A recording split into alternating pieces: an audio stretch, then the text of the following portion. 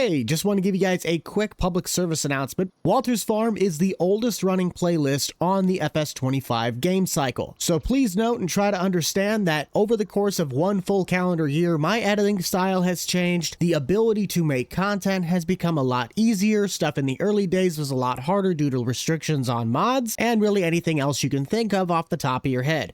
With that all in mind, thank you all so much for tuning in. Let's get into this mega cut. First things first, I gotta say it, this game is absolutely beautiful. But we're going to my uncle's because old Walter could not seem to figure out how to pull his head from his rear, and I need to help get his farm back on track. Walter, what's going on? Paint me green and call me a cucumber. Here's what you can help with if you like. I'm gonna run to the shed and start working on some stuff. How about that? Sure.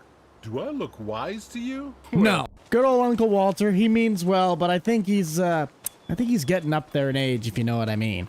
Uncle doesn't have too many great things. I mean, the combine's not bad, an 8570 Massey, but I don't think I've ever seen a 3650. Kind of an interesting little tractor. Now, Walter here is about $350,000 in debt. The bank's kind of on his keister, so we're going to come out here, and we're going to help him by first getting some of these fields that he's got harvested. I think wheat is on the right, and I'm pretty sure that's oats on the left. He says he has a trailer, a planter, the whole 9 yards, and a couple extra stuff for hay. We can better start with harvesting.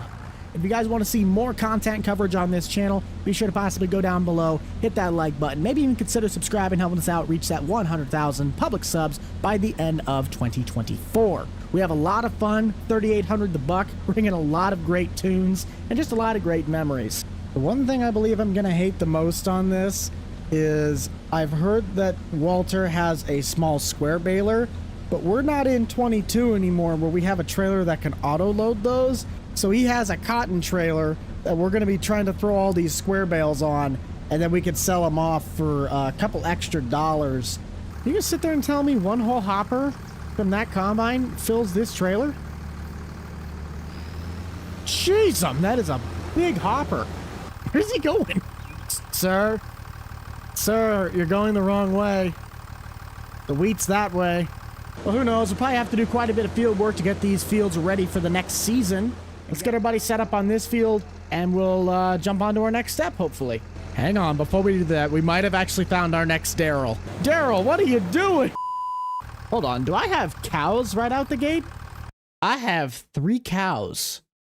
Okay, so this will be Shirley. This is Angus. And you'll be Hamburger. Hey, don't moo at me. I heard that. Bambi, get your keister out of my field. There's nothing here for you to eat. Yeah, that's right. You better get moving. I think that bale just decided that he wanted to defy the laws of physics. He's not really doing anything, but he's definitely making a statement, trying to be different. The more bales we keep dropping out the back of this thing, the more I'm starting to dread having to pick all of them up. And Daryl completed that entire field without even having to dump once. I think I'll finish up the baling here, and we'll jump back with you guys once we get the combine situation figured out, and we can start working on our next steps and phases of how we're going to attack this $300,000 plus deficit. While it certainly wasn't as much grain as I thought it would be, we had about 70-ish% in the trailer, so we'll put that away for storage. I've noticed this little area off to the right, and Walter never told me about this. What's this all about? Looks like is it a grain bin? Oh, a small shed. Oh, we get to do, oh yeah, that's right. You get to like build buildings now. You can legitimately like build projects on the map. That's really cool. I think we'd have to buy all that stuff in the bottom right down at the warehouse. Another great reason to get that one Chevy truck, because you can take all of it off and make it a flatbed. It can literally be the Swiss Army knife of the entire farm. It'd be between this deer and that truck. I think we could pay for it right now. I honestly believe we could probably sell our trailer and go get it this instant. But we're not going to do that because we're smart. We got grass that we need to cut because those cows, the 3 of them, are going to need some food. I don't know why I'm going to be parking the trailer in the shed. It doesn't need to go there. But we're not going to do that because we're smart. Looking at our PDA, if we jump over to farmland, that is what we got to work with. Between these 4 fields, I might just combine these 3. We'll probably wait on doing the cultivating work just because if I can save a little bit of money, I might buy a really cheap fertilizer spreader and spread lime before I till the soil. Might help if I put this back on the trailer. We're also gonna need to look at investing in a pressure washer and some Anti-Clean. I found this out. We can drive the pressure washer. I'm definitely starting a pressure washing business. It's happening. You know, I guess we could actually take the sidewalls off this and turn this into a flatbed. Because as much as I like the cotton trailer, it doesn't have straps. And that's the one thing I'm going to probably need to do this job without everything going haywire. So let's actually sell that trailer. I cannot complain with somebody bought that thing for me for $21,000. But this little patch of grass we'll definitely be able to use to make some nice hay bales for the cows, along with we can sell some of them. So I'll have you guys sit back, relax, and watch me do a little bit of hay work.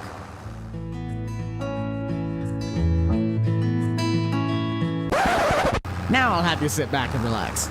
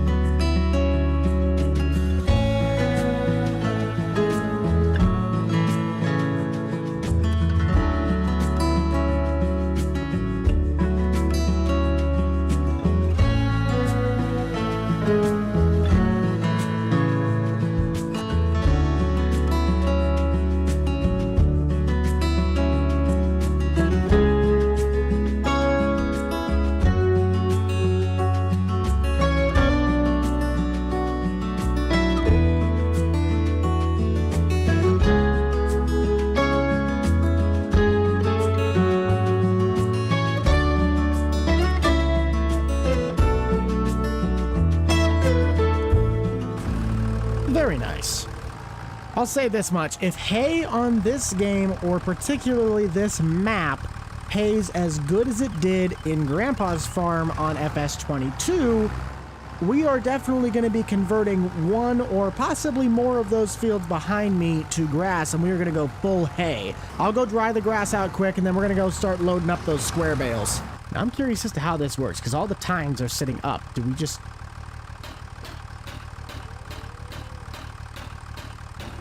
I wish you could see my face right now. That was awesome. So it is bigger than I thought it would be. That's what she said. I had to. I'm sorry, I had to. Let's make some nice rows. This is eons better than what I would have had to have worked with. How many times do I have to tell myself I'm supposed to go and pick up straw bales? I will never complain again that raking with a small rake is annoying. Stacking square bales individually by picking them up in a field is by far worse. This trailer better be worth at least a couple thousand. Otherwise, this is not really a complete waste of time, but there's a lot of time that I probably could have spent putting into other money-making methods. 48,000 liters of straw. That is crazy. We'll try. $1,700. How much is hay bales worth? 49. Wow, that sucks. I can see baling is not going to be our get-rich-quick scheme this time.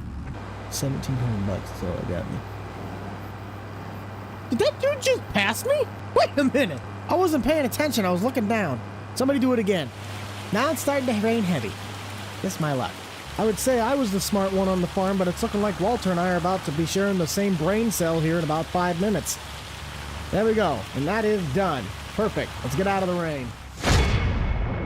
With all the harvest finally being out of the ground, we're going to take some time today to do some pH balancing with lime on our land. We will also be working on possibly hay towards the end of the video.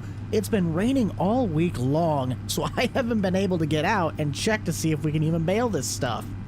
Unlike the days of yesteryear, hay bales are not going to be our get-rich-quick scheme like they were on the Grandpa's series. But I'm going to head to the dealer, pick myself up a lime spreader for rent, and then we will head up to a lime station on the west side of the map, and we'll catch you guys back when we're getting ready to start spreading lime.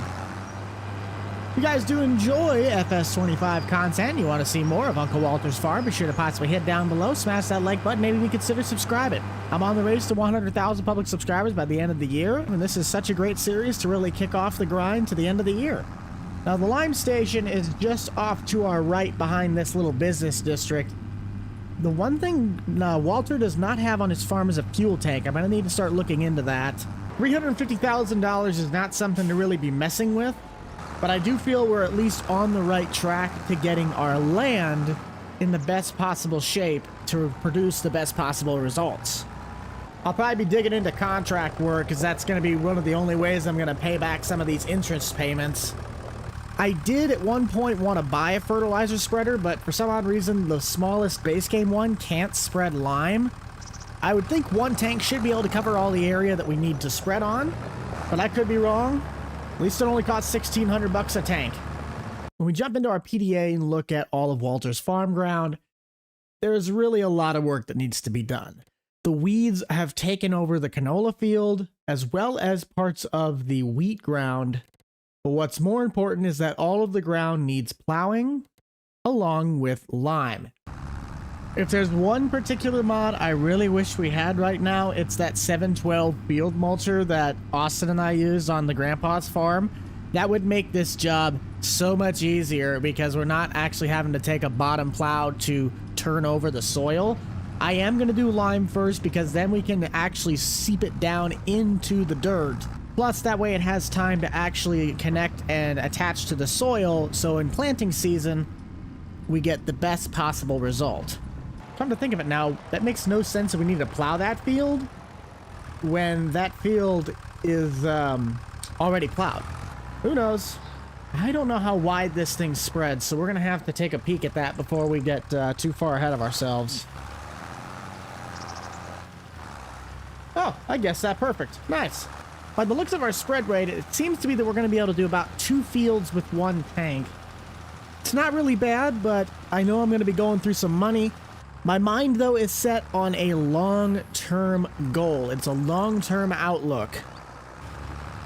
Going over my operating expenses, when I think about it, it would probably be a lot more cost-effective to buy a weeder than it would be to buy a sprayer.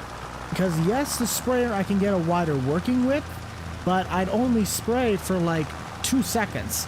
And chemical is really expensive on its own, so to save on costs, we could contract out the spraying that would take 10 seconds rather than dump all the money into a sprayer right now. But I don't have the justification of land to logically buy a sprayer and make it cost effective.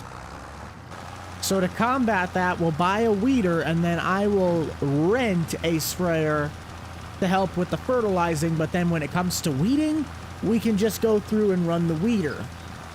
1 field has been spread and we have 51% left in the hopper. Very, very nice. So let's have Daryl come out here and he'll spread this. I'm going to check on the animals and on the hay. Those awards are very loud and they scare the bejesus out of me. Looks as though Daryl's going to be taking care of business, so we'll let him roll on the spreader and not get hit by that stuff, because I don't think breathing in straight lime is probably good for your system. These cows are going to be in need of water as well as food, so we can't really get them the food until we can make the bales, but I can at this point get them some water. They got a water trailer. Excuse me, hamburger, I am talking. Shush. Shut it. There's a water trailer in town for a pretty cheap price, so I'm going to head in that with my international, and we'll bring that thing home so we can get those cows some water. We'll see you, Walter. I'll be right back. I think we might actually sell that Beehive kit that's sitting over on the right. I think they said I could get like $1,300 for it. Walter doesn't really do anything with the bees anymore, and the honey, it's not as profitable as it used to be. Heck, in reality, the beehives could actually be the covering costs for the water trailer. This is the trailer we'll be looking at. It's an Abbey 550. Pretty standard trailer. Does cost $5,800, but the longevity of how long we'll have this will definitely pay for itself. I'm going to be a cheeky little guy. We don't have a well on the farm to my knowledge, so I'm going to see if I can do something down here. All right, do we have a small enough place on the bank that I might be able to just back this trailer up into and funnel water in. This might save the water bill if no one sees. Yes, it's working! It's working! It's working! I love that clip so much. I was so genuinely happy when I got that wiring to work. Doesn't mean it was done right by any means necessary, but it worked. All right, Angus is getting very impatient, as am I. Let's go and solve that problem. Daryl's usually a quiet one, but I know he's getting low on lime, so I'm gonna have to take that back up and get it refilled. Let's get the cattle their water, though. Very nice. Very, very nice. Good, so we're gonna need to make probably 2.5 more trips if we want to fill up all the water. My question is, where on earth is the water trough? Because that's the... oh, it's right there. It's just buried behind the grass. Got it. Dang it, Daryl, you couldn't have stopped right when you were turning around. That's pathetic. There's a little shallower end down by the ferry. Let's use that. Yeah. Totally not stealing water. What the NRDC does not know does not hurt me.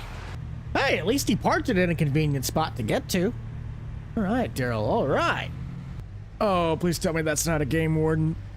Oh, no, it's just a barge. Okay. Whew. We're just gonna go right back over where we started so he doesn't see us.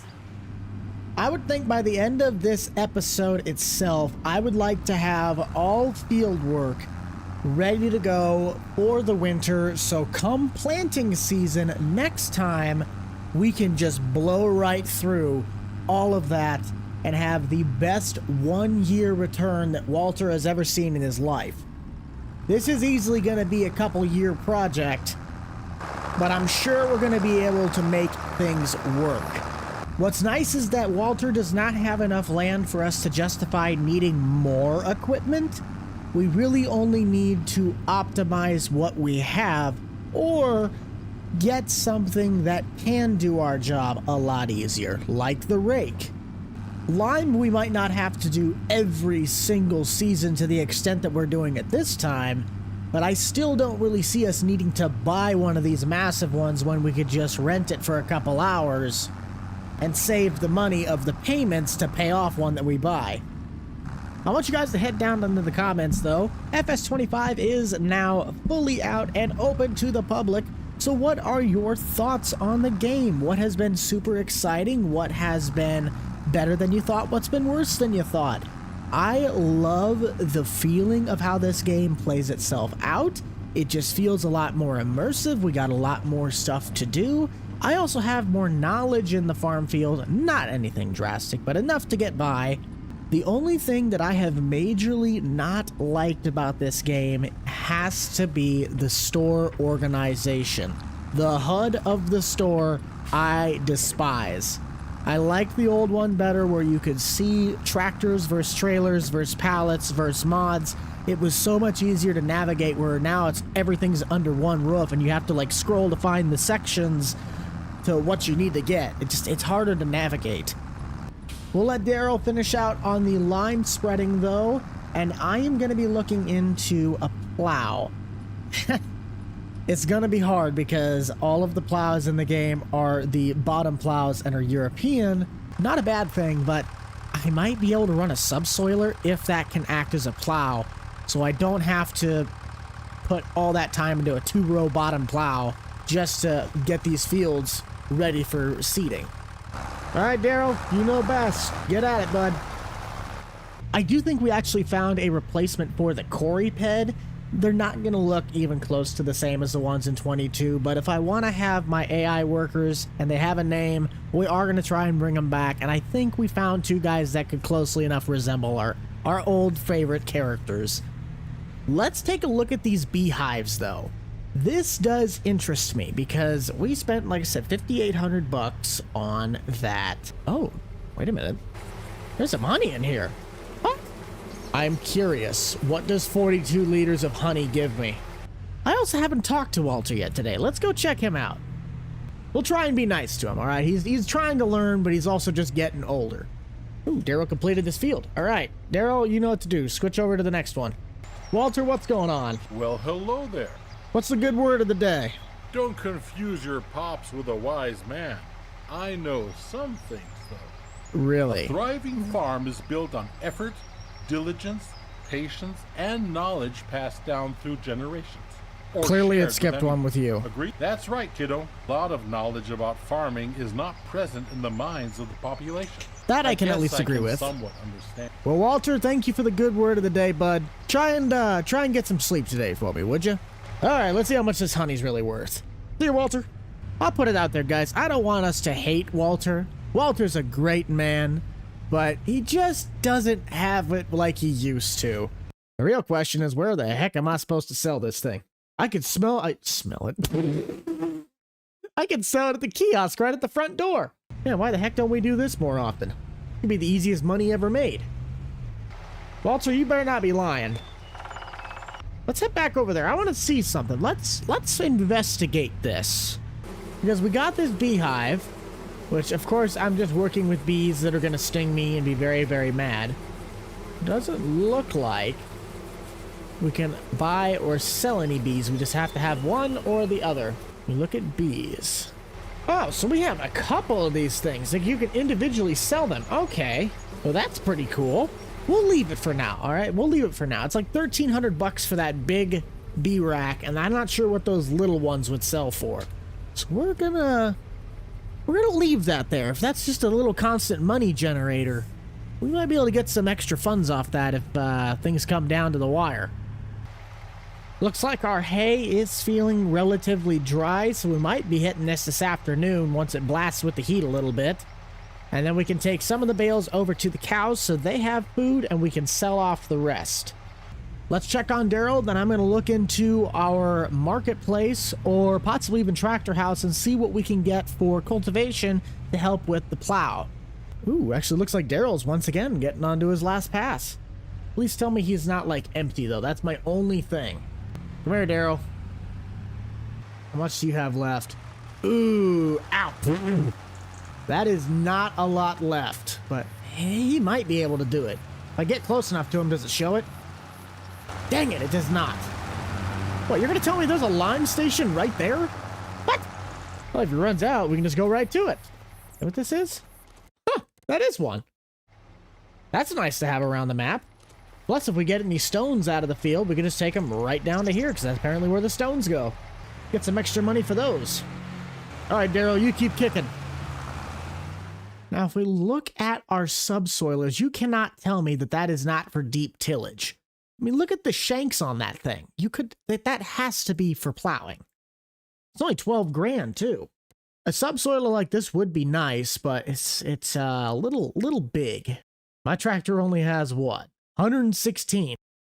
I could maybe get away with this. I wouldn't be able to go all the way into the ground, but I might be able to get away with this. My biggest fear, though, is that it won't actually turn the soil. These, though, we can create fields with if we wanted to till up some actual land. But we're talking about 1.4 meters versus the possibility of 4 meters. Let's rent one of these, and if it doesn't work, then we'll send it back and we'll try and go get a plow. But if this works, then I'm going to buy the 4-meter one. 500 bucks? Not bad. We are going to need that tractor, though. You want to talk about perfect timing? Look at that. We had 72 liters worth of lime left. That is crazy. Please tell me this works. Please tell me this will work. Oh, I am begging you that this works. The HUD says lower cultivator, but I'm gonna say it's gonna work. It's going to work. Let's get our map set up to where I can know what I'm looking at.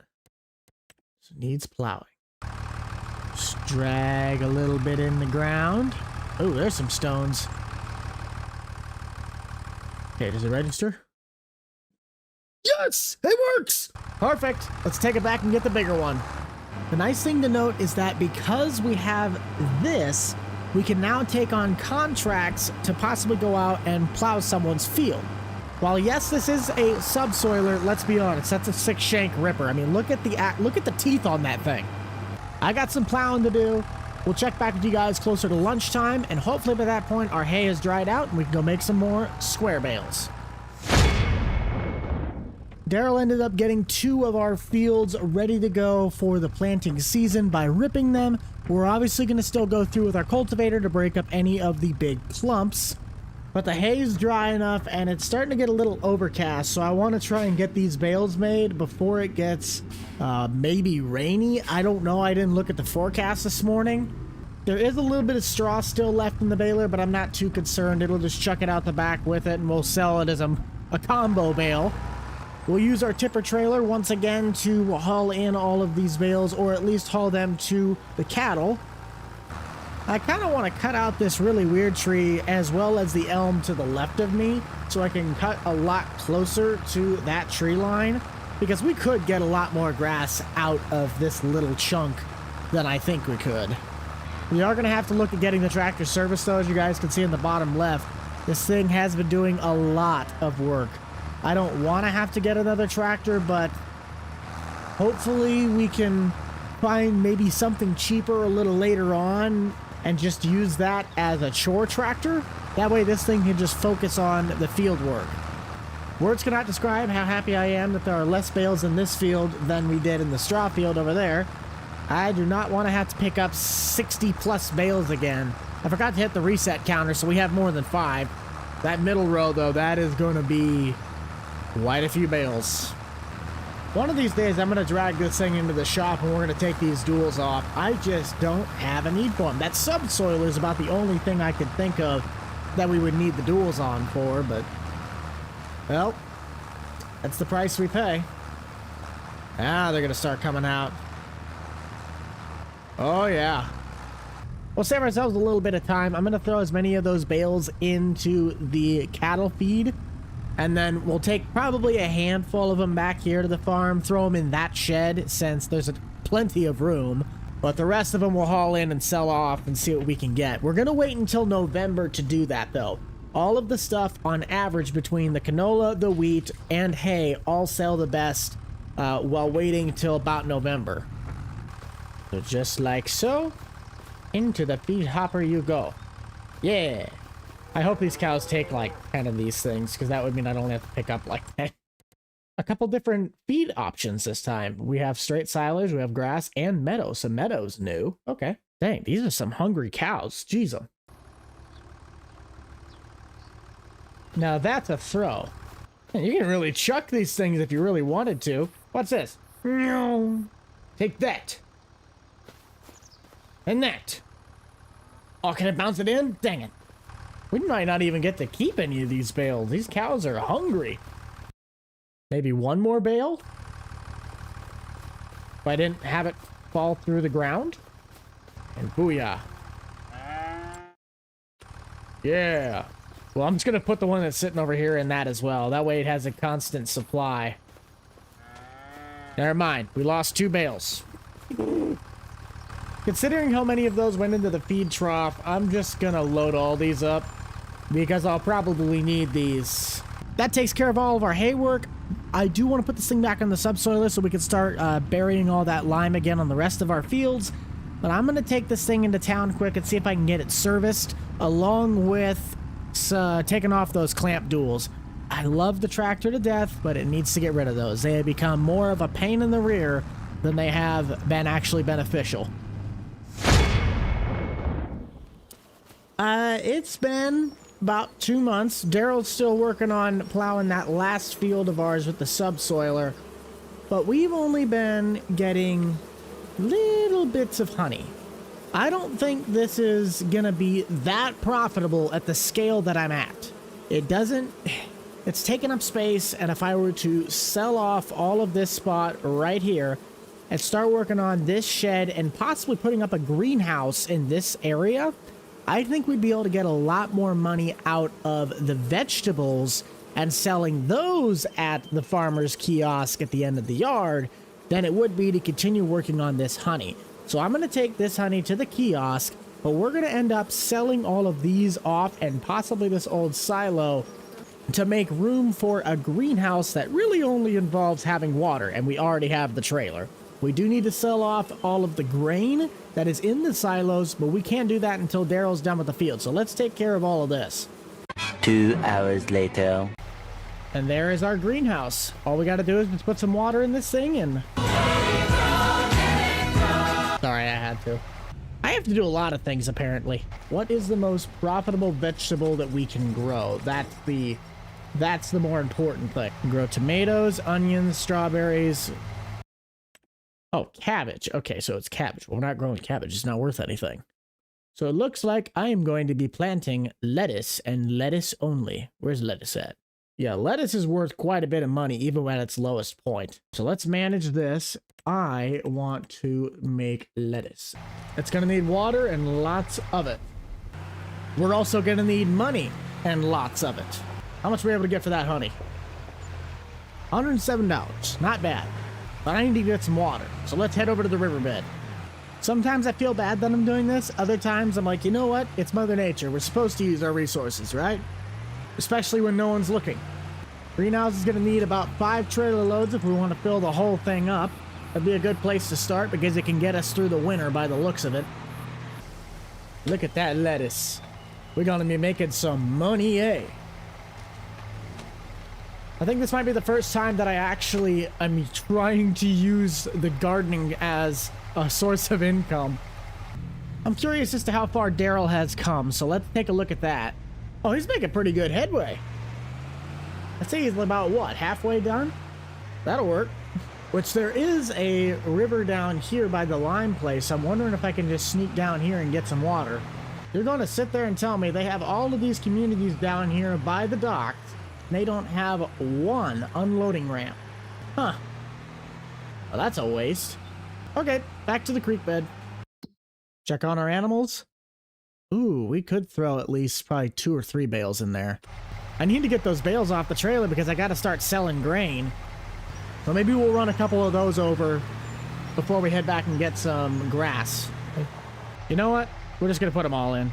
Saves me time, and I guarantee you they wouldn't make me any money anyway at the dealer. The greenhouse is now full of water, so the rest of this we're going to take over to the cows. I don't think they need a lot of water, but just enough to top off their water dish. Very nice. There she'll be finishing up here momentarily, so we'll truck in the grain and we'll call it a day. I think we got enough spare time that I want to take a look at some of these contracts because the harvesting ones are the ones I'm the most interested in. We got a few that we could probably pull off with our Massey. It would still take a little while, but I think it'd be worth some money. Walter doesn't have any corn ground this year, and I don't have a planter. But if we do some jobs, we might be able to actually pick one of them up for a cheap price. Hopefully, maybe even find something in the used department, which, ooh, what are you? That's a 12 row though. That also requires a boatload of power that I do not have. This is the planter that I would like to try and get, but even then, that thing is still 50 grand. So maybe a mod will come out at some point with a better looking planter for a cheaper price, but until then, we got to work up to 50 grand before we can even think about buying a planter. Might be able to lease one. I was going to say good job, Daryl, but we're out of fuel. So this looks great. This is fantastic, but this sucks. Now I'm going to have to buy a fuel trailer or something that can haul fuel. Maybe lease one of these? 1,500 bucks. Ah, this is sucking me for every single dollar I got. Whatever. That's what we got to do to get the tractor home. I'm not putting very much diesel in this thing, just enough to get the tractor home and back from the farm. That'll be good enough. 98 liters better get me there because I only got $98 left. All right, Johnny, here you go. I can flump it. Yo, I could put it in from the truck. All right, I'm going to keep this thing at least for a little bit. I have no need to get rid of it within 10 seconds. That'd be stupid. But dang, we need to make some money now so I can at least take the tractor down to the gas station and put some diesel in it. Because that was pathetic. There's a couple options on where this grain could be sold. I'm going to go with the farmer's market. Let's boot, scoot, and boogie and get a little bit more than $98 in our pockets. I'd like that. That's good. That's good. It's really good, actually. Okay. Not bad. In the hunt to get some extra cash, I am going to try and do some contract work. The cattle should hopefully have enough bales to get them through the winter, but in case I do fall short, I do already have some bales in the feed trough, and I want to have some money to buy some bales if need be. I hope you guys are having a fantastic day and a great holiday weekend. I am kind of sad to say that I don't know how well my modding career is going to carry over into 25. The engine finally released, and it's a little different. I have to learn a whole new source of CAD work in Blender, so I don't see any of my stuff coming to 25 unless someone else converts it first. Just wanted to throw that out there. I'll meet you guys down at the field, though, and we can start threshing and getting this first contract completed. I want to take a moment and thank each and every one of you guys that have been helping to reach our 100,000 public subscriber goal by the end of the year. We are now officially less than 3,700 people, I believe, away. So to anybody that is new to the community, I highly recommend you go check out the rest of the channel. Also be sure to tune in to 3800 The Buck, Farm Sim's greatest radio station, which can be found on Spotify. With one headland done and another one slowly on the way, we're only at 25%. I don't see us filling up the hopper on this. And last time, you obviously saw we did the comparison. One hopper from this fills up my current grain trailer. That's why we're trying to work towards that Isuzu's box truck we can put a grain bed on the back of. Bean fields are a lot of fun because you really don't have to worry about which direction you're going. It's the corn fields that are always the problem. They say the guy that harvests the corn should be the one that sits in the planter, so that way if he starts complaining, he's the only one to blame. I want you guys to head down into the comments section. Let me know, what are you guys doing for Thanksgiving? Today is actually Thanksgiving, so happy Turkey Day. Make sure you eat lots of food and save some for later because, you know, some people can have some really good Thanksgiving foods. My aunt can really cook some good food, okay? I will be stuffing my face full of the mashed potatoes this year. I could not do without mashed potatoes. I also know that I'm going to need to get a pressure washer on this farm. Look at the interior of this thing. It's got footprints everywhere. The outside's completely dirtied up. We're going to need to get some Andy Clean out here, okay? Andy Clean is the way to go. Get the Andy Clean Express. This is a field, though, that I actually wouldn't mind buying sometime down the road because at least with the size of equipment we have, we can justify putting in, like, corn. I wouldn't be putting crops like beans in here. We just can't justify getting, look at that, 50% out of an entire field. At least on corn, we might get a load and a half, and that would be able to sell for a lot more because we have more volume. I didn't tally up all of the numbers, but it looks like we're going to be getting about 15 to 16 grand maybe after all these contracts are said and done. That'll allow us to have enough wiggle room to maybe get a pressure washer, to get our stuff cleaned up, possibly a couple bales for the winter season. And another big thing, which is Walter does not have any way to clear snow. I'm going to put a plow mount on the front of my International so we can get a snow blade for it so we can clear the farm. That's all we got for beans, 51%. Let's head back to the farm, get this sold off, and complete contract number 1. Now, I have sat in one of these things before, but I have yet to actually drive it, so whoa! I don't know if it's just me or not, but does anyone else find it funny that if you've actually been around tractors like this in real life, I can't even get my hands to go from side to side on the front end of the hood of this tractor alone? Then look at the size of the cultivator behind me. That thing is absolutely massive. And there's some areas in the world that it's really the only kind of equipment you can use to get the job done in a reasonable time. That is just mind-boggling to me how absolutely massive this stuff can be. There is the field that we are going to be cultivating, so really just kind of jammed back inside of town. This is like one of those plots, I feel. There's a guy that's owned this thing since there was nothing in this entire area, and he just refuses to sell it. I don't blame the guy. There's actually a couple plots like that where I'm at. With this massive summer cultivator, though, we should be able to knock this field out relatively quick. What I don't understand is this field already looks cultivated. Why do we need to do it again? That makes no sense. I do want to take the steering assist and see how well this works. Yeah, 2 passes. Number of headlands. Auto. Let's see. Show lines. Let's get this going. All right. Let's make this work. I've heard that it makes it a lot easier to do this job when you lower the cultivator. Heard that makes it work. Yay! Ding, ding. I wonder if they all have different sounds. Like the sounds are what... Oh, hello. Nope, nope, nope. Its steering system back on. It's very, very sensitive. It does not like it when you touch the steering wheel. I've learned that. Let's see. Does it turn with the lines, though, is my question. It does! Yes! I'm really starting to like this new AI system. It's really kind of... I mean, it's going to take a little bit to maybe fine-tune it, But the way Giants worked this out, it is fantastic, and I'm excited to see how well it's able to work when modded maps come out. If it modifies itself or the modders themselves have to make the tracks for the field. I don't know. That's not my job. I just realized something. I'm doing this wrong again. I'm supposed to be doing the passes first, then the headlands. Dang it! 83 is now 70% complete. I'd hope so. We're covering a lot of ground in a very short time. I like how subtle the track marks are in the dirt. Like, you can definitely tell it's not compacting the soil as much as, say, the wheeled versions of stuff do. One more pass and that ought to do it. We'll see you guys down at the big field. Have you guys head down to the comments section while we are in transport. Let me know, what has been your favorite piece of equipment that is in FS25 from the base game? I know mods are going to be flooding in over the next couple months as people start to figure out how to run the engine, how to work the code, but from the base game, what has been your favorite piece of equipment? I still have to say mine's the pressure washer, okay? The fact that we can drive the pressure washer it's the greatest thing since sliced bread. Let's get in the field. Probably going to try and start working on the top side. Ooh, the lines are actually going side to side. Kind of doesn't make any sense. You'd think it'd make more sense to go north-south. Who cares? We'll get ourselves set up in line, start working our runs, and we'll get off to the races. If we can get Daryl out here, we might jump up and get some drone shots, but until then, I'm going to keep on rolling.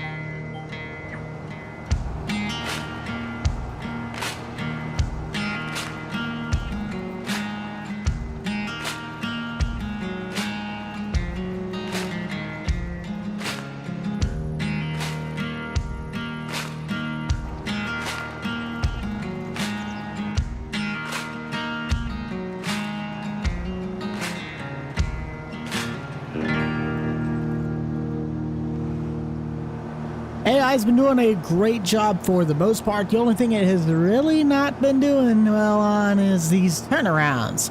I get that the field is supposed to have 2 headland passes, but watch what he does when he backs up. If it does it on this, yeah, look at this. He just turns like really, really sharp, and I'm not really understanding why you can't just back straight up, buddy. I'm not going to blame Daryl, though. He also hasn't driven something like this in quite a while. Hopefully we'll wrap out this field relatively soon. We're almost 40% completed with the contract. I haven't accepted the contract yet for the other field because this is actually a 2-part deal. So once we're done with this, we can accept both contracts and get our money. We'll take the job back away from Daryl so that way we can keep the ball rolling. And I think that should do it. I'm probably going to end up taking out that sign, aren't I? Hold on. That stop sign. Where's the sign? Hang on, car. I'm trying to investigate where the heck this sign's at. I cannot seem to find where that sign went. To my knowledge, though, I'm pretty sure I just saw that have 2 stop signs on each corner. We'll do a video review, see whether or not it actually was one or not. I'm probably gonna end up taking out that sign, aren't I? How well the steering assist guides us around the corners is going to be a determining factor as to how well the AI actually does on these new fields. I just got to remember, do not touch the system. It will guide itself. It is kind of odd, though, because my camera button is on my steering wheel, so I got to be very delicate when I push it to make sure I don't kick the wheel off the path. I am curious, though. Oh, look at the monitor! The monitor actually does change! That is cool. In the top right-hand corner, that's the steering assist. I've been looking into the forecast the last couple days, and it's starting to show that there's going to be some flurries that are hitting our area tomorrow. So I will definitely have to get on the horn with my winter weather preparation work. Probably going to pick up a plow mount while I'm getting the pressure washer for the equipment, and then that should have us completely ready in case snow does accumulate on the ground. Let's finish out the rest of this field, and we'll collect our money from the contracts.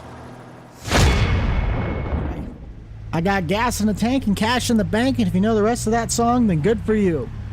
But I'm going to head to my buddy Rico's and get the plow mount that I had purchased off of eBay installed on the front of this thing, since I just don't really have a plethora of tools sitting in the shop to get this thing mounted to my frame.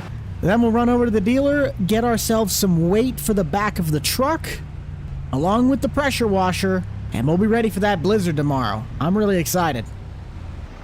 All said and done, with the payments to the bank, paying off a little bit of debt, getting ourselves a giant water tank, as well as our pressure washer, we are now down $13,000 to, as you can see, $10,749. Just gotta he-man this thing into the bed. Okay. Well, I don't think that I'm gonna be able to put the tailgate in, but I can at least haul it back home. This definitely should and hopefully act like a counterweight, because this blade is meant for like a 25 or 3500 Chevy. It's a midweight blade, not a lightweight. I know the old International will be able to handle it, but pretty light in the back end, to be honest. Oh, it's still a little heavy. I think we'll be doing just fine. Let's head back to the house and we'll get to cleaning. With the way finances look without taking out a loan, I don't see us getting that shed put up anytime soon this winter. Could possibly take out a loan to get the job done. If you guys haven't already heard about him, go check out my buddy Andy of Andy Clean. If I can at least keep my stuff clean, I know I'm going to have a better chance of, having less maintenance problems than if I were to not take care of it. Farming does not have to be dirty. You can fight me on that statement all you want. Wheel and deal our way over to the header trailer. I keep going back and forth on it. It's driving me nuts. I think I almost just want to go take out the money and build that shed. The thing about it is that some of this stuff, while yes, it's not like keeping it outside is going to be the death of it. It's definitely going to help in our condition department. You don't want your seeders, you don't want your sprayers, you don't want your probably mowers sitting outside. So I think for the investment of the machinery as a whole, it'd be a good idea to get that shed put up. Because this we can keep outside. I don't mind keeping the cultivator out. But that seeder is the one thing I'm mainly worried about, and technically this mower. Everything's all nice and cleaned off. I'll put this back in the main garage. And I'll let you guys know what happens here with the finances in just a few weeks. 3 weeks later. Welcome back, everybody. It is now early December. I bit the bullet. I went down, got a $10,000 loan, just tacking on even more money that we already owe back. But we're going to get that shed built. I want to establish a really solid home base for this farm to build upon. And to do that, we need to make sure we're able to take care of our equipment. Most of our resources are going to be able to be sourced directly from the warehouse in town. But we'll get these things all loaded up, head back to the farm. We'll start working on the construction of that shed before the snow starts to really fly. I'll have you guys hit the comment section one more time before we start getting this shed built. Let me know, how do you guys like Uncle Walter's farm? Has it been a pretty good series so far, or has it kind of been lacking? And if it is lacking, too bad, I'm not changing. Just kidding. I am trying to keep this as entertaining as possible. This will not be a seasonal-based farm like my old school and the Nebraska, but it definitely helps provide some more rapid-fire content. Okay, what all do we need to do now? That looks like that did absolutely nothing. What do we got to do now?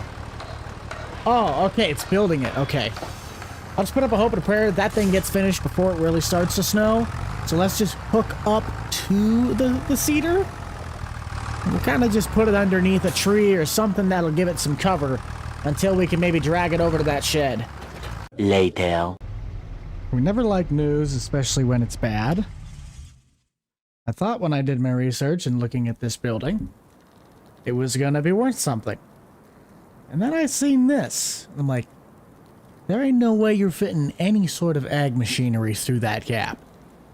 And when I went back and, checked the construction outlet, sure as can be, there's only one door. I thought this was like a big door in the front, not just this tiny little door. So this shed is physically useless to me. I've already dumped probably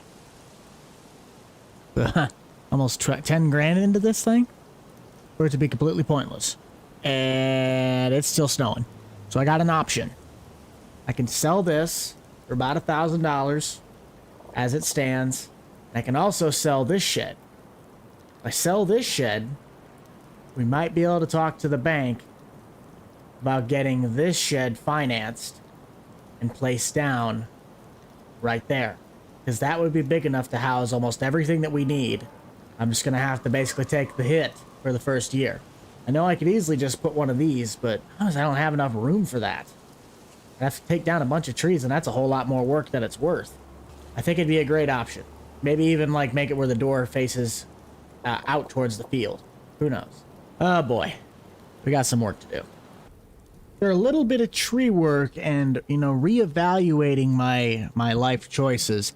I actually ended up finding a company that would build one of those sheds for, you know, half the price, because I knew when I saw that shed that, you know, $65,000 for that size of a shed just seems like a ripoff. There's no way that costs that much. I cleared out some trees. We're gonna have to make a line that goes from that door to the driveway, so that's fine. I don't mind that. I have this thing traditionally built and it's a nice farm red. Let's get our money's worth. Place is looking pretty nice if you ask me. Now we just gotta hope one thing, that this door is wide enough to fit what we need to have fit in there. I would think our cedar could fit in that door, but I've been wrong before. I'm getting kind of worried. It's looking pretty skinny. Oh, please work, please work. If this works, then at least I can send the money back to the bank that I didn't use. Oh, if it fits, it ships, baby. It fits, it ships. Woo! That is our first success, and I know that door has to be tall enough to fit the mower in. Oh yeah, with ease. With ease. I think we're gonna have ourselves a beautiful looking farmstead here, gents. We might be able to put the header in. We'll put it this way, I'm definitely not looking to make all of my money back in a very short time frame, but now we can at least keep our stuff nice for the longevity that we do have it. Get the baler inside, get our header inside, get the fuel trailer that we still don't own inside. Very nice. I think we'll actually put the header trailer in the regular shed, and we'll put the combine in that shed. That would make a lot more sense. I think I'm just really, really lucky it has not blizzarded yet, because it should have been an absolute whiteout by this point, but something's looking out, all right? It really wants us to get this done before it starts to come down. I'm putting money on that. Well, after finally getting everything reattached and having a midlife crisis in the middle of an episode, we got everything put away. Everything is officially now indoors, completely set up. I might even put this truck in that shed. It keeps this thing out of the elements. And I can run from the house to the shed. That's not going to be a problem. We finally got it all sorted out. Thank you all for sticking around. Oh, don't tell me it's not going to fit here now. Oh, come on. It took a wee bit of shimmying, but hey, we got it figured out now. It's all good. Perfect. Done. It's over. I am ready for the blizzard. Let it snow, let it snow, let it snow. Oh, look at me, Walter. I'm not as bad as you. About time something worked around here. I waited until this afternoon because it said the storm was going to start picking up again in the mid-morning. So we got a lot of fluffy snow to push around and get it out of the way. International obviously has been undercover, so it should fire like a top, unless that belt squeaks like my, we're not even gonna go there. Ah, there it goes! I need something to make me laugh. Booyah, baby, booyah! That's what we like to see. Cattle food's still looking pretty nice. I want to check to make sure the food's doing just fine, but their water is starting to go down a little bit. Don't think it's enough to run to the creek bed just yet. I did also pay back the bank about 50 grand out of that loan that we had to take out, so we're now only $350,000 in debt instead of $400,000 after the whole fiasco with the lie about, you know, oh, I don't know, that whole shed being a waste of time. Whoa, hello. Let's go check out our lettuce and see if our money's gonna be made back there. Ooh, we got some lettuce actually. How much lettuce though? That's a whole 1,000 pounds of lettuce. I could sell that at the kiosk, I think. Ooh, lettuce sells for good money. Hang on a minute. We're throwing this in the back. I'm selling this. I'm seeing what this will get me. This is horrible, horrible stacking, but we're gonna deal with it, all right? Deal with it. We need as much money as we can get right now. No! Why this? What? Guys, we are officially tipping sideways and the snow is screwing us over. What else could go wrong? Woo! I love this. This is fantastic. Guys, we have officially cleared the snow, the fastest you've ever seen in your entire life. Bye, snow. That's been the story of the last half hour of this episode. Come on, at least make something worth my money. $1,200 a pallet. Sign me up. We're making all the lettuce we can. All right, we're going full lettuce production. I think that's about all the time we're going to take for today on Uncle Walter's farm. We're in more debt, but everything is officially now undercover. That's what I think is the most important. All of this stuff now is completely out of the elements, and we can start working on building a very productive farm, a very well-kept farm. Selling off all of our lettuce, we have a little bit over $3,600 in that. It's a bright, clear spring morning, and I have some tasks that I have to handle around the farm before we can start planning tomorrow. I don't mind the layouts of these fields, but we can definitely optimize it by combining these into one giant field. I still have yet to find a deal on a planter coming into the spring season, so it's looking like we're only going to be able to run soybeans. Much as I don't like that, it's kind of the cards I've been dealt right now. So let's get in our 3650, get our cultivator hooked up, and head our way over to the field. Hope you guys indeed are having a fantastic day. I gotta make sure I give a big shout out to our massive community that has really been helping us get to that 100,000 public subscriber goal by the end of this year. So if you want to help us reach that goal, be sure to head down below in the description, click that like button, and consider subscribing. I've heard mixed things about people trying to make these fields into one, that the AI is not really doing its job, or it's just kind of lacking in certain departments, and I can understand that, but this field honestly is not really that big that I can't just justify doing the work myself. Some of the other jobs we'll be doing besides this tillage work is I got a few trees that I got to take out over by the cattle pasture on the hay ground. We're in the spring season, so I can justify doing some other labors. I'm probably going to work mainly with haying contracts, trying to take a page out of Grandpa's book. It doesn't sell for nearly as well, but it's extra cash that I can do with the equipment I have and get it done quickly. I really wish I could sell that shed because it's kind of physically pointless sitting there, but I'll try and get a majority of this work done. We'll check back in with you guys, and there's something more entertaining to do. This is going to be kind of tedious. A few moments later. I'm gonna have to look into getting some sort of a rock picking system since the subsoiler really brought up some massive clumps. Finishing out our new field boundaries though, this thing looks awesome. I like it. I like our expansion. That does raise the question if I want to start expanding this field too, and I think I will. When I look down over the landscape, it definitely seems like we have room to expand this. That's not too steep of an incline going up the side of the hill, so I might just start taking that out.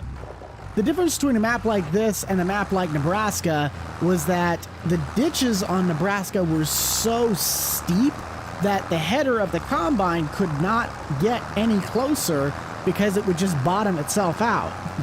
Then you'd be left to try and like turn the combine, do something weird, and get the header to be able to actually make contact with the ground. Things like this, if I were to try and make it go up there or right next to the road, it wouldn't be able to pick it up. But this, it's such a gradual shift up to the side of the road, I can justify making it go up to the side of the road. This is definitely looking better, I'll say that much. We're gonna have a lot more area, a lot more crop. It will cost me more in seed, but I'm willing to take that risk. That should really do it for this field, so let's head over to that tree line, and I'll show you guys which ones I'm gonna be taking out.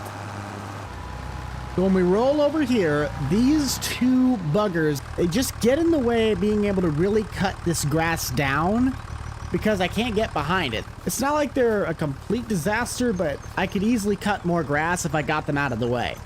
Using one of my favorite mods, Lumberjack, that takes care of that one. Let's try and not want to beat something senseless and take this bad boy out. Nice. Kind of a bit more of a pain than it was in 22, just due to the way the trees work. Whoops. I guess we don't get to sell a tree. It probably would have gotten me like 3 cents anyway. Let's get rid of the stump. See what I mean though? Opens that up nicely so we can actually get the mower back in there. 3 cows are still doing good. We filled up the tank with water last night. So they are all up and kept. We don't need to do anything with them. Pretty sure that now would be a good time to start digging out that cedar so we can get it fully prepped for tomorrow. I don't think I'm going to have to pull the combine out, but, you know, I've been wrong before. And there's a very good chance I'll probably be wrong again. I might be able to sneak that out. I do have to get this out of the way, though, first. Took a wee bit of wiggling, but we got it out. I would hope that we have enough seed in the hopper to get us through the planting season. Uh-oh. You're going to tell me that we can't plant beans with the seed drill anymore? Giants, why you got to do us like that? The seeders used to be able to plant soybeans. Come on now. I guess on the bright side, if we really, really needed to, I could justify having this. If we were to lease it, $3,300, and I just maybe kept it for 2 seasons and then sent it back, we might be able to justify selling the seed drill that we got and just use this. Because our cedar is only 4.6 meters and this thing is 6.7. So we're already making up our time. We'll head down to the dealer. We'll make the trade. What sucks is that I built that shed specifically for this cedar. So every turn I'm trying to make on this farm, there's some sort of a backlash that keeps throwing us backwards. I don't have to get into more debt though to get this part done. So that's a plus. What I love about playing the game like this is that you guys can clearly see that I'm human and learning in the process. Apparently this cedar also folds up. I didn't know it did that. But now since we have a planter, we can logically plant corn. I'll start filling the planter up with seed. I'm going to have to run and try and find the suitcase waste though. So once we get this planting rig set up, we'll check back in with you guys once we start getting our first poles in. I think it's time to get planting. The tractor's already all warmed up. We are going to plant this corn. I'm making the executive decision right now. I'm going to put corn in all of this. We're going to rely off the amount of volume that we're going to be able to get. So it's going to be crucial that I put the right amount of fertilizer down. We already did all of our pH balancing, so this should be some very good high-yielding corn. We'll start out with the headlands, and then we're going to work our way around the up and down passes. I was taking a look in the auction house a little earlier, and I saw something that was so tempting that I just about went down to the bank. For basically $29,000, things like 57% off, we could get ourselves a 9755 Alice. It has 28.5 hours on it. I've had one too many fiascos already happen on this farm, so I can't justify making more mistakes. The one thing I hate about this planter is that it is a 9-row planter. I tried recounting multiple times to make sure my eyes were correct, but it's a 9-row planter, so sadly I don't have an 18-row header, but I'm doing the best with what I got. Let me know down below, guys, have you been having fun with FS25, and have you really learned anything about the game? I'm starting to learn each and every day. There is a lot of stuff that changed in the minute details about this game compared to FS22. It's driving me nuts that I'm learning on the job with a game that I've been playing for the last 10 years, but, you know, sometimes we just have to pull up our bootstraps and suck it up, Buttercup. Bambi is in the field. I repeat, Bambi is in the field. We also have a boatload of rocks. Not good. Something you guys will probably end up enjoying is that this weekend I am heading back out to Grant and Spencer's to help with the tiling once again. Have another video for you guys sometime mid next week. And if you guys haven't seen or heard yet, the long-awaited County Line Return series that involves me, the formal Pickle, otherwise known as Jake, Grant, Austin Farmer, and Fearsome Rhino, otherwise known as Nate, then go check that out. We got a playlist for you. We're going to start making some action back again like the old days. I'm going to try and make this field edge straight so I can do east-west runs. Field's longer now than it is tall. So we're going to change the planting path. Hopefully that doesn't affect my yield, but we'll have to see. Daryl's rates are skyrocketing through the roof to come out here and help me, so I'll have to just do the work myself. Cue a little bit of music for you guys so you can have some wonderful field work. And let's get this planting season fully underway.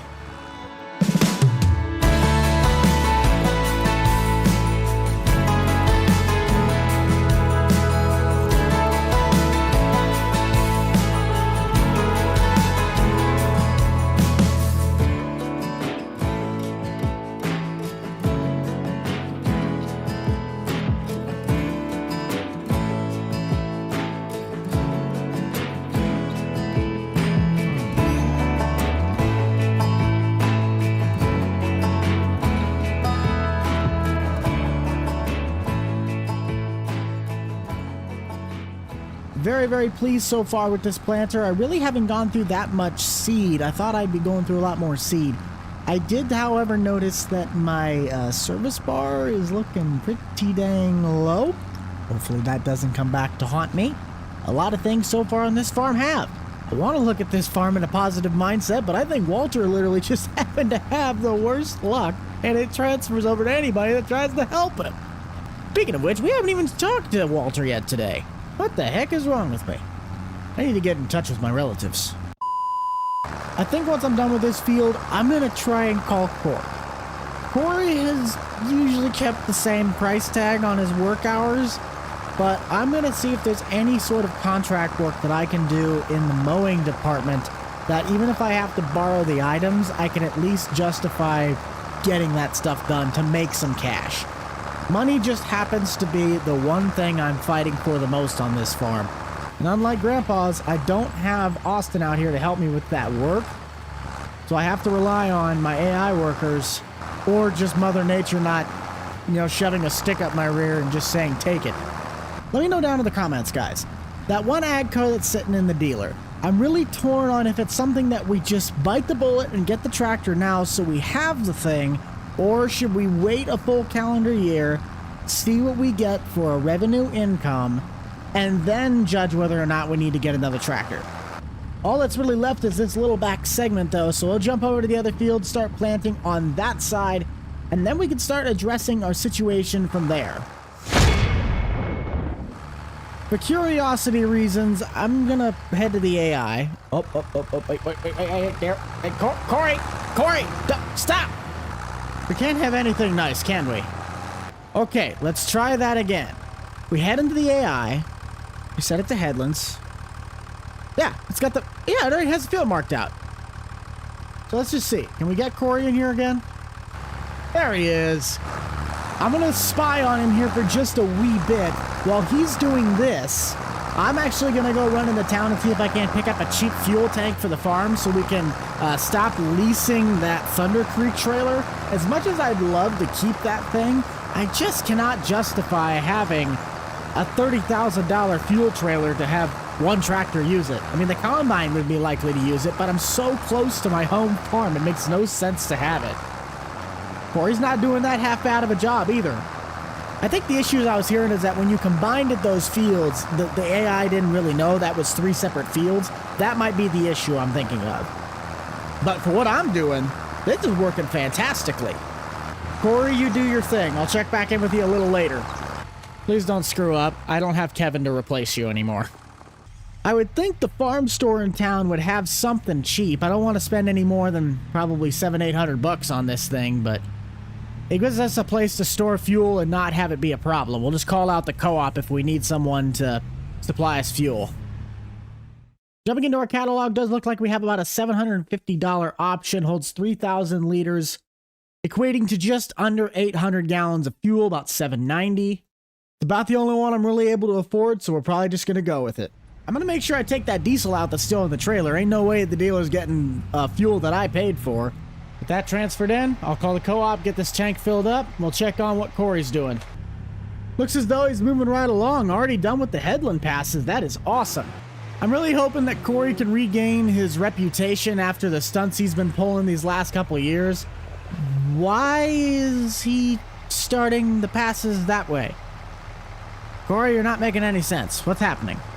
Oh, he's just going this way, and then he'll probably start doing the other passes once he's done. Got it. That makes more sense. Let's take a look at those contracts, though, and see if there's any kind of work that we might be able to do. I got some deadwood, fertilizing, hoeing, plowing. Nice. Rock removal, weeding, and wood transport. Nothing really that I could do with my own stuff right now. I mean, there's some jobs I might be able to, but it'd be easier just to say take this job and borrow all the stuff, which we actually could do. That's $4,500 to just spread fertilizer on a field. It wouldn't even take that long. I mean, I am looking for ways to make some money, so why not? Go do that. If I'm going to be taking on these jobs, though, I'm going to need to stop and get some fertilizer. But I don't think I've driven a Deutz-Fahr, like actually had to drive one, since FS13. This is kind of cool. Ooh, fancy inside. You can definitely tell that is a German gauge cluster. Our luck is kind of starting to change. The fertilizer was provided by Walter, so we don't have to have any input costs. We just literally had to borrow the equipment. We're going to knock out the smallest one first because it's also the furthest away. I'm going to go out on a limb.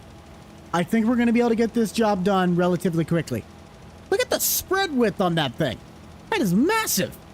I mean, we're only able to go 11 mile an hour, but that's besides the point. It's like, this is a one pass and done deal. Distribution rates are looking good, but that's already one job done. Move on to the next field. What really sucks is that I'd like to get some haying contracts so I don't have to borrow other people's equipment, but when it's the only jobs that are available, I guess you gotta take what you can get. Now to find the fastest way to get to field 85. It looks like it's gonna be going through this alleyway. I have yet to go down this road. Aha! Here's our next contestant. Get some steering assists lined up so that way our rows can be really straight and I don't have to do this. Well, that's simple. It's 3 passes. GPS has been lined up, and we are spreading. Now look at how wide those passes are. No wonder this thing only takes 3 passes. Note to self, if you see any sort of fertilizing contracts, take it. There is pass number 2. Let's set up our run and get going on pass 3. Giants did confirm my suspicions, though. The Deutz Fahr has a different GPS sound than the case, meaning brands have their accurate GPS sounds. That's pretty cool. I think we can do the rest of it from here, just kind of follow the orange line. And that is contract number 2. Beautiful. Let's boogie over to that last one, which I think this one's really close to my farm. 12 seconds later. I stand corrected. 87 is on the complete bottom side of the map, so we're going to have a little bit of a road trip. Oh, this is actually a really cool looking road. Whoa. Okay, I got you, Giants. Gonna have like scary camping on this road with the way the fog works. There we are. I didn't really check how many passes this one had, but by the looks of the size, I presume it's about the same as the last one. Maybe 1 additional. I'll tell you what though, this cab definitely beats out that 3650. I feel cramped in that thing. Sound guards aren't bad, don't get me wrong, but the cab space in those things compared to modern tractors is atrocious. Didn't even need to use a full tank on this, so that really does help me out. Does look as though we have 1 additional pass, so once we get this completed, we'll head back to the farm, see if Corey is now done with his field, and we can accept the contract money and go from there. Look at that! Got over $31,000 now. That is spectacular. Okay, that puts us probably right back ahead of our shed fiasco that we had in the winter. Definitely note to self though, guys, if you get any of the fertilizing contracts with that little Deutz Fahr, get the smallest job that it gives that to you and then take as many of them as you can, because that is a fantastic way to make some extra money. Looking at it now though, I really like this new field edge kind of coming up right next to the road. It feels a bit more real. Although I am kind of missing that drive-through lane that I could take to just get all the way to the other side. Oh yeah, Corey's definitely done. He's probably been done for a little while. Last task that we're going to take on today is getting that hayfield mode. I'll also be tempted to see if this thing now fits in my shed because it folds up. Oh yeah. I will have to get the combine out to at least get to the mower. Oh yeah, that fits easy. Like money. Wait, hold on. I have to unfold this thing to unattach it. That's dumb. My service bar just keeps getting progressively worse and worse. I'm really gonna have to service this thing once I'm done mowing.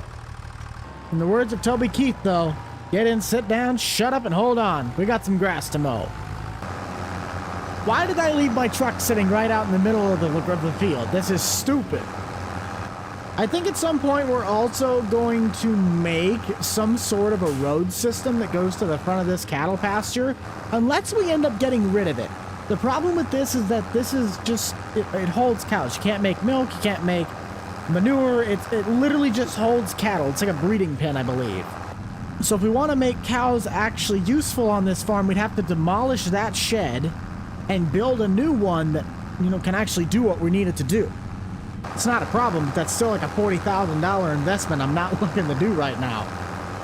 There's a very There's a very good chance we might need to take this thing in. It is just bouncing and it can't pick a gear. I think that's a pretty big problem we're having right now. I'm just going to take this thing in before something else goes wrong. It's a cheap tractor. I don't think it's going to cost that much. It is 2024. $3,400. Ooh. But need it done, though. I've heard this, though, that you can maintain your equipment doing one simple thing. You have to do it right, because if you do it wrong, you can really screw a lot of stuff up fast. That is keeping your equipment clean. And you know how I do that? I talked to my good buddy Andy over at Andy Clean. Andy keeps my farm looking nice and snazzy. Let's see if this fixes our problem. Yep, pretty sure that was our problem. Keep your tractor serviced. It'll help you in the long run. I sure hope an auto-loading trailer comes out at some point. That's really going to be crucial for the square bale farming if I'm going to continue that. On our budget list might be a small round baler if we could pick up something cheap. But then the issue with that is this tractor would then have to get a front loader. That means what already has been an overused tractor is even more overused. I think by the end of this series, this tractor is literally going to be so worn out that it's not even worth repairing. There we go. That's the last of the grass. We'll dry it, rake it. Won't be baling anything yet today because we're going to have to let it dry out. So that'll end up wrapping out our day. I know the veteran players will recognize what I'm saying here. I think the biggest feature that I miss the most has to be the automatic drying hay from the Seasons mod in FS19. I think 17 did it too. But you never used to have to own the tedder if you had the Seasons mod, because if you gave the grass like 2-3 days, it worked like the fermenting silo. You could just go out and watch the grass dry. I do have to laugh because I remember looking at the weather pattern for the next couple days, and it actually is supposed to rain to my knowledge.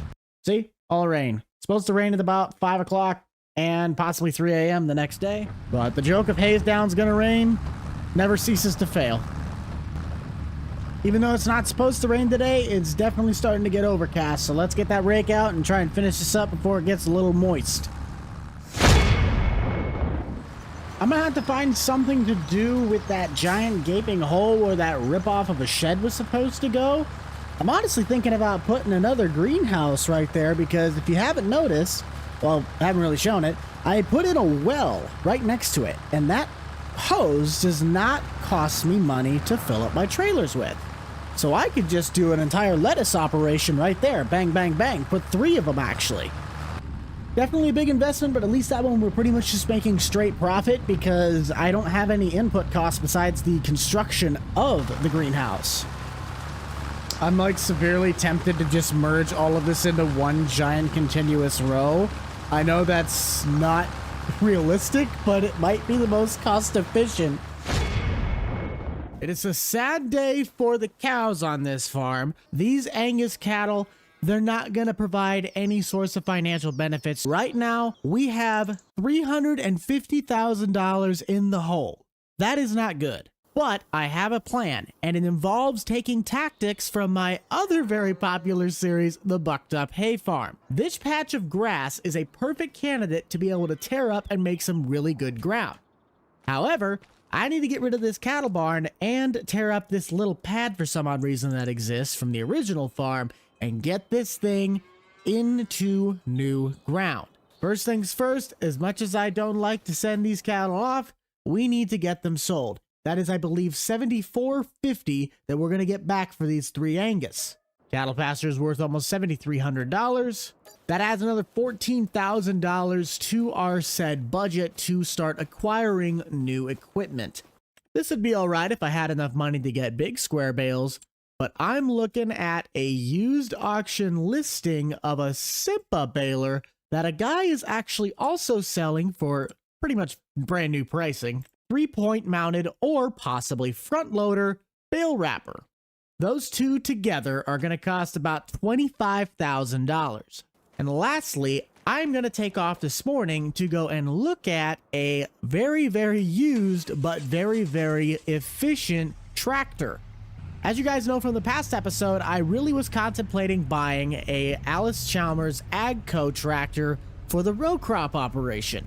Well, that would have been a great idea if I had enough ground to justify owning it. All of our corn's already in the ground, but I need to do something to make a bit more money on the side. That leads me to this very cheap purchase for about $5,700, a Massey Ferguson 675. This tiny little tractor comes with a front loader and a bucket. I will have to buy a baled spike, but it's the perfect little tractor to really start diving into making some extra cash flow when the crop season is not in swing. I hope all of this makes sense, so let's jump on over to the Massey, and we'll see you guys here in just a second. If you guys like Uncle Walter's Farm and you'd love to see more, be sure to possibly help out and smash that like button, maybe even consider subscribing down below. We just got over the 100,000 subscriber mark, so why not shoot for 200? We're going to be putting a lot of miles on the truck today, so believe me, I'm going to need the support and gas money alone. I know this is a more European style of tractor, but I mean, look at the size of this thing. It's not very big, it's pretty practical, and it gets my one task that I wanted on the farm the most. Get something that it will offset the load work of the main John Deere. The owner should be down here in a couple minutes, but he already said my door is unlocked, so very, very clean, well-kept tractor, but it is a very high-hour tractor at about 4,600 hours. Hence the reason we're able to get this thing for like $5 grand.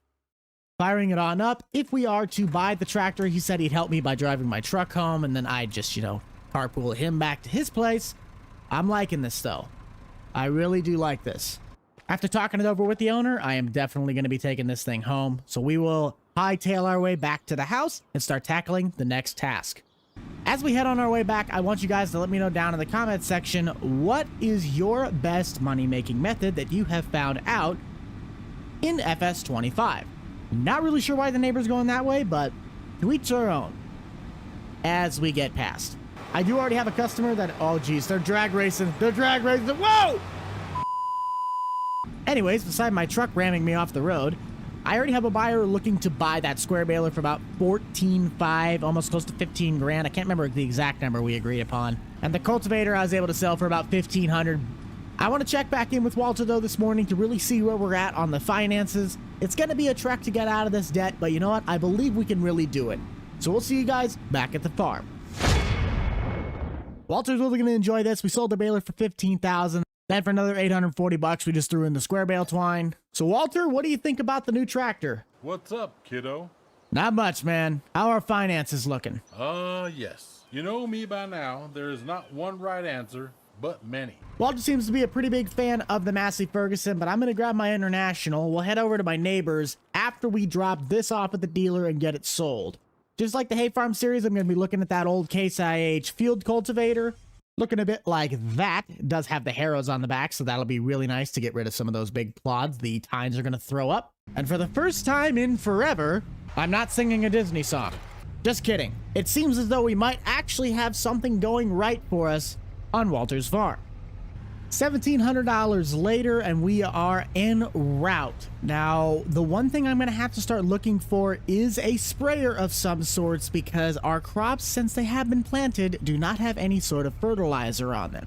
Here is our wonderful field cultivator, though. The seller and I already agreed upon a deal of $5,000, and this will really come in handy for tilling up that grassland, but also speeding up our tillage application when it comes to tillage season. I think even though Farm Sim severely overscaled those roads, this is the first piece of machinery that we have on the farm that legitimately going down the road makes the roads feel small. I'm going to check on my greenhouse before we get started on the tillage work and the possible trip at getting the bale supplies. Lettuce is looking pretty good. Our storage is probably got another couple days before we're going to have another pallet, but water is perfect on levels. I like. At some point, I do want to get another one of these greenhouses, maybe even two, because lettuce is king. Lettuce is a very great passive income as long as you can have water. And if you have one of these magical wells that do not cost anything to fill up your water tanks with, that is literally just a free money generator sitting right there in your farmer's kiosk on the far side of the farm. This should be our place with the baler. Let's go and talk to the owner and see what it's going to take to get this off his hands. First things first, it's probably going to be smart to somewhat inspect this thing because it is an older model. To note, this thing does not make any bigger than the 125 centimeter bales. And then there is the wrapper. Yes, this does have front loader configurations. That is awesome. PTO looks good. Pickup looks fine. Tread looks really, actually pretty new. And our twine areas are awesome. What's kind of confusing me is that apparently this baler does not take round bale net. I'm going to back up to confirm this. If it doesn't, that saves me money, but that kind of sucks because I've been getting used to having to put bale twine in these things. Ooh, I don't need it. I'll work my magic with the owner and we'll see what we can get for a price tag on these because I might actually just buy off his bale net in the back of the shed and take that home with me, but I'll have to come back with the International, put it in the bed. Later. $26,000 later, and we have ourselves a baler and the wrapper. Now, this is borderline brand new, so we agreed on $15,000, and this, we gave it up at $10,000, and the rest of the money went into buying that whole pallet. That wrap's not really that cheap, especially with the amount of bales it can make if it's a full pallet. So that works for me. He told me he'd help me load up all the boxes when I came back to the International. That works and really helps me out. Let's grab our stuff and head back to the farm and start making some headway on some extra money. Hope you guys jump down to the comment section and let me know, what do you think about having a Massey Ferguson on the farm? Usually we're always a Deere, Case, or New Holland operation. And I think it's kind of nice to see a new brand on here. I know I have people asking me to put Massey Ferguson in for a while. Well, here's your chance to shine. I think this will be a very beneficial tractor to the operation. Might take a little bit to pay itself off, but luckily the tractor was only like $5,000. I will have to accommodate where all this stuff's actually going to be stored now. I didn't really think about that. Oh well. I am taking a bit of a risk tearing this grass up in the middle of its like actual growing season. I should probably cut that over there. Even though it might not be great grass, it's at least a chunk of it, so we might have a bale or two to offset the costs while we wait. Yeah. Let's do that first. Come to think of it, if I am going to be making just straight silage bales, that means I do not need that little tedder. So I could even really look at selling that, and since that's almost brand new, I might be able to get a decent little bit of chunk change for that.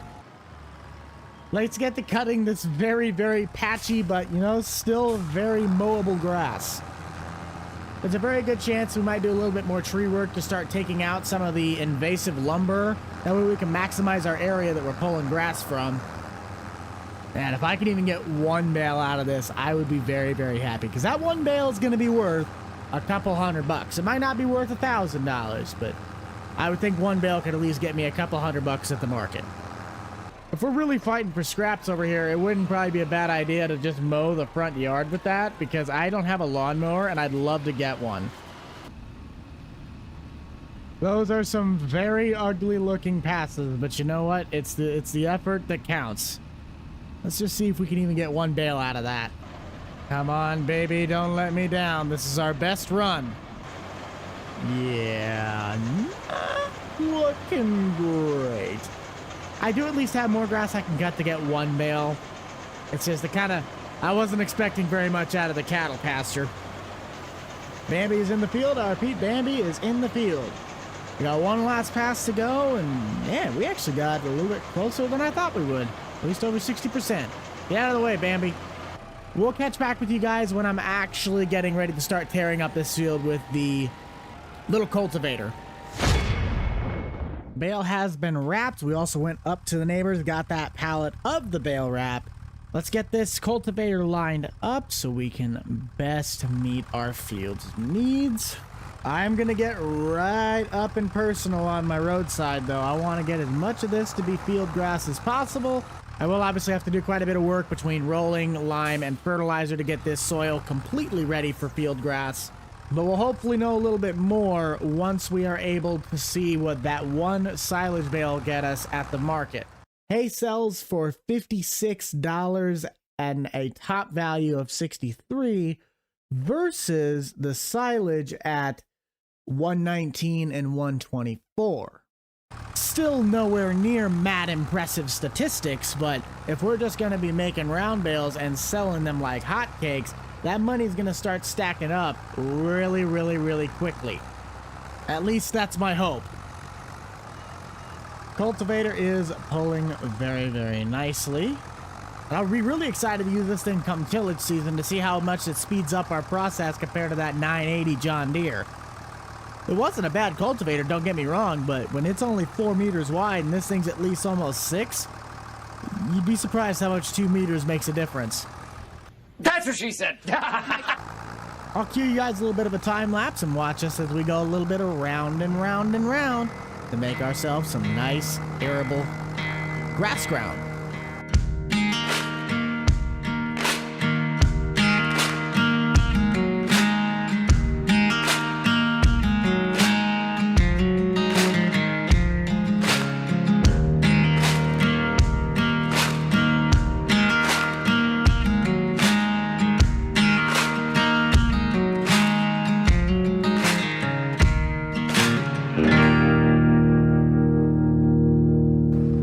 Tearing up the grass.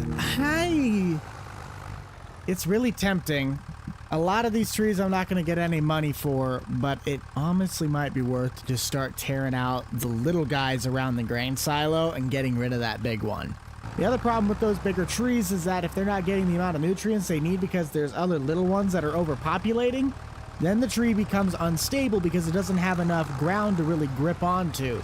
So if I can find my chainsaw, we might start chopping down some of these bigger trees and just kind of trying to get them out of here.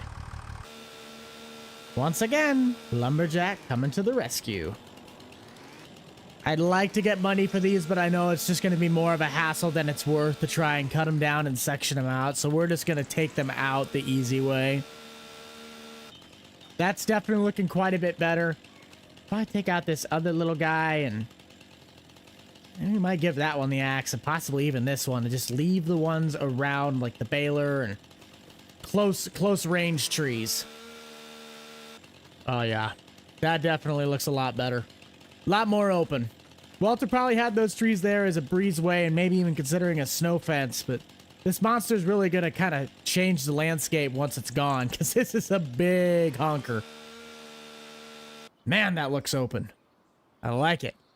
Guess while I'm out here doing this, I could really start cleaning up some of this area too and opening it up so we can get more ground. Believe me, I don't hate trees. I'm just trying to make back $350,000 at whatever cost it takes. The rest of those I'm going to have to leave because that's kind of past my property line. If I could chop off some of these extra branches and get them out of the way so they're not overhanging so much, that will help me tremendously. It's really sad to see all those trees go, but when I really look into it, I think we're doing the tree line a favor. It was so overcrowded back in there. There was quite a bit of dead wood. And the last thing we need to do is have some sort of a dead tree fall on the area that I'm trying to work on, or fall on somebody who might be out there. Holy cow, look at how much more extra room we got now. That'll be a big boost. Of course, now that I look back at it, when we originally got the planter last episode, we had to sell off our Great Plains cedar. Yep, we're going to need to reborrow that. That way we can replant this, and I am going to get one that has a fertilizer unit on it, so that way we don't have to worry about spraying it, at least for the first time. It's already in the ground, it's already fertilized. It just takes one less task to get the max amount that we're trying to get out of it. If I was doing this the Grant way, he'd be saying, all right, grab the planter, let's put in more corn. I can't afford to do that. Tanks have been filled. But once we get maybe to the up and down passes, we'll probably call in Daryl and get some drone shots of them. You can definitely tell this cedar was meant for a tractor quite a bit bigger than it, but you know what? It's getting the job done. At some point in the summer season, I will be looking to get a roller so that we can make sure that the grassland does get periodically rolled. I forgot one. Pesky bugger. Overall, though, I'm just really excited to start making some decisions that should hopefully, in the end, really start making this farm some money. The silage bales don't look like they're paying nearly as much as they do on the Iowa map. I didn't expect them to. I think the economy on this save is set to really hard or extreme, but between row crop and the silage, I think we're going to be sitting pretty. Still working land that my granddad broke. Same old plow, same heavy yoke. The bankers smile while they twist that rope.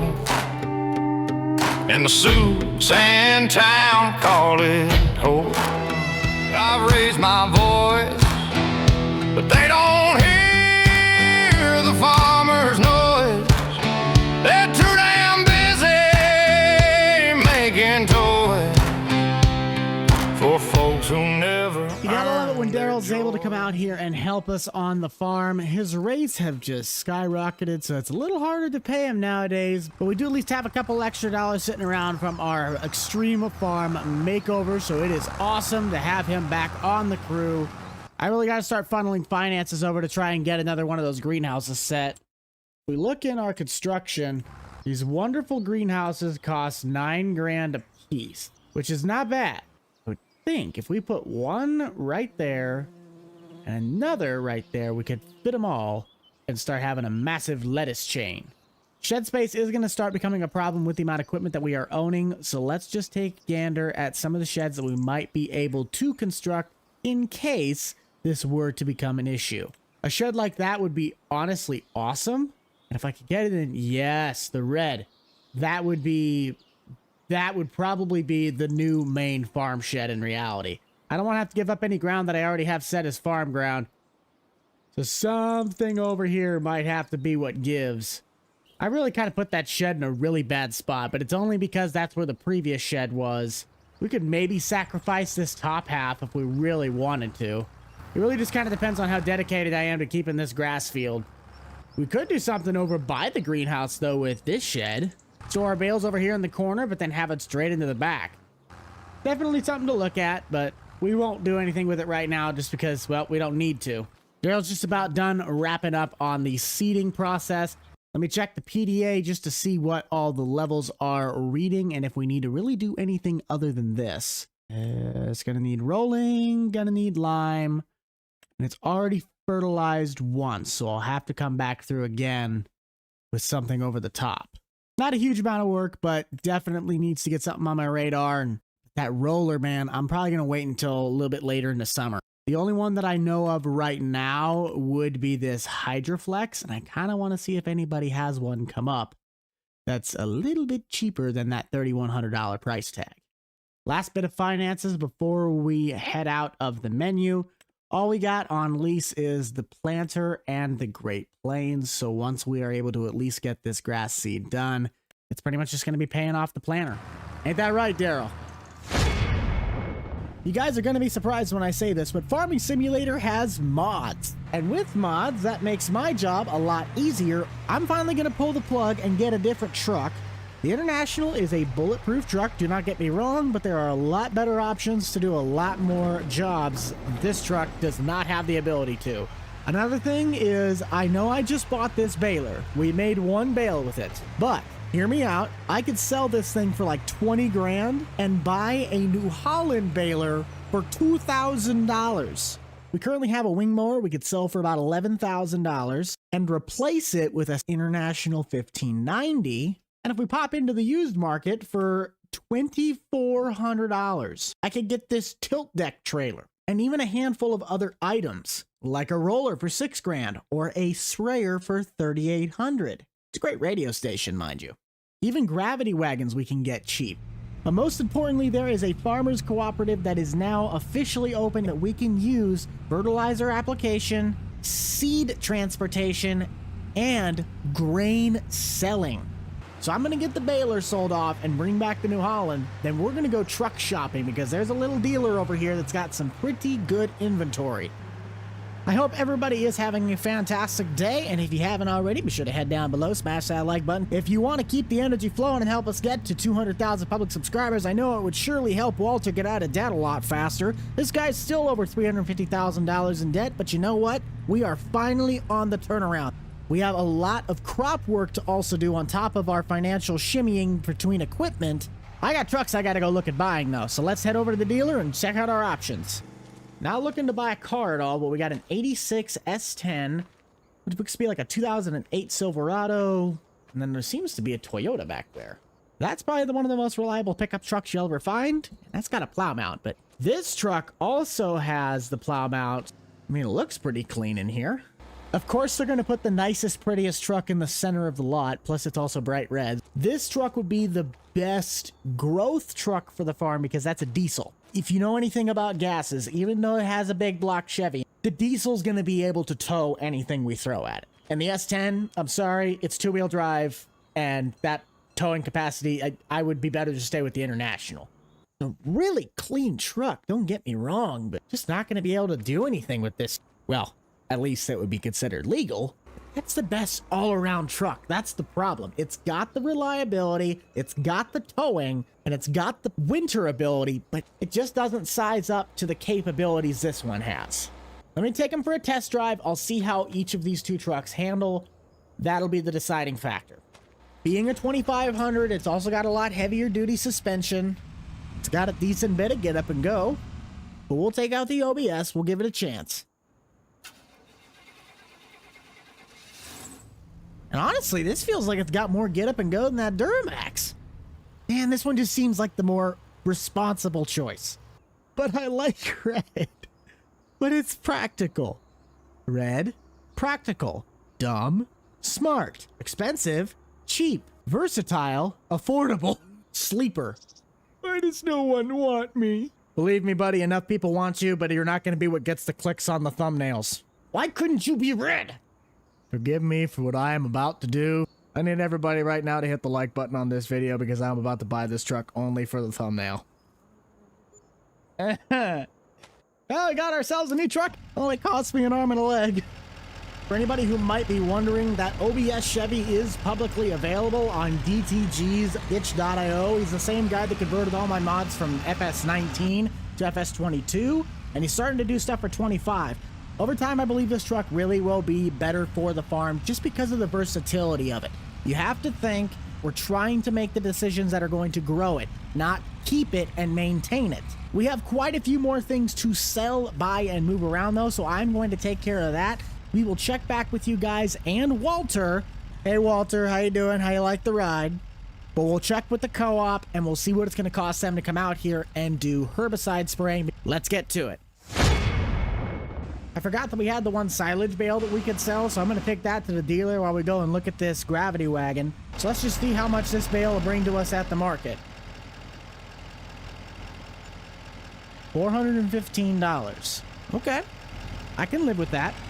The only things I have left to look at in the store would be this sprayer. Let's do it. And then you. But your work width is 9.5 compared to 5.2. I think for finances, let's go with this. And as for the gravity wagon, that can be found right there. Looks really, really clean. $3 grand. Pretty nice flotation tires. Sign the check and get this thing home. See, the truck's already paying for itself. We're using the flatbed. Just hope we don't get shammed on the price tag of these things. It doesn't cover the fertilizer, but it does cover herbicide. Go figure. Spend money to make money. Finally pulling the 3650 out of the shed for once in a blue moon. We need to get this thing cleaned off. If you guys want to keep your stuff as clean as mine, it's pretty simple. You gotta go get yourself some anti-clean. What are you doing? Oh, hey, the co-op's here. Yeah, I forget that that tank on the sprayer holds the exact same amount that my tank holds. So that works, and he's weed killing. We need to start mowing though so we can get that roller over the top of this. I feel like the co-op guy just is continuously going in circles on that field because he's still not done. We'll send the co-op over to our other corn ground. That way we can have all of our ground covered and we will be ready to go for the upcoming season. I love you guys. Let me know down in the comment section. What do you think's going to happen with old Walter's farm? You think we're going to finally be able to pull my uncle out of debt? Or do you think this is going to crash in a fiery ball of inferno and the bank's going to take the farm? I know it looks scary right now because we are spending a lot of money to really not bring a whole lot back in, but we have to allow time to take its course. I own everything that is sitting on the farm right now, so everything that we make from this at this point is money to make back. So my biggest thing right now is I just have to trust the process. The dry corn will definitely help us, as that is a one-up step that we didn't have before. And of course the hay work is going to take time, just like the bucked up hay farm will. But now I at least have both operations to help provide financial stability to this ever so struggling farm. After all said and done, looked like it was about $2,500 for the co-op to go out and spray all of that chemical. I feel like he really screwed me over on this big plot, because he went back and forth like 3 or 4 times, and because there's no variable spread rate in, it just kind of kept dumping. That could have been a lot more optimized than it was. And if I have to buy more fertilizer, that's just more money out of the bank. Really should have went with that OBS. Just need to pop over to the windrower, get this stuff shuffled together, and it is on to the baler. Corey's a little bit cheaper labor than Daryl, so we'll let him do the windrowing while I go out and spray some of that corn ground. Passes don't look too complex, but we will have to strictly rely off that GPS. Let's give her a quick spray and see what it does. Perfect, that's exactly what I wanted to see. Coverage in this thing's looking pretty good for the most part. Co-op did a good job frying the weeds. Just wish it didn't cost me an arm and a leg. We'll have to come back and spray again in order to get the double fertilized, which is what I'm mainly after. The co-op could probably go and spray field 2 if I run out of chemical for this field. It might be cheaper, might be not. We're already at 80%, and I think that we're gonna have to have myself do the raking for that field. I don't think that rake is very good for AI. The evidence that shows I am not that great with managing money on a struggling farm is probably starting to show. It's okay though, we're fine. I have not screwed up horrendously yet, except maybe when I bought that truck. I'm just gonna go with in Daryl we trust. Daryl's gonna be spraying that corn ground over there. A lot of this stuff hasn't been working the way I thought it would, but we are at least raking now, and I know that that works. I'll throw my 3650 on the baler, and then this will go on the bale wrapper, and we can get a jump start on the silage bale process, because that is the only way I'm gonna start making any of this money that I've been investing back to actually show that I've done something. Next up on the list has to be a windrower. This one's not bad. I'm not trying to complain, but let's be real. If I'm gonna be making any sort of a profitable hay operation, this is not the windrower to do it with. I think we'll just throw this one back the opposite way so we can start separating out these middle ones. I'm doing a bit of foreshadowing because we record so many bucked up hay videos in a week, but knowing what I do now, the target is to really get that grassland roller, because each time after you... Oh, Daryl didn't get all the way around. That sucks. Anyways, each time you roll after you cut the grass, it resets it back to original growth stage, but it applies the dual stage of fertilizer to optimize best yield.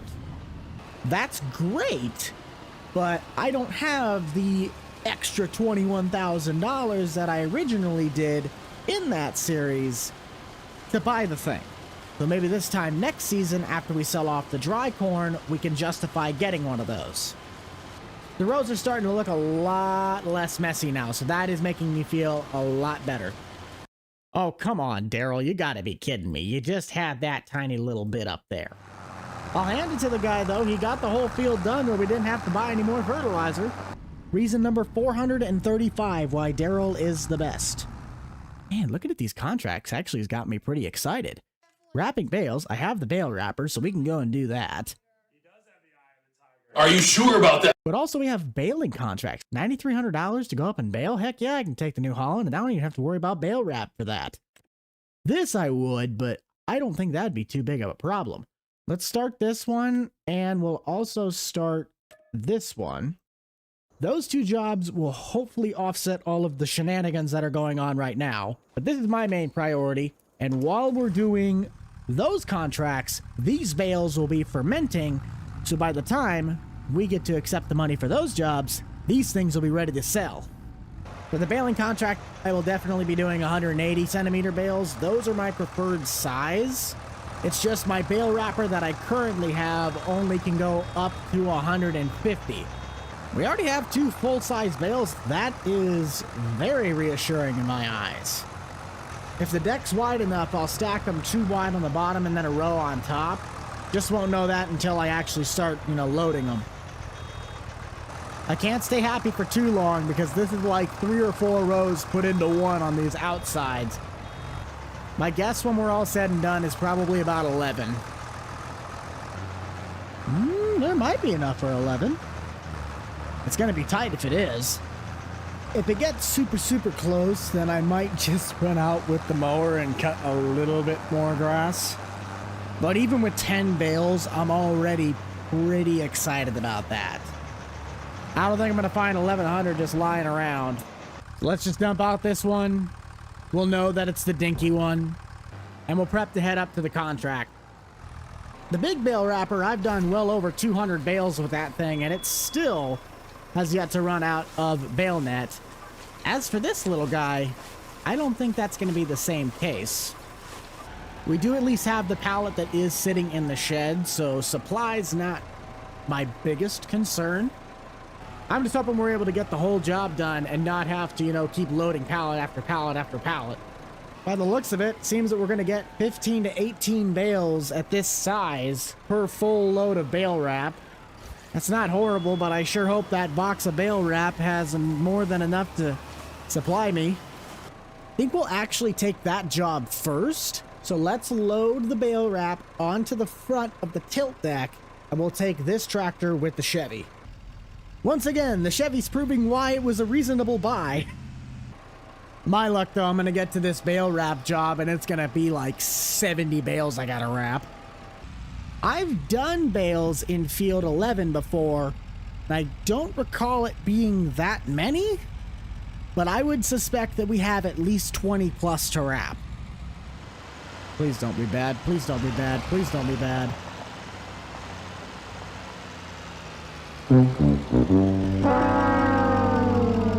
Houston, we might have a problem. I did not look at the job description. Please tell me this thing can wrap a square bale. It cannot. Sorry, David. I didn't read the job description. My bad. Dang it, that sucks. I wondered if that was going to be a problem, because I remember when I accepted the baling contract that it was going to be round bales. So I'm like, oh yeah, that's great. But I accepted the bale wrapping job before I saw that little part. My bad. We can't mess this job up, though. And this is the bigger, more expensive job. Kinda gotta take some back roads to get to this one. Oh, come on. That is a lot of runs.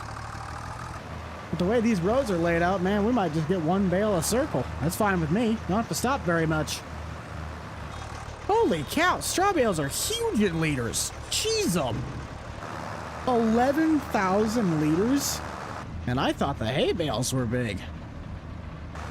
I think what we'll do is we'll tune into 3800 The Buck, get you guys some nice music, and speed up the work and make it go by a little faster.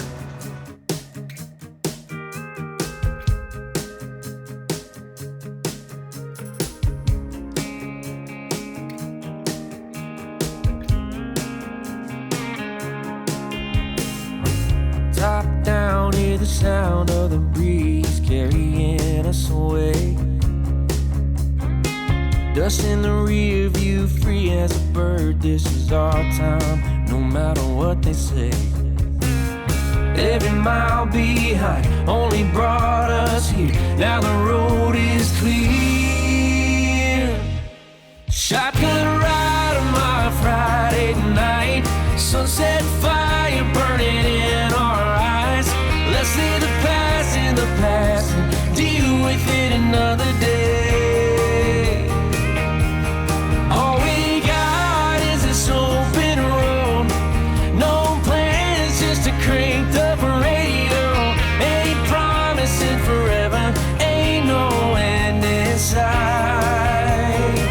Girl, I'm loving the ride.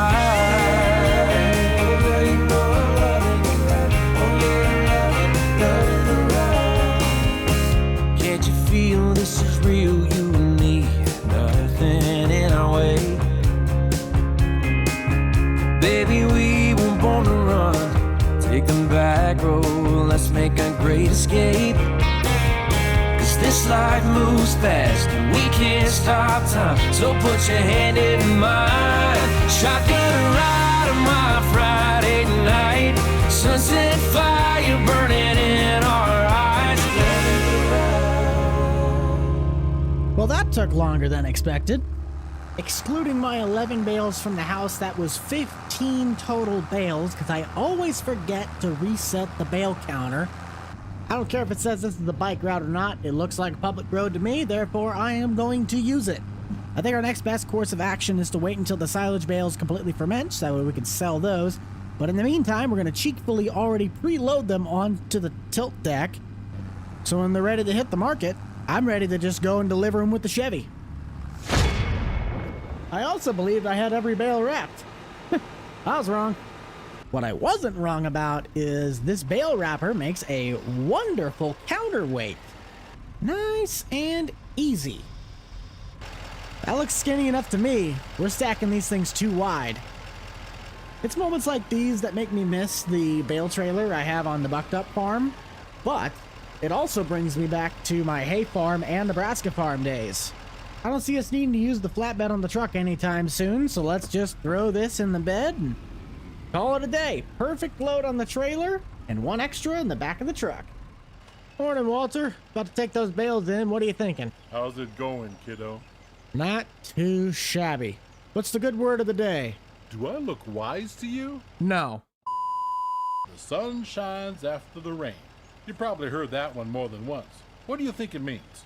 Well, the game doesn't really give me the option I want to tell you, but I would think it's not always going to be bad. Yes, pretty much. It means good weather always follows bad weather, sooner or later. But you're probably not surprised we're not talking just about the actual weather. Yeah. Bright moments will follow dark times.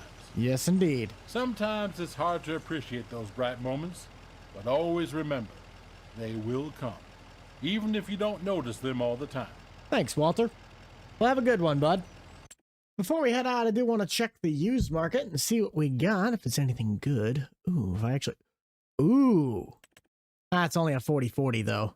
Still a nice tractor. Plus, it doesn't have a cab. Nothing big, nothing big. Can't afford that, but that'd be really nice. A lot of really cheap trucks, but I already bought one. I don't need one. Yeah, the only thing that looks to be interesting is the Farm King and the 4040, but, you know, I don't really need one of those.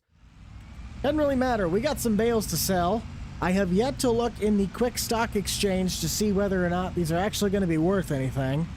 But I think after we get these sold off, it'll be the last thing we need to do until, really, second spraying. Contracts aren't looking too bad. Again, if I were to take this, I'd have to just borrow the equipment because I don't have the square bale wrapper. Fertilizing, really easy money. Just take one job and then take the rest and just use the same equipment.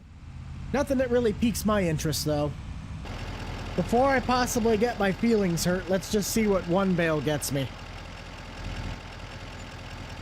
Make sure these are all cut open in case that affects the price, which I don't think it will.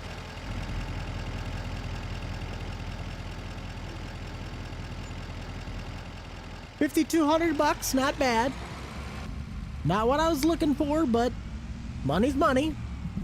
Also could have sold it a bit higher priced at the farmer's market, but we're not going to talk about that. $20,000 a year if I get 4 cuttings. With that money, I am going to expand on my storage facilities because I do not have a shed that can fit that mower.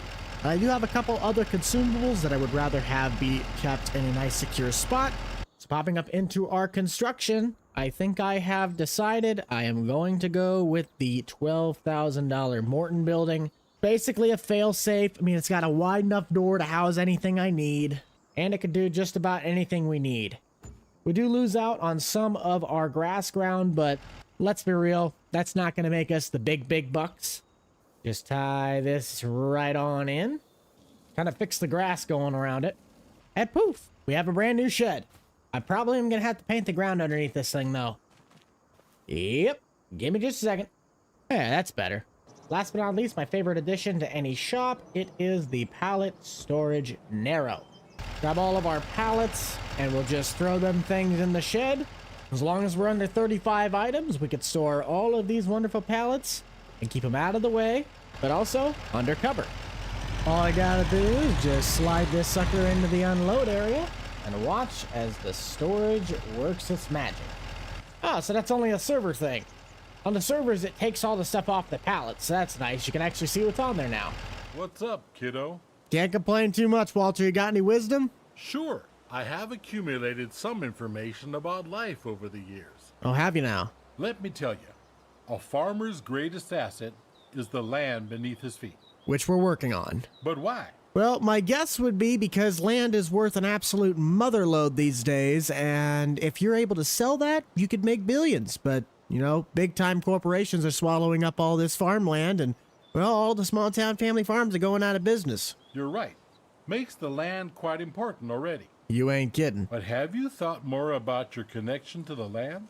Land stewardship, conservation of it, and sustainability in agriculture. The responsibility of a farmer doesn't end with the harvest of good crops. But you've literally done none of this. This is why you're $350,000 in debt. We're starting to make our way back, but come on, Walter. I gotta get going, man. You have yourself a good one. I'll take care of that bean field later this afternoon, and we'll hopefully be able to get that harvested later this fall. Welcome everybody back to Uncle Walter's farm. As you just saw, we were chatting it up with Walter. We got a bunch of contracts we got to do because there is something that I'm looking for. In the used market, I can get about $11,000 for that wonderful 3650 of mine.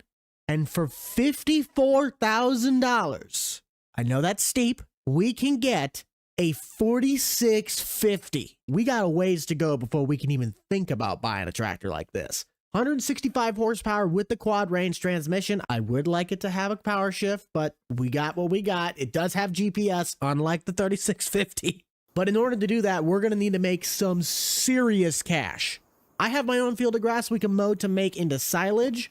But taking a look at our contracts, we already have a lot of work lined up. This is what I was referring to Walter earlier about. There's a bean field that he's going to lease down south that we'll be harvesting later this fall. But we have a harvesting contract of some sorghum on 29, baling down in 72 straw with Katie, and then 3 different mowing contracts along with some weeding for Noah. I'm really looking into buying a weeder so that way I don't have to rent the equipment, but we can make a lot of money and we could technically run the weeder over our grass ground and get free fertilizer. So double whammy on that one. Do I have any more that I can accept that I might be able to take care of? Bale wrapping. Okay, this is where I got screwed up last time. I didn't read the job description. David! He's Hey, this time I can actually do it. If you don't recall from last time, I accidentally accepted the job from David to go bale wrap in that exact field, and it was square bales. And we showed up to the job site with everything in hand, and he's like, kind of got to wrap them in squares. We got a lot of work to do and not a whole bunch of time to do it. It is going to be hot today. 86 degrees is the current temperature, 93 for a high. I'll run up and do the bale wrap job first so we can knock out the most profitable of the contracts. If I can plan my finances right, I would like to return my, a 9-row planter and start saving for a Kinsey 12-row 3600, and that would help get rid of the lease payment that's like $180 a day over the course of a year. We'd be saving a couple $1,000s. I want to thank you all for tuning into Uncle Walter's Farm. In case you haven't already, head down below and you want to support the video, be sure to smash that like button. Maybe even consider subscribing. Walter's Farm has been an absolute blast to record on, and since we've been getting more mods, it's been a lot easier to make content and increase the quality of life of the gameplay. Can we at least get a few thousand? $3,300. That is great. My goal is by next episode, we should be ready to start harvesting our own crop, and I am so excited to see what the turnout is. I'm finally starting to understand what all this weather damage is doing to my crops, because if we look around the map, there are a bunch of just little patches from hail damage that have been really affecting the whole community. My corn ground suffered more on the eastern side, but the ground across the road is not necessarily as bad. The grass has been really taking a beating. There's a couple big spots that I'm kind of worried about the yieldage, which is why I'm resorting to contracts and possibilities of renting ground like Field 70 down here. We might even talk to, I don't remember who owns this up here, but this is also bean ground. This is corn ground, and I don't recall if there's any more. Nope, those are our options. But that means we're making corn stalk bales in 72, which is either really cool or that makes absolute 0 sense. Because why would we be making corn stalk bales in August? Not my problem. I want you guys to head down to the comments section and let me know what some of your best money-making methods on Farm Sim. I've been called out on this save that I'm technically cheating to do all of this stuff and make it easier. I'm not really doing that. In order to get the multiple contracts, which is what I wanted, I had to get the contract boost, so I think it's like 50% more. But let's be real, when you're making a job that only pays you $300, what's $150 gonna do? The only time I've ever modified my own actual money is because I needed to build stuff like the dealership, like the co-op, that add these realistic quality of life features to the game. That's really about it. Otherwise, my funds have been the exact same since day one. We've been grinding it out. And believe me, we have a long way to go. I'll probably have to write Dave a thank you note for letting me do round bales this time. I felt so bad when I got out here and it was a bunch of square bales and I did not have the ability to do the job. I'll finish up wrapping these grass bales and then it is on to our next job, which probably is going to be the weeding. As we complete each contract, I am going to be writing down the amount of money I get.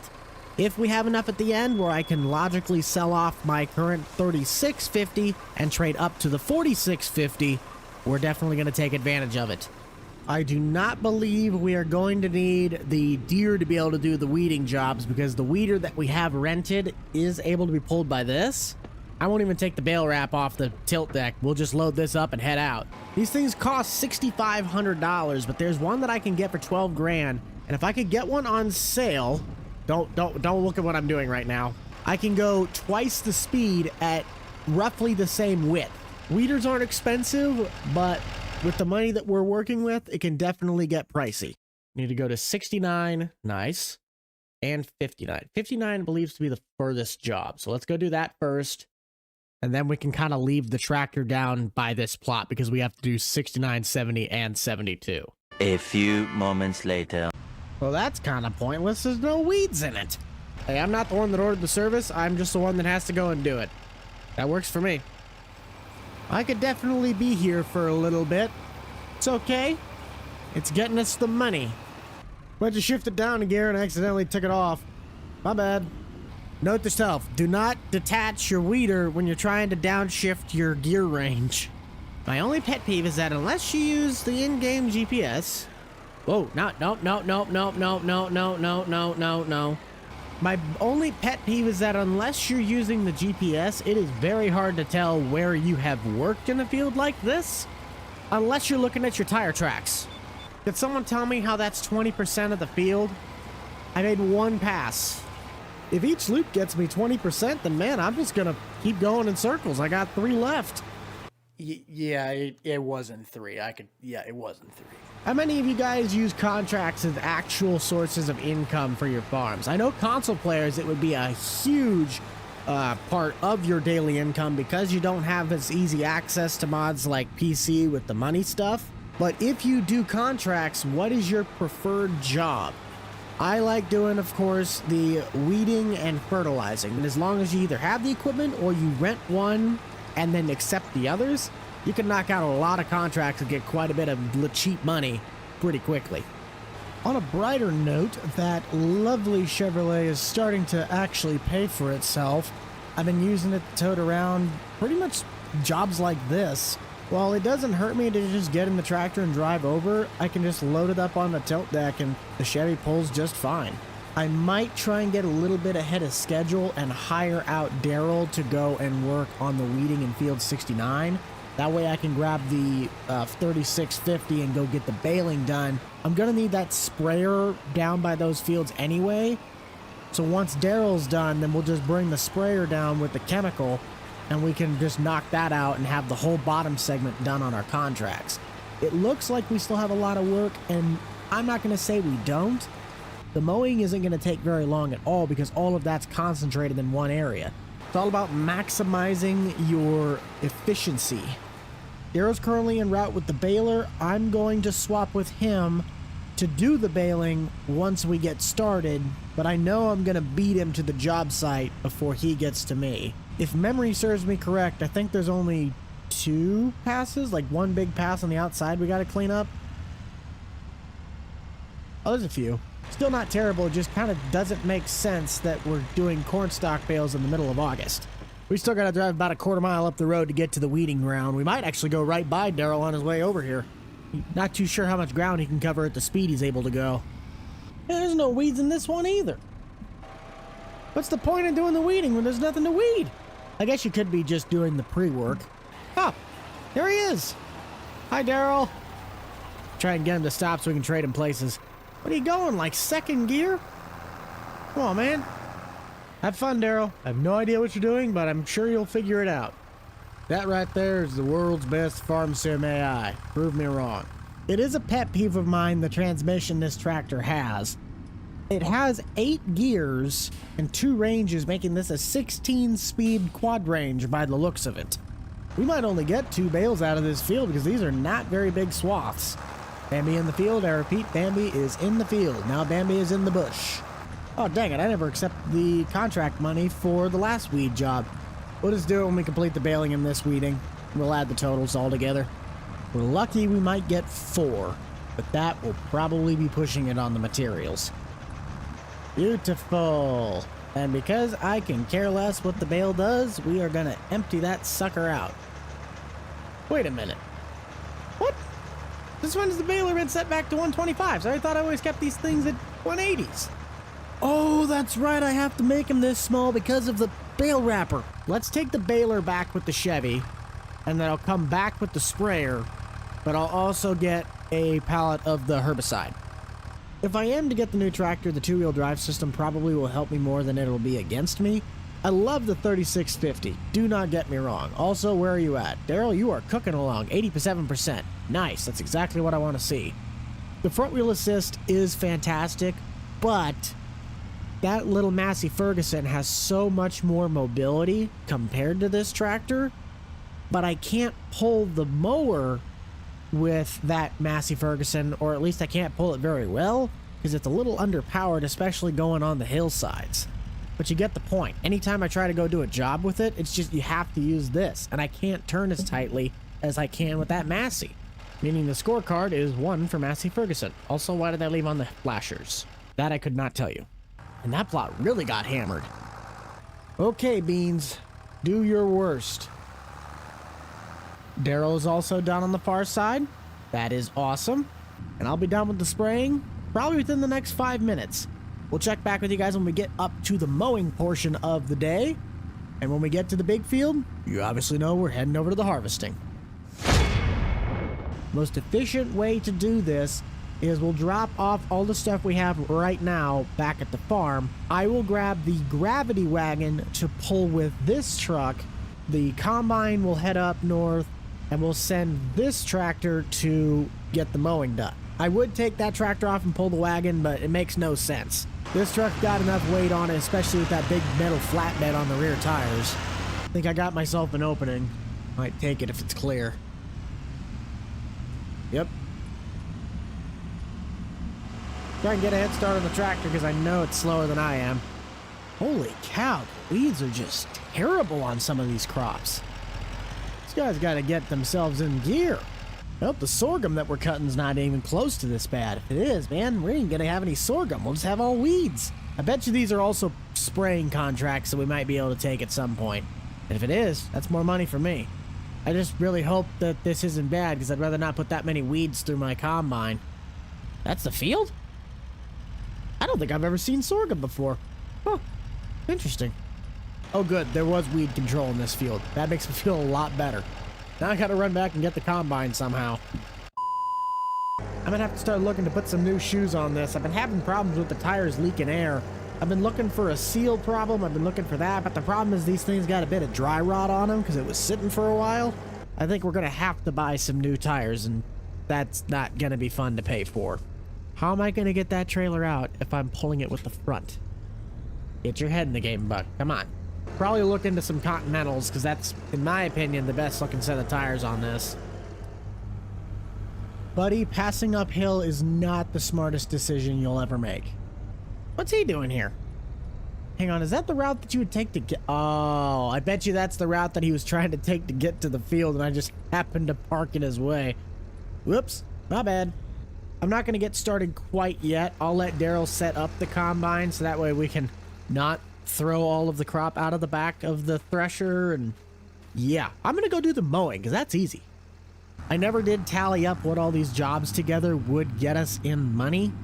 I'm not looking to go completely broke to sell this tractor and then buy the other one, because it's going to take money to maintenance that. We do have bills that need to be paid. But in order to get the job done, we got to make sure we have the equipment that can handle the workload. Last time I mowed this field, I was doing that tiny little farm all on the landscape series. This job's only a few $100s, but money's money. You kind of got to find out where you can get it when you're able to. This really would not be that bad of additional hay ground. How much does this ground cost if I were to buy it? 25 grand. Huh. We might have some investing to do after this season. I don't know how much my corn really is going to bring in.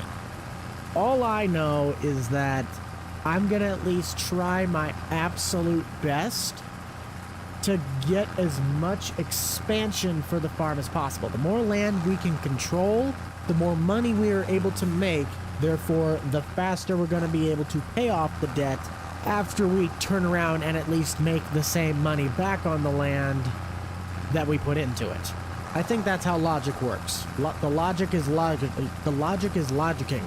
I didn't know that Jake handmade the one pathway. I thought that road that went on the top side of the horse pens was just the road on the map. He did a really good job integrating that. Which, speaking of Jake, if you guys would actually like to go check out the newest upcoming mod site, be sure to go check out Jake's mod site, Formal Mods. Something that he's striving to do is a lot of mods we know anymore, we can't tell if they're serious, if they're fake, if they might have malware, or if they're stolen mods. Jake has been hard at work working on building a platform for you guys to be able to download, find, and upload safe mods for your game. Modders have to be verified. He's even got a system that possibly builds on reward points. I know I like mods. I know you guys like mods. Sadly, console, you're only restricted to the stuff that's in the Giants Mod Hub. But if that does interest you and you want to go support Jake, be sure to check him out down in the description. I just can never seem to escape hay work, can't I? Bucked Up Hay follows me everywhere. It follows me into landscaping. It followed me into Walter. It followed me into the horse farm. It's going to follow me into an old school whenever I start that. I can just not escape hay work, I swear. It's good side money. That's why I do it. Of course, it's the prime source of income on Bucked Up Hay. Just doesn't pay as much on this save. Believe me, if Bales paid the same amount of money on this save as they did on Monteith, Iowa for Bucked Up Hay, I'd have been out of debt by last week. I'm really trying to figure this out as I go because math and numbers were still not and have never been my strongest suit. According to Daryl, the combine is set up and ready to go for the sorghum. So let's pop on over there and try and get that teeny tiny little field done so we can finish out all the rest of these contracts. That's very interesting. I didn't realize that sorghum was harvested a lot higher than the other crops. I mean, I get that you're just trying to get what's on the top half of it, but they are leaving a lot of material behind it. I am so glad to have that one trailer that I used to use gone. Yes, it was cool that we could make it a flatbed. Yes, it was cool that it could haul grain at the same time. But to be fair, when I could fill up the whole trailer with one hopper from this combine, that just wasn't going to work when we started getting into bigger stuff. This Parker wagon should be able to handle the load that we're going to be doing to try and keep up with the work. Especially if we're going to be doing contract labor in the fall. I wholeheartedly believe that contracts are the only thing that's really going to be saving Walter, because it's saving my checkbook right now so we can get the equipment that's going to be able to pull, do, and create more sources of income for this farm. Which this is some pretty high yielding stuff if I haven't even gotten all the way around the headland once and we're already at 30. We might get a hopper and a half.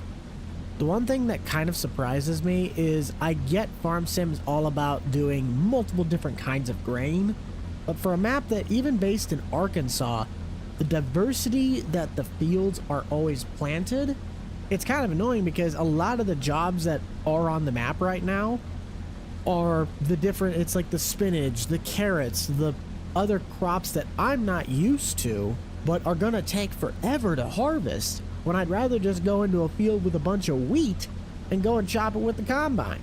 That might be my inner Midwesterner in me. I'm used to not seeing anything but corn, wheat, and soybeans. Maybe the occasional oats and rye if you're really lucky. Don't let me down now, crop. I think you can at least get me one hopper. Grab every little scrap of this grain that we can, now that we can fit more in the hopper than we previously could. I'm gonna see if I can sell even remotely any of the extra grain that this offers. Now that I can hold more than the hopper on the combine, you can bet your sweet luck I'm gonna go back and grab some of that extra scraps, because if I can sell it off for extra cash, oh yeah, I'm gonna get myself an extra paycheck. Dang, we're gonna have to check on Daryl. I completely forgot about him sitting over there. We'll blow by him and see how he's doing. See if he did a good job. Looks like he did a good job. Oh, and he's also going right by the roadside. That'd be kind of cool to see him. Question, how in the heck is that? What? Daryl, what are you doing? We might have to go back and finish that for him. I don't know what the heck he was doing. Ben, you cheap scumbag, you took all the money, except for 290 of it. I think he was so screwed up because he was trying to do the corners. He might be starting the main passes now where he's not doing that. We'll let him sit for a bit. I'll start taking stuff back to the house. If I come back to get my pickup and he's still screwing up, then we'll get out and we'll finish it ourselves. But for the meantime, I'll take care of this project. Before I end up forgetting, this is that corn header that I was talking about. It's an older AGCO, but it's a genuine 30-inch 6-row header. If I can save up enough, there is this planter, even though it's $55,000, if I can find one used for next season, this would be the logical right planter to use for the job. 150 horsepower is where the problem comes into play. My little deer only has 116. That bad boy? Oh, she meets the threshold by a couple extra. That's why I gotta be careful with my money. I'll need to clean the combine off with some Andy Clean when I get home. Right now, I just don't really have the time. Okay, Daryl, let's see what you got going on. You finally figure yourself out, or you still having an absolute panic attack? Oh, he's doing good now. That's good. Well, then I'm gonna let him finish up that job, and if I can find maybe another spraying job, since there's so many places around here right now that are completely terrible, I'll just use the Massey Ferguson. Oh, I gotta take it off the trailer. Yes, we do, and I have probably plenty of chemical to do all of these. At this point, I'm starting to feel more like a Massey Ferguson farm. And if that's the case, congratulations to all the AGCO people out here. We finally have an AGCO farm. Spray, baby, spray. Not too sure why all the rest of these fields that have a huge amount of weeds aren't something I need to go and spray, but at least I can make this one look half decent. Hey, this is the guy I bought the baler from. Sorry, buddy, I already sold your baler. I got like a 20 grand profit off that one. Daryl is moving now. He's at 91. I guarantee you I won't be getting done before Daryl is, but at least this gives me a little bit of extra money to play with in case we are to pull the trigger and sell that 3650. I hate to get this far into the amount of work we've done today just to not be able to go buy the thing, but if it comes up that I'm just a little bit too tight on money, then we might just have to turn it down. The good news is Daryl finished up. The bad news is that I really think I either need to go to bed or I need to go back to math school. If the tractor costs $54,000 and we get our funds up 13,000 more, we're still like 8 grand short. How on earth am I going to pay for that tractor when we still need $8,000 and I don't even have the other tractor as collateral? Will the bank give us another loan? Find out after this quick commercial break. The verdict is in, and this is what we got. The 3650 is in need of some fuel and service, which is currently valued at just over $11,000 if I am to sell it right now. The bank is stating that if I want to buy the new tractor, I can, but there has to be 2 things that happen. 1, The money that I get for this tractor has to go directly back to the loan. They're going to finance me from where I sit right now the additional money I need to get this tractor. It's $30,000 what they're going to give me the loan for. But in addition to selling this, I have to give them collateral on my truck. So if I can't make the payments on time for the new tractor, they're going to take the truck. That's a tough market. I fully believe we can make this work. I know I'm digging myself into a slight pit of debt. We have contracts we can do. We have harvest just around the corner. I have neighbors that are willing to let me rent ground. There are ways to make a lot of money. I need to get this tractor out of here. The interest rate is really, really low. I only got it about a 6% interest rate, but my credit is going to absolutely tank. This farm has really taken its toll on my finances. We'll head over to the dealer, get this thing sold off, and we'll kind of try and figure out our financial situation, but that's where we stand. On one hand, I kind of feel like I'm getting shammed. These tractors, when you look on Tractor House, go for a mixture between 39 to 46,000 depending on condition, and 54 is like pristine. This sucker ain't no pristine tractor if I've ever seen one. This thing better outlast the dinosaurs at this rate. And there she be, in all her glory. Oh yeah, that turn radius is definitely better, but I think this tractor's a bit wider than that trailer. We might have to just drive it home. When I said I was risking it all to save this farm, I quite literally meant it. Can we fit? Can we fit? Oh, now that's snug. That is snug. Pretty sure besides the combine, there is nothing left on this farm that is original to when I got here. Now it's up to doing silage work, probably over a stream, getting prepped for the corn harvest, and doubling down on really trying to get our greenhouse stuff going with the lettuce. I want to take a huge moment to thank a certain mod that finally came out. There's this mod called Extended Game Settings. And it's one of the reasons I was able to make such cool looking drone shots back in 22. I can make the camera be really, really smooth. Without that mod, my camera shots look really jerky and I really don't like it. Either way, I am really excited to dig into corn, so let's start it out. Me and the boys have done our absolute best to ensure this crop is going to get the maximum amount of return. Here's the issue.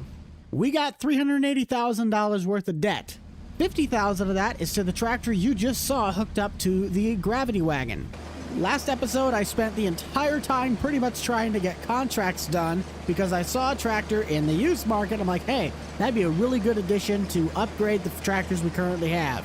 And what do you know, I came up short in the finance department having to go for another loan. Today I feel is going to be different. With all of our corn ready to harvest, we're going to take all this stuff into the co-op, start getting dried at the grain dryer, and then we will sell it for the highest price possible in January. If you are indeed fans of Walter's Farm and you guys would love to see me continue this series, then let me know down below by smashing that like button, and can also consider hitting that little subscribe button. Want to stay up to date with us? Also hit the little bell. That finishes up the first headland. We had to go into the GPS and set it to 3 headlands because the planter we used was 9 rows wide. 6 times 3 is 18, 9 times 2, same number. I highly doubt we're going to be getting that Kinsey planter in that I wanted to have for next season, but hey, that's all right. We do have that line of silage bales that we can take into market, but 54% with a quarter of the way around the second headland, I thought it would do better than this. A few moments later. There's hopper number 1. Took the 3rd headland to get to that. The more trailers we can bring out of this field, the better. That's pretty self-explanatory. But if you guys understood the situation that my truck is literally a collateral to pay for this tractor right now to the bank, you'd understand my concern. This is my own doing. I am responsible for my own stupid financial choices. Anyways, let's get Daryl in the combine, and I'm gonna run this.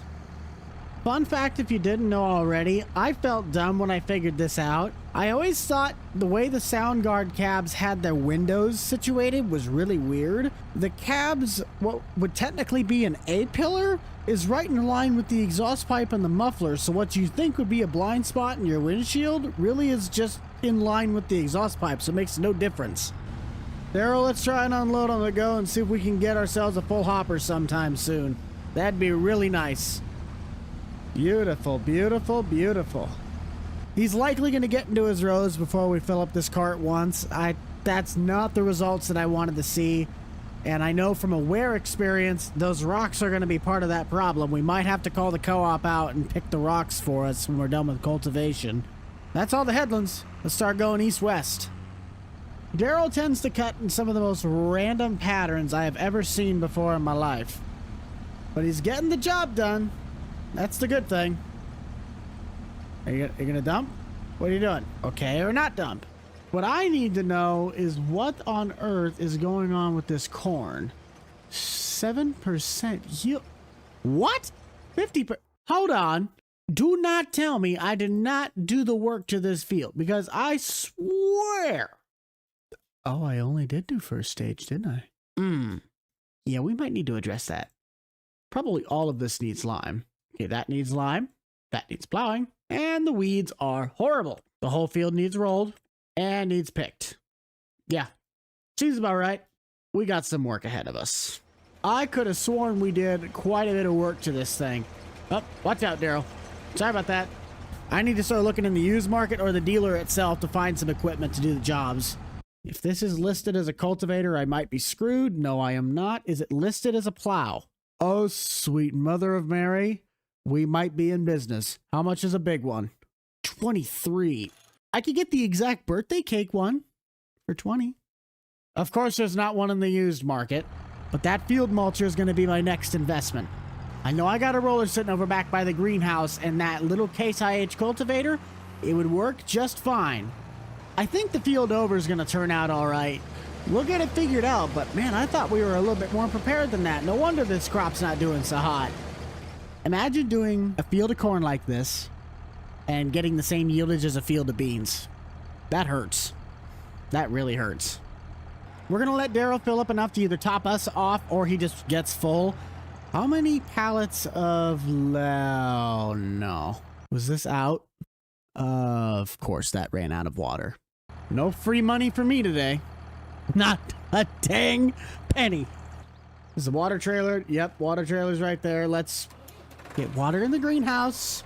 Here I am thinking I got a couple extra $1,000 sitting at the greenhouse when I didn't even fill the dang thing. At least the water's free.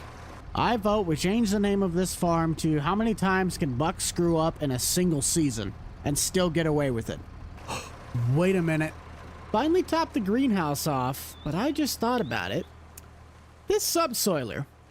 I originally bought this thing back in the day, and it's pretty much brand new. What's that thing worth? $6,700. Let's sell it, because I can use that as a partial down payment to buying the 712. The 712 works exactly like the Landau vertical till. The front part mulches and chops the stalks, while the back half has the deep chisel plow that will help us break up the soil. It's doing two jobs at once, which is what we need to do. Combine that with the International, this thing will have its work cut out for it in tillage, but we're also going to be able to do a lot of help to the soil before we even really start. Might ask Corey if I could borrow his dump trailer, that way we can haul the rocks out, but that's a project for a different day. I got to worry about paying the guy first. These guys are expensive. Beautiful. There's one hopper. Let's head to the co-op. Apologies that I kind of keep flipping back and forth between the game and these menus, but I'm really trying to figure out where I got to go with a lot of this stuff. Corn, $1,000. That won't be till January. If we're not even going to use the storage back at the farm, I'd almost consider selling the grain site. But, you know, you're going to do that, and then you're going to regret it because you don't have any storage at the farm. We're not even doing nearly enough crop to justify having the grain bin silo. So that's a conversation I might need to have with Walter. It's kind of pointless to have the flashers on this thing. There's no lights on the trailer, and if you can't see the flashers on the roof of the tractor, then you're just kind of straight out of luck. There's that beautiful co-op. Dry corn money, here we come. Grain is going in. Let's make sure the dryer is also on. And yes, it is. We can see it going in the bottom right. Lovely, lovely, lovely. Let's go chat with Walter. I want to see what his opinion on selling the grain bin site might be. I know we could get a pretty good chunk of change for that. And with that money, we could easily buy the 712.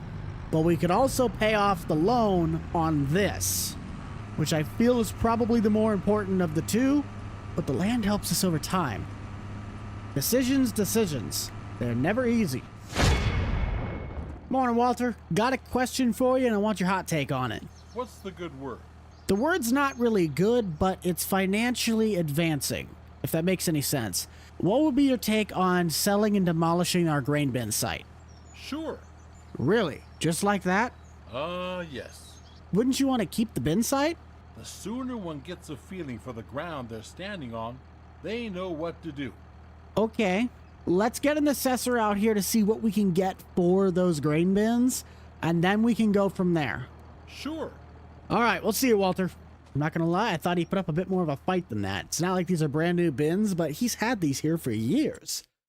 We can get $38,000 for that? Walter, I hate to tell you this, but we're demolishing the grain site today. Oh, that's a good chunk of money. We have not used this grain bin site at all, and if we're just going to be storing all of the corn from this particular season at the co-op to dry, there is no reason, absolutely none, to have this silo on the farm. That is 40 grand just sitting there. Obviously going to have to do a little bit of cleanup work, but I can take care of that. You know, kind of like that. Now that we got $67,000, that helps me out in every way, shape, and form. Daryl, where'd you go? There he is. He's full. I might load up the silage bales while I'm at it with the Chevy and take those in, and we can put our payment to the bank and get like 20 or at least half of the loan off on this tractor, and the rest we'll put into buying the field mulcher and get that brought back to the house. So we're knocking out two birds with one stone, but our loan's already halfway paid off with this, and we can acquire the equipment we need to start making this ground better. That sound good, Daryl? Sounds good to me. Gotta move. It might sound a little crazy that I'm as excited as I am, but I think we're gonna come out on top of this one. Our last few business deals have not quite gone the way we thought they would, but this one I feel is different. If these are not fermented, I might cry. Nope, these are done. Beautiful. I don't have my bale wrapper on the back to act as a counterweight this time. This could possibly be a little bit more difficult. Make sure these do not go anywhere. And we are off to the races. Man, that is an open spot now with that out. Man, that is an open spot without that grain bin sitting there. Looks weird. I don't remember how much this got us last time, but if we're lucky, we can get at least more than $3,000. Why are you not sold? Why are these down here? I thought I sold all the bales last time. Why you no sell? Yeah, they sold. $13.50. That's a pleasant surprise, but kind of weird why that didn't sell. $61.41 plus the $500. Let's head to the bank. Barney, I'm excited to tell you, I think we can pay off that tractor. There is the money for the tractor. And I'll be looking to buy another piece of equipment, but this one we're not going to need to finance, so don't worry about that. I know I'm buying more things, but this stuff will be used to help with land development. I've used this thing before. It's worked wonders. Yep, sounds good, Barney. Thank you, sir. Just more money, right? Just more money. I slightly want to wait and see if I can get one of these things used, but the odds of that popping up in the used market is slim to none within the next few months. It's a good thing we have contracts. Extra money. Daryl gave me the ring that he is getting close to full, which is perfect timing because we just got back. If we're not back by the time he's done with this field, then we'll just have him jump across the highway and get started on that ground. I think that ground might do better than this. Because it's the base game stuff, I never had the tools to do the plowing, do the rolling, do the weeding, really anything that could help benefit the land. And now that mods are coming out making that a lot easier, we could start taking these risks because I know they're going to actually pay off. There's a possibility that we might actually need to sell some corn. I just realized that it's 6 minutes to the hour and AIs get paid at the hour. We might not have enough money to pay Daryl through the harvest season. While we're on our way back, I'm going to stop by the dealer. I don't know if that service bar is down because of the wagon or the tractor, but I'm not taking chances if that's the tractor. because we're not going to pollinate. Spin dries corn pretty quick. We already got 3,100 liters sitting down there. I'd like to note that that bin directly next to the corn dryer is the traditional bin, so if we wanted to store soybeans down here, we could. I gotta see if I can do what I'm doing over on Squad Farms and get a job at the co-op to start making some money and making some friends with other farmers. This riding solo thing is not working for me in the slightest. And I forgot to stop by the dealer. Dang it, we'll stop by Rico's. All right, Rico, give it to me straight. What's the situation? Let's keep an eye on that. I'm not going to do it just yet.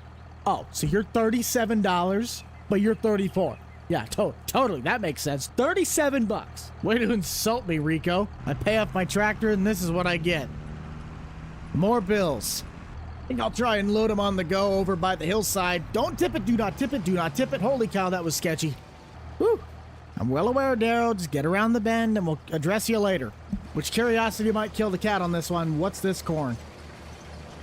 Okay, 50% yield bonus. That's going to help us tremendously. Darrow! Don't make me yell at you like I do Corey. Oh, for crying out loud. I really picked the worst spot to unload with him, didn't I? I plead the fifth. I was just trying to do my job. Let's run back and grab that field mulcher. I want to show you guys what this thing does. I should be able to drop it into the ground. And when I look at it on the PDA, it should, 1, bring up that we have tilled the soil, but 2, it will also bring up that we mulched it. There's a lot of ground to cover, and lime we can address with the co-op later. This is going to be crucial, but this will be our other major project, which we have the Dalbo sitting, I believe, right there. No, right there. And stones will be done with the co-op. You just gotta love this mulcher. It was done by Rooster Mods back in 22. He converted it to 25. But I have other tasks I have to take care of first. Let's pop ourselves up into the drone, tune into 3800 the buck, and get ourselves some serious harvest vibes well underway.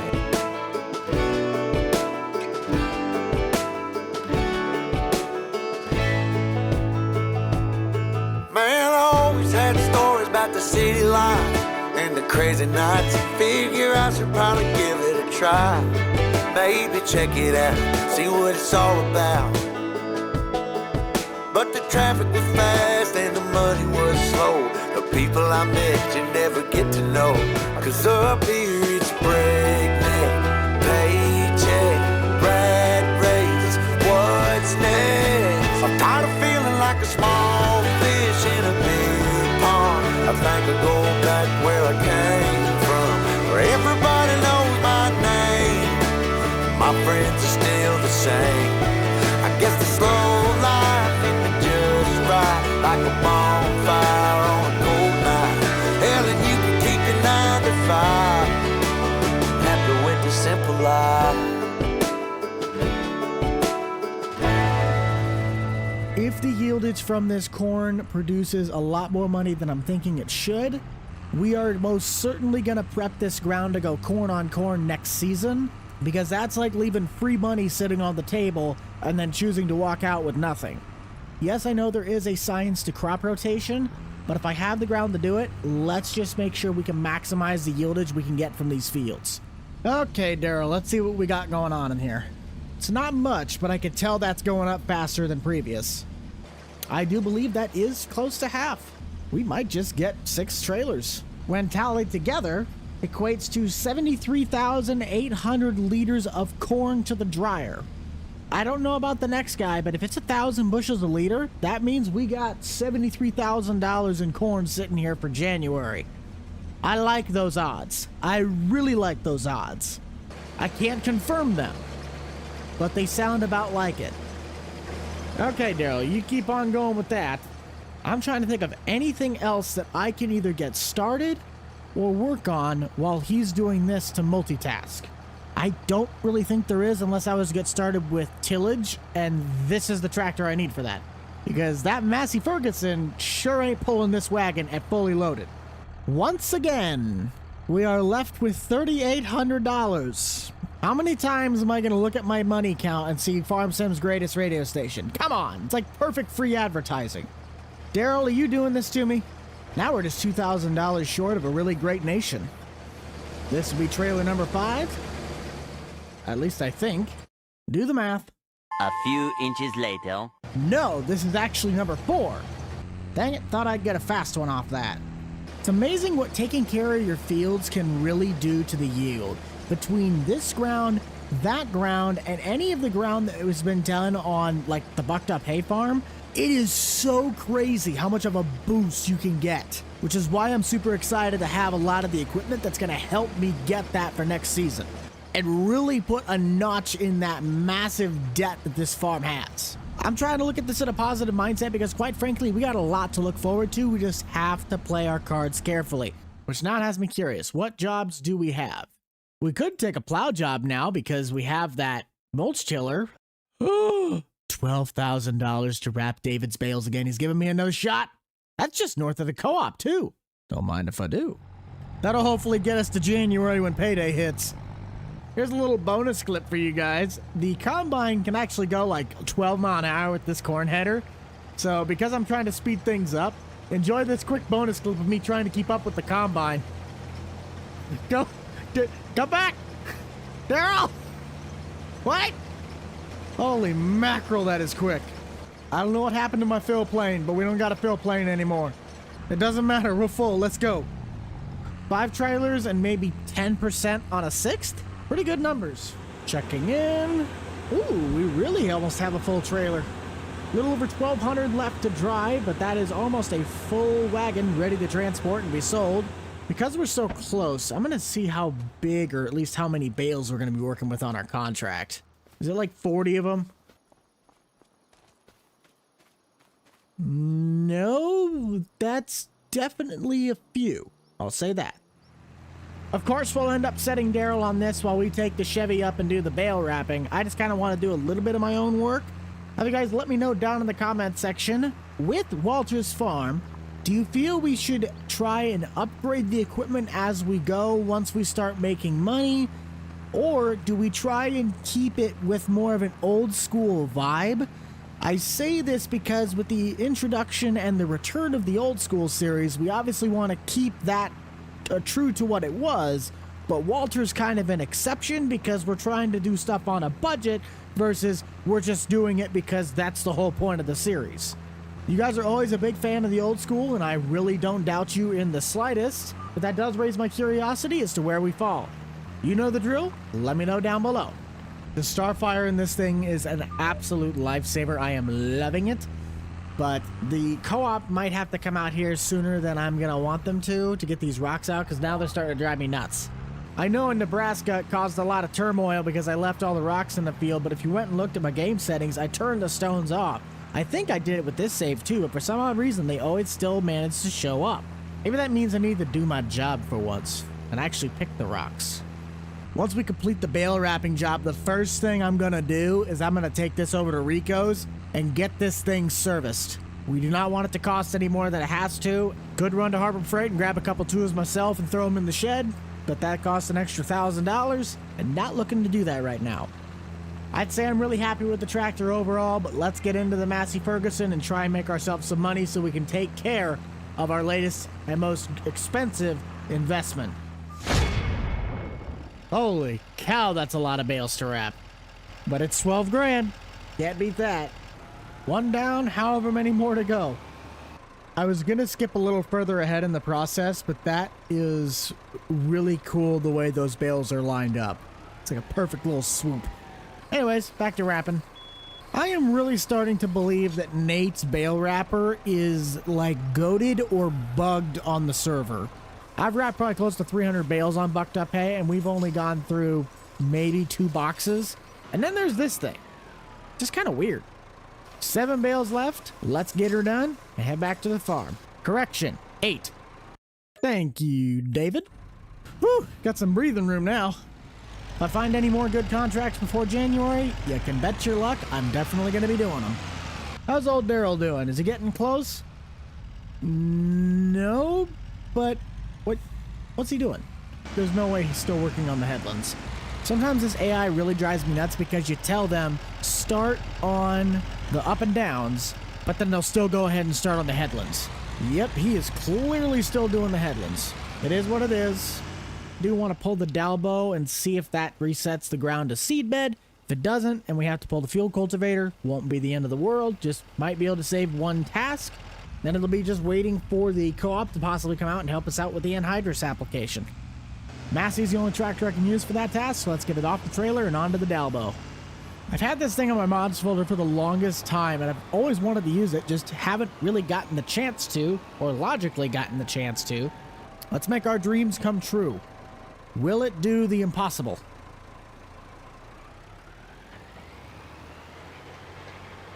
It's doing something. Is that Seedbed? Yo, it's Seedbed! Yes! That saves me so much time, it's not even funny, but why can I only pull this at like half a mile an hour? That sucks. Okay, we ain't gonna do this at 3 miles an hour. We'll probably come in and pick the rocks first, then roll it over with the roller. What's up, kiddo? Not much. Got trees and sheds to take down. You ready to go with that? Sure. All right, I'm gonna get started on that. You got any words of wisdom for the day? I know you want to chat more, but not right now, okay? Probably for the best. Welcome everybody back to Uncle Walter's farm. As stated, we got a lot to do today. We're going to be taking down quite a few of these trees, expanding some fields, and getting rid of some sheds, particularly that one right there. I got some contracts I also have to deal with, so let's roll into today's episode and start unlocking all of these wonderful jobs. Looking at our contracts, got about $8,000 worth of jobs to take care of, one of them being harvesting of sunflowers, another one with baling round bales for Ben, and then Noah also has us doing some bale wrapping of round bales for him. Daryl's been hard at work trying to get the Massey Ferguson set up to run the sunflowers, and the 4650 is of course going to need to be on the gravity wagon. Our big Morton shed is going to be reutilized because we're going to move this pallet storage system over to the older wooden one, that boy right there, so we can start fitting all of this equipment inside this shed, and we can then sell and get rid of that shed right there. Trying to utilize all the space that I have available to me. Oh yeah, I always forget that stinking soccer ball's up there. Come here, you. If you didn't know about it, there is a soccer ball stuck up in that tree. Anyways, yeet! Bye, soccer ball. Anyways, if we get rid of this shed, get rid of the windmill, and then a couple of these extra surrounding trees, we can expand the field edge for our current corn ground. And if we rip out that set of trees, we can get back the land that we lost building the Morton shed right alongside the house. I also want to get rid of this old workshop. I never use it. Walter never uses it. It hasn't been used in years. We sold some of all the extra scrap stuff around the outsides, about $4,000 worth. Still have plenty left to do. Can't really get rid of the light pole because that's all tethered into the city, but I think we can make it look pretty nice. Let's start out by getting rid of this shed and cutting the trees, and then we'll be on to our contracts. A few moments later. Disregard, that light pole was a part of the shed. Nice. Keep the 2 dumpsters because it's always good to have extra dump storage. All sales are final, from scrap wood to all of the scrap iron, about $7,500. This shed can bring me about $14,000 if I were to sell it for parts once again.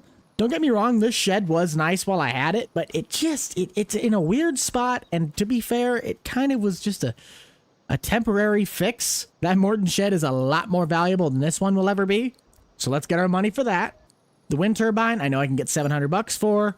And then the trees we're going to take out is that one, that one, that one, that one, and then just a couple of these so we can really round and make a nice field edge. Then these trees we'll get rid of, and I think we'll have to just leave this big boy. It's kind of a staple of the farm. This tree could definitely be taken out, which I might actually do that. It kind of is just a weird eyesore in the middle of the farm. The only thing it really is a sunshade for the house in the summer. We got our work cut out for us, that's for certain. Could I try and cut these down and sell the wood for extra money? Yes, but the hassle that's going to be and the money that I'll actually get is probably worth peanuts. Get rid of you. Get rid of you. Map Hider Object is such a great mod if you guys have not checked it out yet. Not sure if it's a console mod, but I know it's in the Giants mod hub. And look at how much more open that is. Let's take a look at that from the aerial. Oh, yes. I definitely like that. It's not too much that we're taking away from the main part of the farm, but it's enough area that we could definitely expand probably a couple more rows for the corn ground and make it not look like this really weird hump. Just got to get rid of those. And I believe there's 3 of them I'm going to take out on top, and we are done with tree work. Wow. Look at that. That is some open farmland.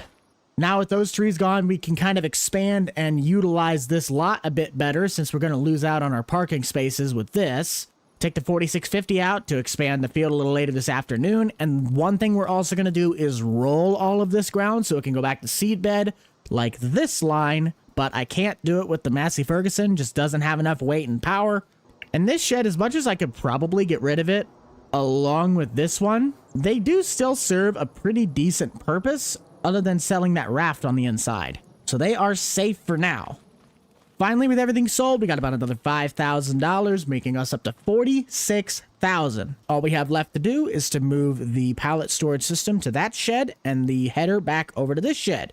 So I'll check back with you guys when we are ready to start the contracts, and the farm will be ready to expand. We might be asking the Massey to do a little bit too much, but you know, it's a trooper. If you guys would like to help support Uncle Walter's farm and keeping content on this series going, be sure to head down below, smash that like button, and if you want to help us out even further, hit that subscribe button and check that bell. Still looking to pay off Walter's $350,000 he owes to the bank, but at least we're making progress. Last episode, we paid off our wonderful brand new and most expensive tractor purchase. And this episode, I'm looking to make an even bigger notch into that debt deficit because we will be skipping ahead to January to where we can sell the dry corn. If we're lucky, there is a chance we might run across some sort of a used planter so we can get rid of the lease payments on the one sitting in our shed. But for the meantime, we're just going to stick to, But for the meantime, I'm just going to use what I have and just hope that we can make it work come planting season. If you could tell I'm a little lazy and I just didn't want to bring 2 trailers, you're quite right. The wrapper on this tractor always worked better as a counterweight anyway. Whether this tractor is going to be able to run that baler is going to be my main question. I don't have any jobs that require the front loader, but I know this tractor could haul that and tow the baler at the same time. Guess we will just have to cross our fingers and pray. I will safely say we have definitely made our money back on this bale wrapper. I originally bought it to just do silage bales on my own farm, but it has made me so much money in the contracts it's not even funny. Bale wrapping jobs pay quite a bit. I think the most we ever got out of one was $12,000 or $14,000. That was last episode. That's why we brought the box, because I figured I'd run out. Probably could have reloaded back at the farm, but I just wanted to make sure that we didn't bunk the system. I learned that the hard way with the baler on Bucked Up Hay. I think when I refilled the bale wrap before the baler was like fully empty, it glitched something, and then I couldn't even make bales. I had to sell the baler and then re-buy it back in order for it to work again. There is one contract. Let's move on to the baling, and it'll be off to harvesting. Massey is pulling the baler absolutely perfect. I did make sure my baler was set to my favorite 180s. That way we're only going to make maybe 1-2 bales max. There's quite a few times that I've had this tractor and it just doesn't have the guts to do some of the tasks I want it to, meaning I will be on the lookout for another tractor at some point. But with finances, it's going to be tight. We got to have something that we can afford to pay in cash. I can't go into any more debt, but the farm yearns to expand. Let's take a look in the used and see what we have to offer. Yeah, I'm not seeing anything. There's nothing. That's helpful. I probably need to get a tractor that's somewhere in the 120 to 140 range. If I was able to find a tractor like the 4440, that would be spectacular.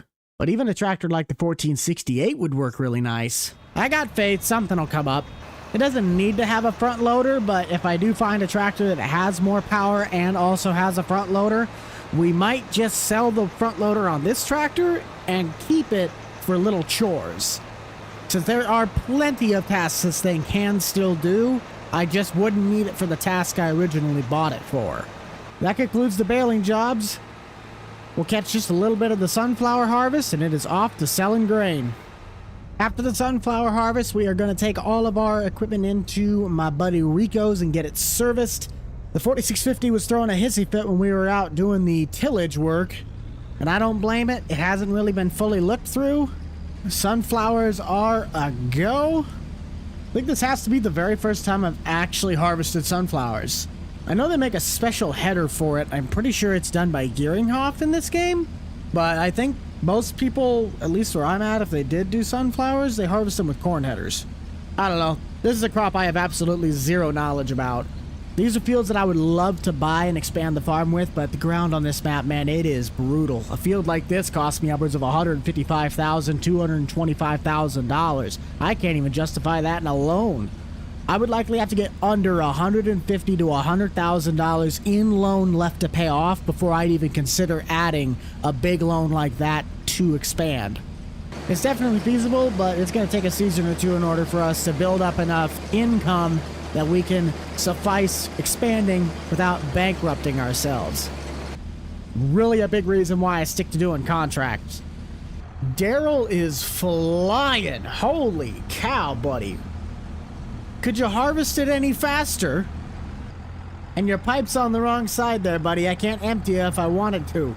Come on. Let's make it happen, boys. Whoa. Just don't hit him. He's got to play the game of keep up with the combine. He's moving. Moving, baby. This is so unrealistic, it's not even funny. I guess if it keeps him empty and he gets the job done faster, that's all right with me. I just need to set the cruise control down if I wanted them to do it logically. I highly doubt this field's going to get us a full wagon. Could be wrong.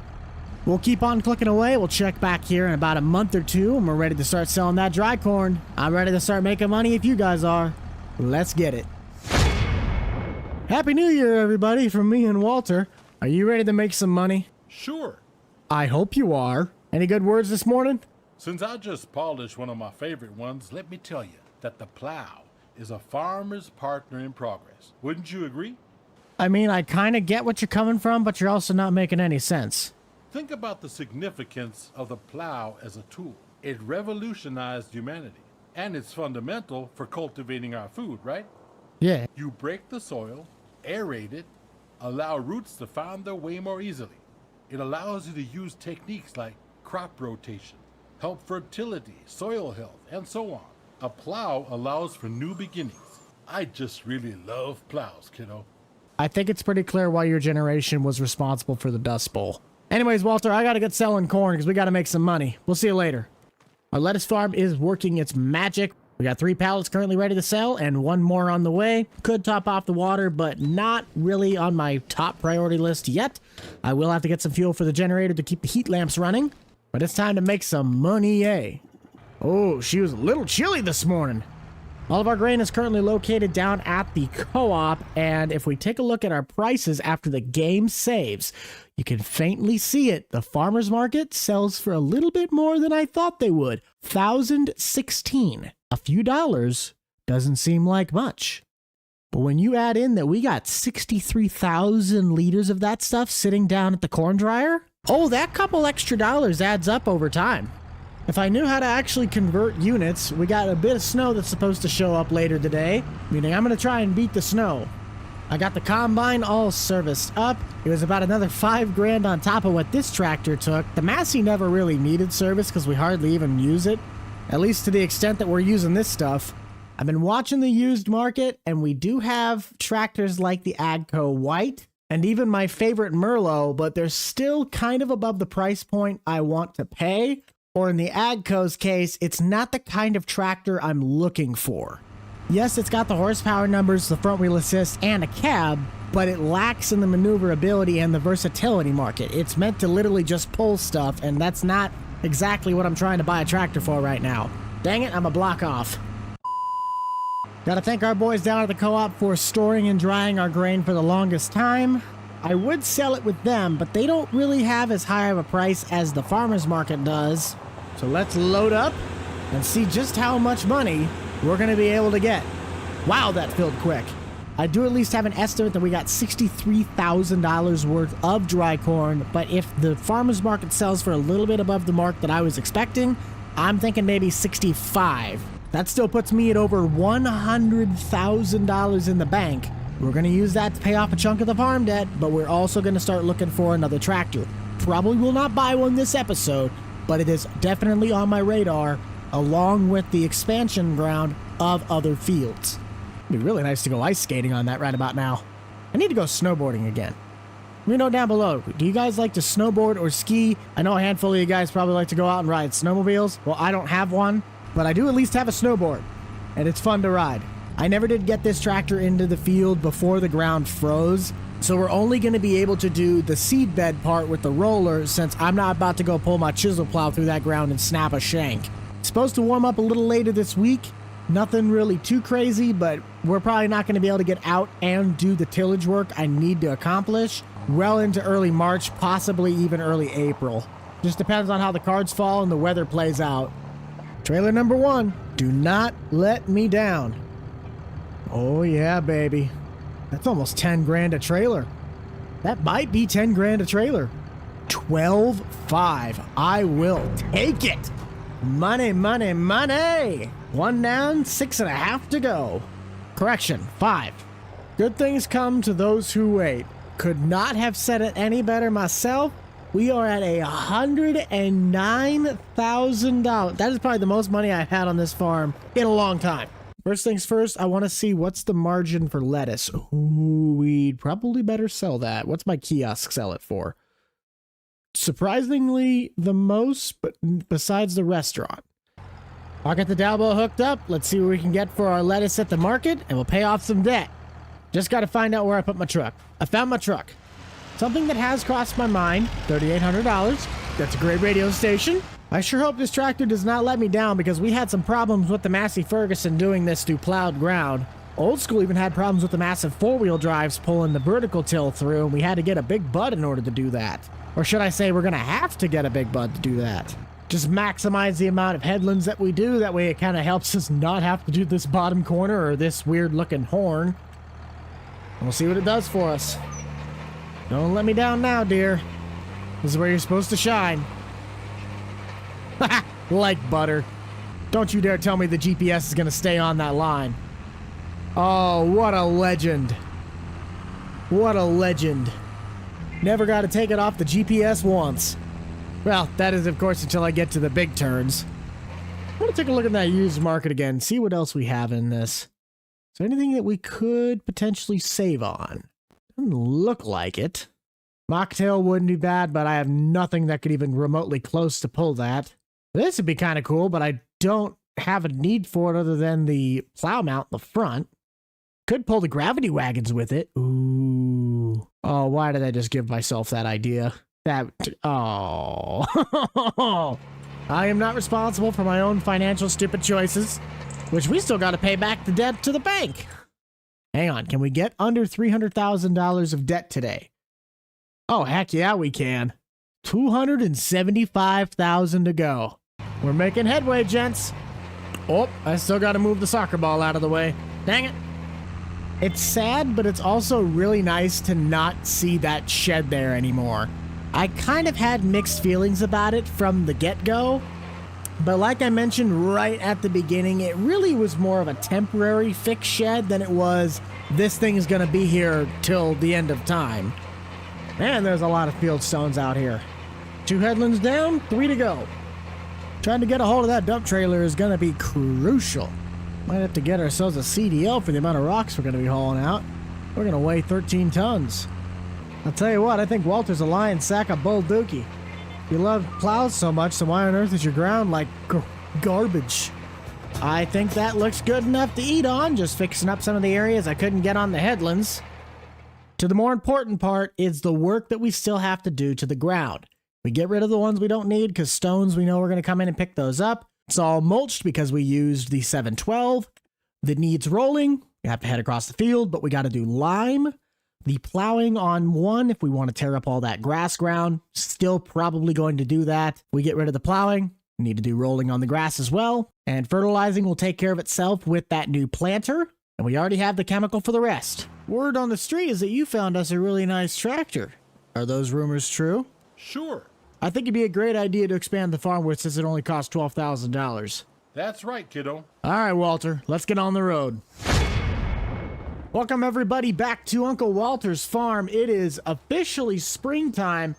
Walter happened to be looking on Tractor House and he came across quite possibly the best deal that you could have found for the price point it's at. I've also been on Facebook Marketplace a little too much, and that one thing I saved a couple months ago just keeps digging at me. And it was that dang GMC that cost originally $6 grand. Well, now it's sold, and that would have been a heck of a deal.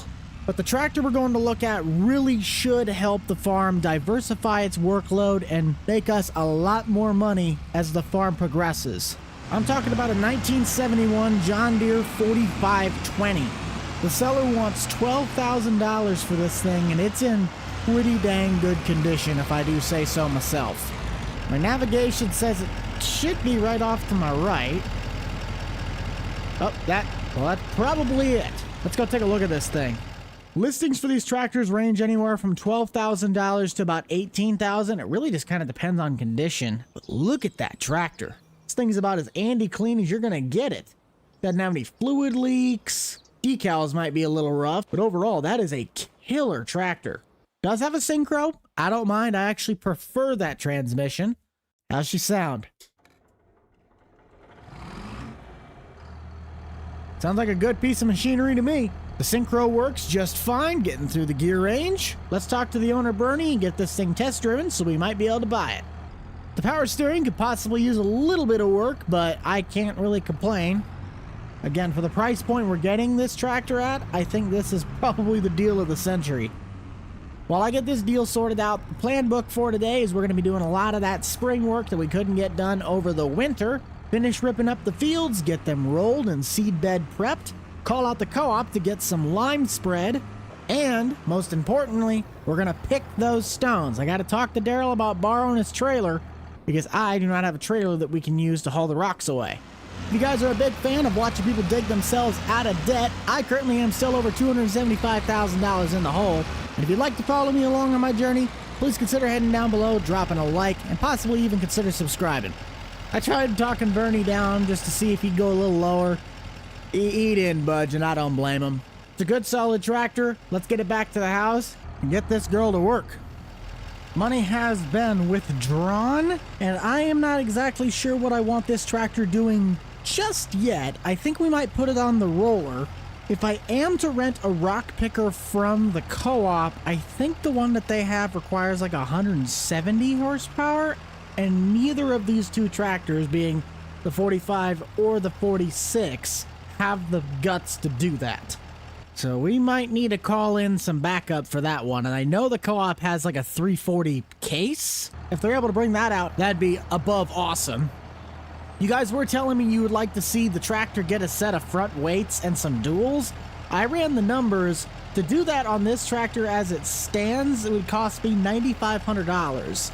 That's probably absurd in real money, but if I want to throw the options on it, that's what it would cost me. And I don't really have that much additional money laying around, so we're just going to have to keep the tractor like this for right now. Allow create field, drop the hammer. I'm not predicting this ground to do anything special this season. This is some very, very, very compacted and tight dirt. So if we can even get close to above par with that, it's gonna be a miracle. And considering just how much room we really made, why don't I just try and make the field almost have a square edge?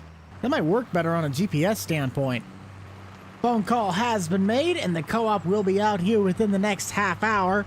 I also ran over there and swapped over the Massey onto the roller and the Deere onto the cultivator.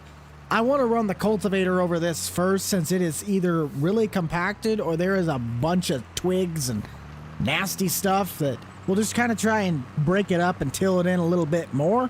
Then I can come in with the roller and try to seed bed it. When we jump up to the PDA, the most amount of stuff we really need to put lime on is just the outskirts. That'll look weird from a visual perspective, but I don't want to overpay for something I don't really need that much of.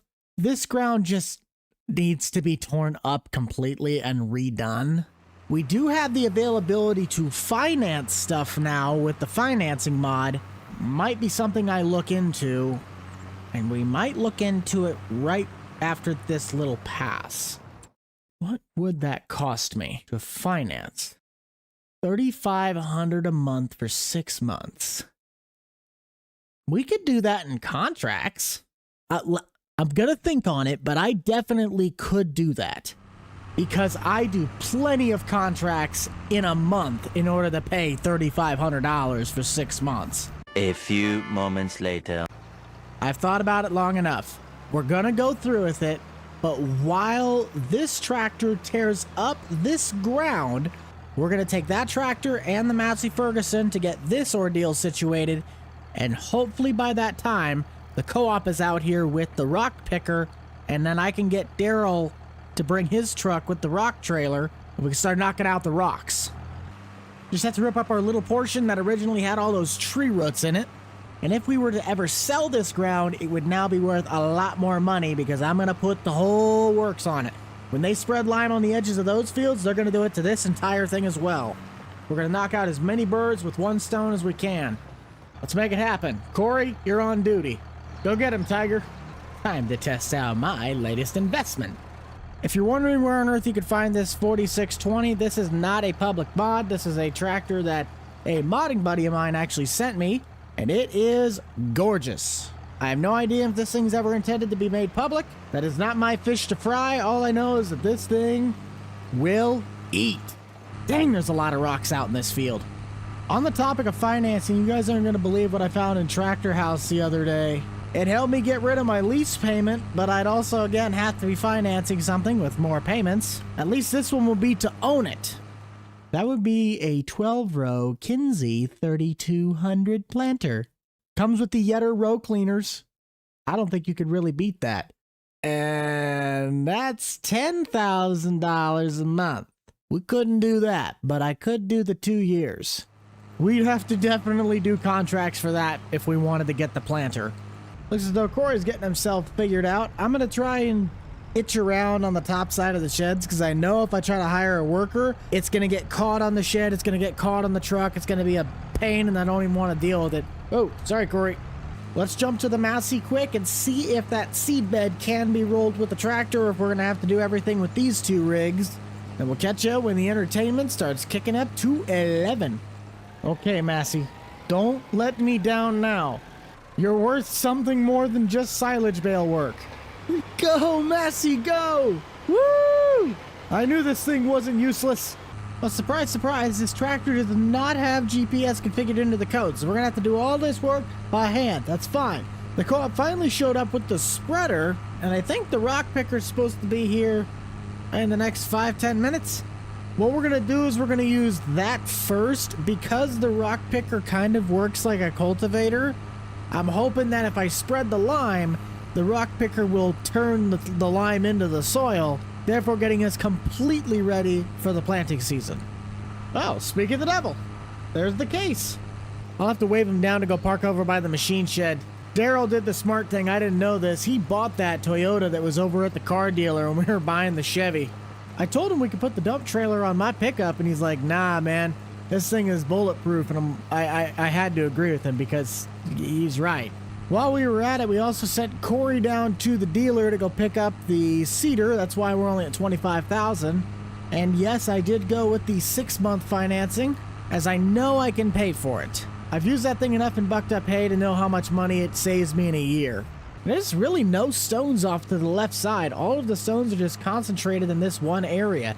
I know why, because we used to have the cattle pen here. All of that was just compacted dirt. Depending on how wide our pass is going to determine how much lime we really are going to go through. Oh, I'm liking that. I'm liking that. Smoke the whole thing. Beautiful. Just go as fast as we can around the outside. And then I just know I got to cover all of this, and then the outskirts of this. Spreading lime at 30 miles an hour probably seems crazy, and quite frankly, yes it is. I would use the GPS, but I guess this spreader does not have the ability to do that for some odd reason. I don't seem to have very good luck with the GPS on stuff, do I? I think our middle line was right about yonder, and if we don't hit it, then I think we'll hit it at some point. 12 seconds later. How did I miss?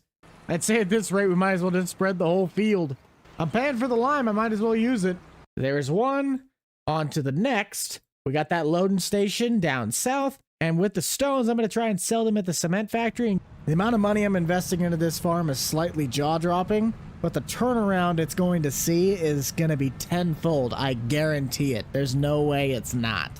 Please don't rip me off. Please don't rip me off. Please don't rip me off. That's ripping me off.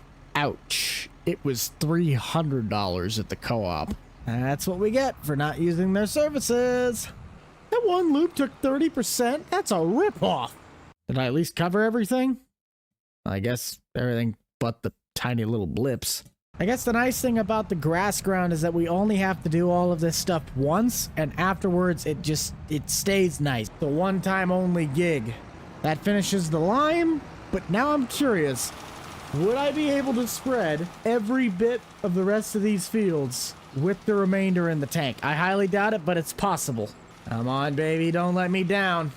Woo! Alright, I want a refund for all of the product that I didn't use.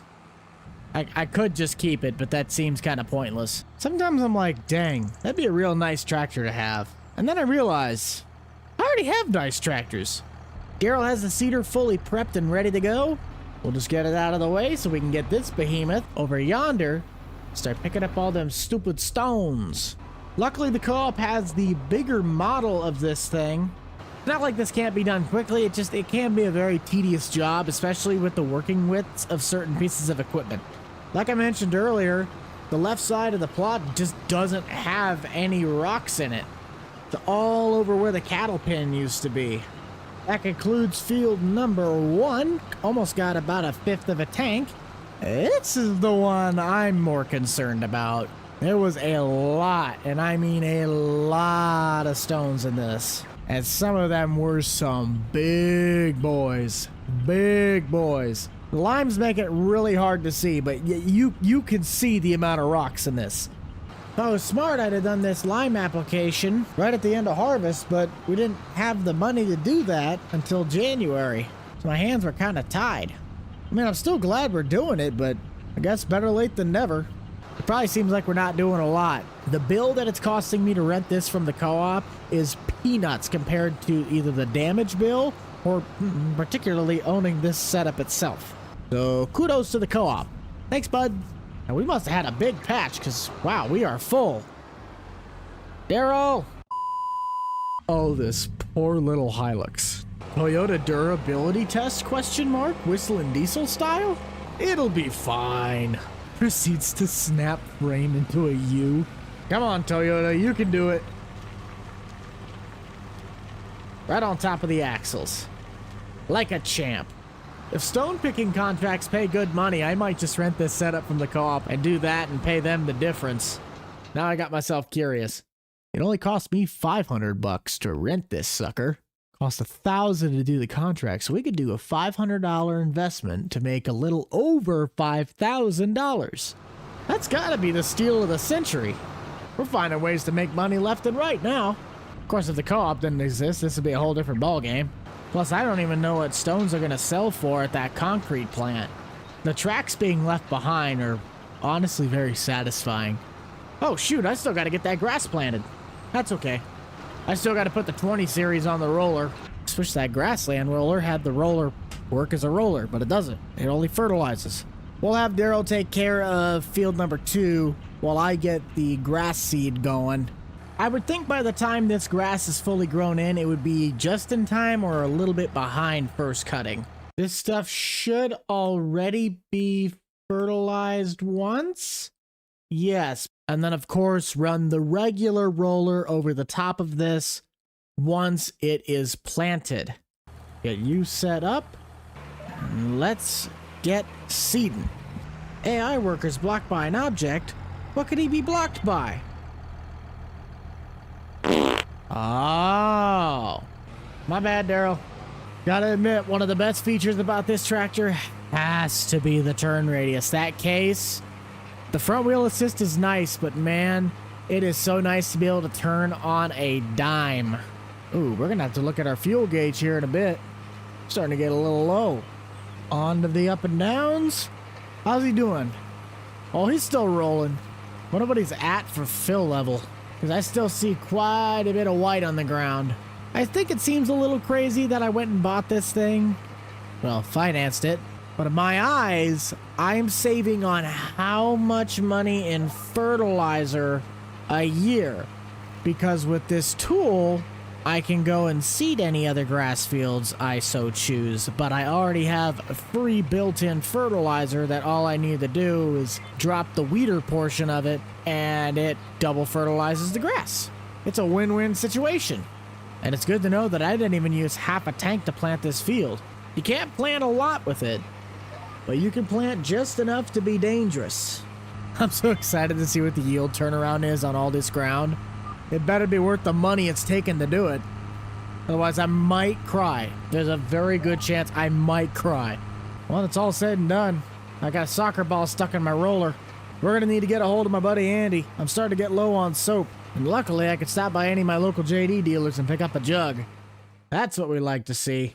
And what else I'd like to see is when I drop that stinking Dalbo sitting right over by the pressure washer, it finally gets rid of the needs rolling. I should put it on this tractor so I can use the GPS, but I'm a little lazy. And I kind of want to use my new investment. A few moments later. When will this ever work for me? Why does this never work? I have yet to ever figure this out on how on earth I'm supposed to get the ground rolled when it does not want to be rolled. Come on, 46, I'm counting on you. Don't let me down now. My only guess is that it just wasn't going down all the way. Wait. I think I got it. I think I got it. We did it! We did it! We did it! We did it! Yay! Oh, we did it! This trailer is gonna get real heavy real fast. Not even a flinch. He's got to have these trailer brakes dialed in, man. That is impressive. Are we even gonna get 1,000? Yeah, it didn't even pay for our rental. When's the best time to sell rocks? This is really dumb, but now I'm curious. Well, that would have made no difference. Still, big thanks to Daryl for letting us use his truck and trailer. We won't know any data on this field or the other one until we put crop in, and I will let you guys know what I'm going to do with that Kinsey. Round trip, we've spent probably close to 6.5 hours on the road. Unlike the other planter, once we are done financing this at $42.50 a month for 6 months, we own this thing. And that just enthralled me. I'm so excited to have a planter that actually is what's supposed to be for my system. And something we're going to do to try and help pay off our debts is we're going to be doing some contracts. I got to go talk to the co-op to rent a piece of equipment. But jumping up to our PDA, let me show you guys what I'm talking about. We got $18,000 worth of jobs that we can do, but after expenses, probably closer to 15 in profit. Walter's got that leased ground I really want to get for some soybean stuff or maybe some extra corn. We'll just pull our little case down there with the 4620. This is where we're going to need to bring in the co-op. The fertilizing jobs, I'm not going to rent this stuff from the dealer. That's stupid when I can just go to the co-op for $1,000 and rent a fertilizer spreader and then buy the material from them. I think this alone is like $3,500 or somewhere in that ballpark. The grass has not popped up enough yet where we could start mowing, but we do need to get the sound guard on the planter since that is going to be our planting tractor. I got a bad feeling that the time for the Massey Ferguson is just slowly getting slimmer as more mods start to come out. We can get another tractor with a front loader. But both Johnnies are safe for now, at least until I start making some money. Ooh, we need to put some fuel in this tractor. Don't mind the lighting, but if I were to have two options to buy a sprayer for, it'd be this Shepherd sprayer I found on Tractor House for $5,700. The best way, which is honestly a waste of money right now because that would cover a lot of ground and the only reason I could justify it is through contract work. Because we did end up selling our old one since this planter has a liquid fertilizer system built into it. Granted, I had to replace a couple hydraulic lines that were kind of worn from the folding process over the years. As long as the crop does well, I guarantee you we'll be able to pay it off within a reasonable time frame. We got a little bit of seeds still in the shed. Let's toss a couple bags in and we'll see how much we have to get ourselves planting. All the bags being dumped puts us at about 37%. If you guys are fans of Uncle Walter's Farm and you'd love to see more on this series, be sure to let me know down below by clicking that like button and smashing the subscribe button. Why you no let me fill? Okay then, I guess we are not going to be getting fuel. Trying to determine what's best for the roads. I believe if we make it perpendicular with the street itself, that will make our passes as even as possible. Green star has been set. Let's get that turned on. And this activated. And we should be planting. When I was looking for the planter like this, the other thing I was trying to find was one that had the Yeta row cleaners up front. Row cleaners are probably one of the best investments that you could make to help get through the trash and help break it up to get the actual seed into the ground better. Around where I'm at, we got really tough soil, and that row cleaner, if you put it a little bit more aggressive into the ground, it helps bite a bit more. But you guys let me know down below, what is your favorite brand of planter? I'm a bigger fan of John Deere and Kinsey's, but I know some people have their taste for Case IH. You also have the Seedhawk stuff. You have Horsch, Great Plains, Amazon, the list goes on and on and on and on. Now, speaking of planting, the real time that we are doing right now is actually the height of planting season. All the farmers are starting to get out to the field and getting their crops in the ground. We've done quite a bit of work to this dirt, so if it does not turn around and produce a pretty high-yielding crop, I'm gonna be kind of sad. We're doing all corn this year, and with help from the co-op, between the fertilizing and any of our other tasks that we're gonna need done, I think we're gonna be able to pull it off. Just got one more headland to go, and we will be on to the passes. While Daryl is out planting, we are going to do the cultivating contract probably first. I do not have that Alice Chalmers cultivator that was used in the old school. Even though I'd really like it, the cost to justify buying that to do that job is stupid. Pretty sure put together the payments in total are closing in on almost 10 grand a month. We can get that in contracts, but we got to make sure we're paying it. There is the payment to the co-op. Now we just got to get the rest of the ground planted. Don't get me wrong, I would love to be running liquid fertilizer in the tanks at the financial situation at hand. I think it's best that we just wait, get some more contracts done where we're making some money. Then towards summer, we can come through with the sprayer and put on our second round of fertilizer, since I'm gonna have to do the pre-emerge stuff anyway. Pretty sure what I'm loving the most about this planter right now is look at how much seed we have been using for the amount of land we've covered. We've dipped maybe, what, 6%? That's a pretty good distribution rate. Gotta say, it's a pretty gnarly looking setup. The only thing that would make it look better is if it had the weight rack and the duals on it. But again, that all costs money. I don't have money. At least that I'm willing to spend. Got well over half the field planted at the moment. If you need me, I'll just be over here planting corn. See you in a bit. That wraps up plot number 1. Let's jump across the road, get Daryl started on that, and it's off to the co-op. Now we just have to hope that it doesn't cost an arm and a leg to fill the sucker up with fertilizer. Hey, you have a good one too, Mike. Thanks, bud. Just wanted to confirm with the guys which one we're taking. Now just pop underneath the drop box and we're gonna get ourselves some fertilizer. I've only got $1. Said this would cost me about $1,000. And I missed. I think I undershot it a little bit. This stuff will go quite a long ways, and I think if we can unload it, correct? Yes. But we'll have plenty of fertilizer now for other jobs in my own farm. We'd rather have too much than not enough. I just now noticed the amount of capacity this thing has, and if you guys haven't heard about it already, 3800 The Buck is FarmSim's greatest radio station that you can find on my website, linked in the description. We got 3800 liters of solid fertilizer. That is awesome. And while you're at it, go check out my buddy Andy over at Andy Clean. It's the world's greatest farm soap when I'm actually paying attention to keeping my stuff clean. Let's get the 45 fired up. I thought I had a 46, but nope, got a little smaller. See what I mean? It's been a while since I've been on here. I can't even get my own tractors straight. Doesn't matter. All I know is we gotta go chuck some fertilizer. This is not the tractor you want to be using for a very precise job. Its AI does not work at all. So I am just guesstimating and throwing fertilizer out the back. Looks like this thing gets a pretty decent working width. You know what this kind of reminds me of, having to look straight down? Who all of you remember the days, or even you might still have to do it, where you had to look straight down in FarmSim just to get like 5 frames per second? I used to have to do that on an old laptop I played, I think, the FS13 on. Oh man, those were the days. I think going forward, if I'm gonna be using this particular implement on anything, it will not be this tractor. You AGCO fans are getting lucky. That means the Massey Ferguson's safe for another week. We're gonna get this accepted. Get Walter's contract ready to go. And then the rest of these. Jeez, and Walter, how many pieces of farmland do you have rented? Why don't we get to harvest any of that? Ooh, Noah just opened up another bale wrapping job too. That's another $4,000. The heck yeah, I'll take that job. Get David's other job started. I think that's it. Yes. Our hands are full. We got 1, 2, 3, 4, 5, 6, 7, 8. Let's trade this onto the Vibrashank and get the Massey on the spreader. That way we can start knocking out these job sites.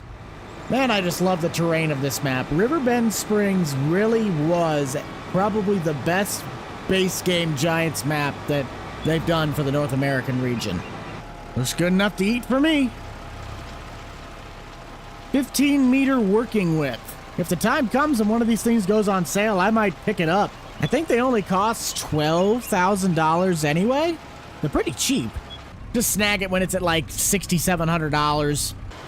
Walter's Farm really has to be one of the most chill video series. It's just so much fun, just kind of casually floating around the map, doing all these odd jobs. I love working for the money. Granted, I make some changes for the quality of life every now and then, but it's just so relaxing. That's the thing I love the most. Daryl did give me the word that he is done planting, which is awesome. Next year's main task, besides paying off debt, is to start expanding the amount of ground that I own or rent. That way we're not looking like bozos over here with the 12-row planter planting, what, maybe 10 acres, 10, 15 acres worth of ground. That wraps up job number 1. Let's head east. I think the field by that school bus is the one we got to work on, and that does not look much smaller than the one we just spread. We might really have undermined the amount of fertilizer we needed for this. It's cutting into my profits, but hey, we got another $4,000 coming from Noah once I wrap the bales. I'm gonna end up stopping by the co-op on my way over to the other jobs. I don't think I'm gonna run out, but I would rather not test that theory. Because the co-op's on our way there, and it's only gonna cost me more fuel to try and get there and back. So I don't need a full tank, but I'll at least put about halfway. These guys are gonna be slightly really confused. They thought I was pulling this with the 45. Maybe should have got a little bit more. I think it'll cover. Wait a minute. That's right, 57's just a little baby field. Well, that was a complete waste of money. Again, not really, we get to keep it, but still, come on, man. A few moments later. I've heard it helps when you're in the right field. There we go. One last run should do it. Just gotta find out where it's at. There it is. Now we are heading south. Sadly, not the Zach Bryan way. YouTube's beta music program kind of took a loss.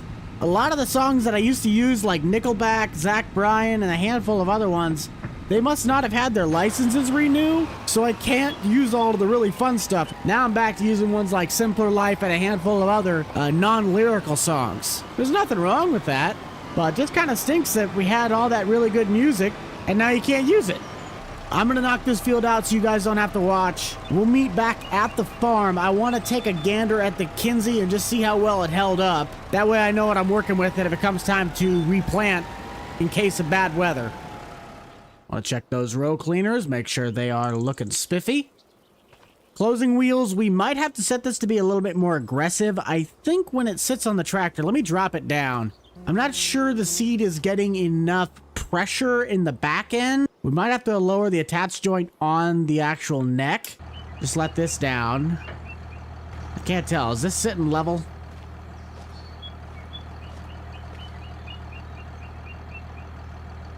I don't know. It looks pretty level. If anything, we could either lower this down one notch, or you could flip the drawbar upside down. I mean, we're done planting now, so it doesn't necessarily matter. But if we want to get more pressure on the back closing wheels, it's best if we were to tip the planter back just a hair bit more, so it really can embed that seed in the dirt. I think that's really all we need to do with this, besides, you know, get it serviced up and ready to go for replant season with Mother Nature calling. It's April 3rd. Let's check the forecast and see what we got coming up in the next few weeks. Looks like we got rain a little bit later this afternoon, and it is going to be rain all month. Perfect. It's just what we like to see. We're going to have to get the mower out at some point, but for the meantime, we're just going to set this setup in here because I don't really have a need to unhook it yet. Now let's go knock out that tillage job with the 4520. Don't really need GPS to know what I'm doing there. And then we'll finish out with the bale wrapping, and I think that'll call it a day. Any of these 3 plots really are going to be on my radar for land that I want to buy. It's just that the guys around here want astronomical prices for dirt that's really not that good. I might be from Nebraska, but I'll admit, Iowa's got some pretty dark dirt. It's like looking at a dark chocolate brownie versus a milk chocolate brownie. The resemblance is very, very obvious as to which one is which. Why am I doing the headlands? I'm supposed to do the up and downs first. Dang it. When will I ever learn to do my job right? Come on, Buck. Get your head in the game. Well, I'm already invested in it now. Might as well finish. Just put her in 6th gear and let her scream. Listen to that baby purr. Chrome stack and everything. We're not digging too deep, but I think I should probably go ahead and check the shovels on this to make sure we don't need to replace any, whether they're already worn down or, my luck, they're going to be like friction welded on. There's another couple $100 in my pocket. All that's left is rapid bales. I didn't really mention it, but I also accepted all the money from the other jobs. I think we're just going to take the shot where it'll hurt most, and we're going to do the big field first. That way we can feel like we get done faster. Don't remember how many bales were on this job site, but I know it was at least close to 20-something. Has to be, in my opinion, one of the best ways to make money in this game. This bale wrapper has made twice, if not 3, maybe even 4 times what it's worth just in contract work. I guess I could check that. How much do these things cost? I believe mine has the support roller, and a box of wraps like $3,900. So for roughly $20,000, I have made probably close to 50 or 60. So at least 3 times. Keeping a head count, this is going to be bale number 4. We're going to try and work the furthest bales from the truck first. Got to go restock the spool. We're up to 13, meaning 14, 15, 16, 17, 18, 19, 20, 21, 22. I think 25 is the count because there's 2 more sitting by that tree line if you didn't catch it. Got our boxes, and I'm certain we can wrap the rest of this all with 1 load. That is the only downside to this wrapper, is that it can go through quite a bit of wrap pretty quickly. Did a recount to get my math. It's 24 bales. But with that bale drop, we are up to 18, I believe. 19, 20, 21. No, that was 19. This is 20. I will be taking that. Thank you, David. Now we just got Noah with 1, 2, 3, 4, 5, 6, 7 bales. Oh, we can knock that out quick. Wait, that might have been a scraggler. I didn't see that one pinned up in the middle. Probably gonna have to restock, but that's all right. Massey's really gotten its workout today. It's almost like the series really does not want to get rid of the tractor. I think it's our most stable piece of equipment. We've had it the longest. Everything else has either been sold off or we lost it. Oh, come on. Don't make me have to refill for 3 bales. Don't do that. Ah. And that will wrap out our day. No? Just me? Okay. But on a serious note, that should conclude all of our tasks. Just gotta collect our money, eh? I think we got a decent enough chunk of money. Let's pay back about half of what we got. So while we earned $20,000, we put it right back into our loan, bringing us down to $255. I think since we've started, we are now $5,000 away from being right back at even keel. Come summer jobs, we're gonna start making a really big dent in that debt deficit. How's it going, kiddo? Can't complain. I'm gonna head down to the bank, get a loan. We're gonna use the co-op to try and figure out some more stuff about our fields. Does that sound all right? Sure. Anyways, what's the good word of the day? My mouth got a bit dry from chatting. Let's continue another time. You said like 5 words. And we got corn already almost at knee high. And I'm still wearing a picnic table. But look at that corn. That is some awesome looking corn. Here's the problem. We got a soccer ball in here. Just kidding. We do not know anything about the soil type of this land. I have been guesstimating this thing since day 1. And wow, that is some weird population. It like actually changes. That's cool. But with precision farming now being a part of FarmSim, we have the ability to really lock down what is going on with our land. We got a lot to do today, so let's roll in and get started. I hope you all are having a fantastic start to your week, and for those that might be on summer break, let me know down below. What are your plans for this summer? Are you going to go on a vacation? You going to get out and get your job, make some money? Are you just going to travel for the fun of it? And to the seniors, what are you going to be doing? Mechanical engineering, accounting, arts? The list goes on and on and on.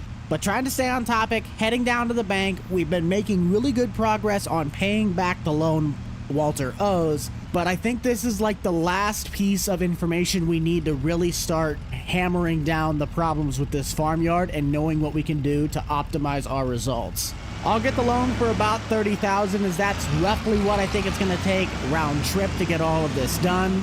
And with our recent financial history, we should be able to get a pretty low interest rate.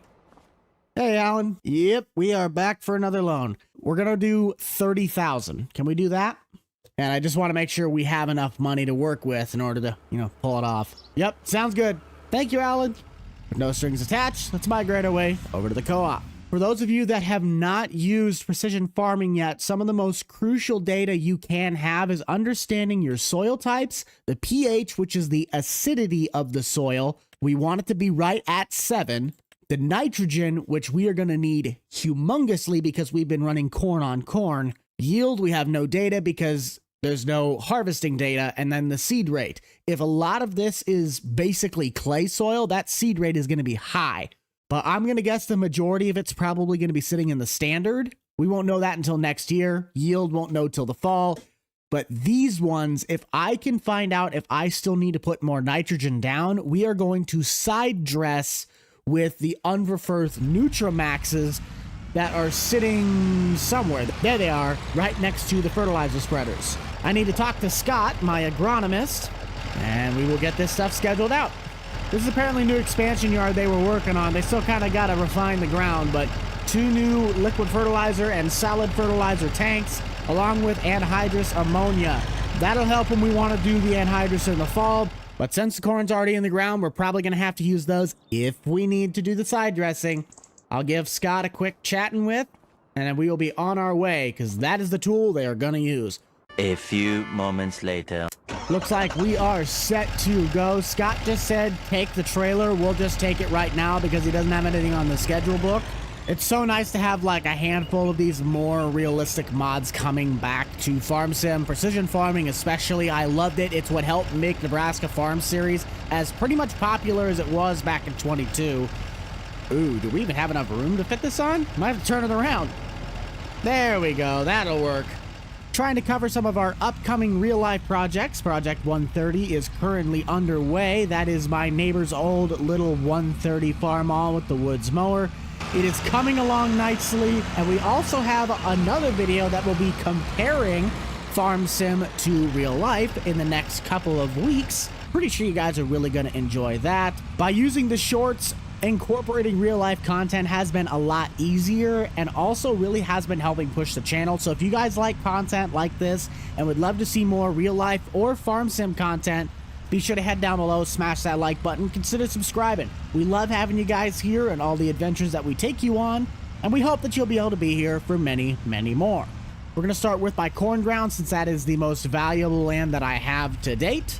Scott's the guy that knows all of the information, so we're going to let him take over from here. Kind of try and find a good place to start. Get it unfolded. If you don't know what this is on the back of the Gator, it is a soil sampling unit. It will take a core sample of the dirt and then give you an analytical chart of what's happening in the ground. If you can see in the bottom left, we have that big green circle that will encase the area that is being analyzed. And we're going to have to do this over the whole field. Maximizing the area that you cover is going to be important, otherwise you'll take one every 2 feet. Machine goes down, puts dirt in the cup.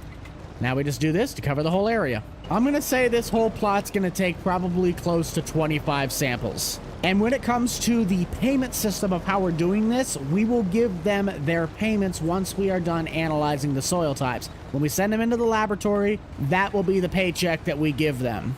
And the reason we needed to get the additional loan is for the cost of the nitrogen that we might need to apply via that Nutramax. Trying to cover all of our expenses under the same roof. What's nice is that I have to get this tiny little nose, and that'll cover a little chunk of the grass ground. Beautiful. $1,500. Oh, that is cheap money. Awesome. This is a weird field. We got literally one of everything. We got loam sand on the bottom, sandy loam in the middle, loam at the top, and then silty clay in the bottom half portion. I have never seen that. My guess is that our seed rate then is going to be really high through this and this up top. That big dark gray blob is me, you know, taking more samples, but I have never seen that where it is that diverse. No wonder this ground got so screwed up. I'll finish up across the road quick. We'll let you guys know what the data looks like when it comes back in, and then it is off to our next task. Okay, Scott, let's take a look at what we got. Ooh, our grass ground is all loam. Okay, that's interesting. Still, I am just amazed at that soil type difference. I mean, you literally have one of everything. Take a look at it. Oh, okay, yeah, that needs to be addressed. Our soil is very acidic. Like I said earlier, we need to be at a 7, so this is going to need a major lime addition come the end of harvest. Moving over to nitrogen. Oh, wow. We got blips that are almost where we need it to be, but look at the amount of nitrogen that corn is going to need. We need to side dress now and get ahead of the game. And that is why it is important that these guys come out here and check that. Appreciate it, Scott. Just like our soil samples, we will pay for the material once we get back so they know how much we went through. Not going to fill the whole thing up, but I'm going to get a decent amount to at least know I can cover my fields, which I'd presume half a tank should be able to do it. You already know dang well that we are probably going to be using the 4650 as it is the smartest tractor on the farm. But man, was this thing heavy. I had to do it pretty slow to get it all the way back. I also was working on the 4520. I believe I have fixed the AI problems with it, so we can use that tractor to do guidance steering projects. Even though it doesn't have any Starfire equipment, the in-game GPS it works really nice. Holy cow, this thing's low on fuel. Oh yeah, that's right. I had so many problems trying to get fuel in this thing last time. Let's see if we can fix that. And if we don't, then I need to go to a fuel station. I really don't know why this thing had an issue with this last time, but I hope I can put fuel in this.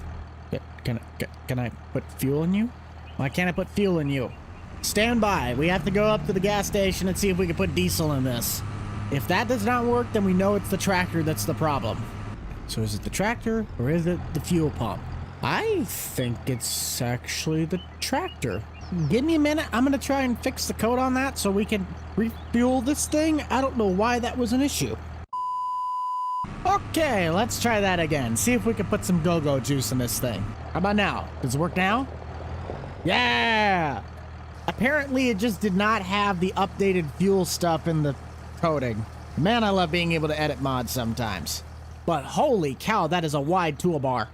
And it is on. Drop it down a range, and we'll see if the thing properly picks up what it needs to spray. Yes, it looks as though we are spraying the correct amount.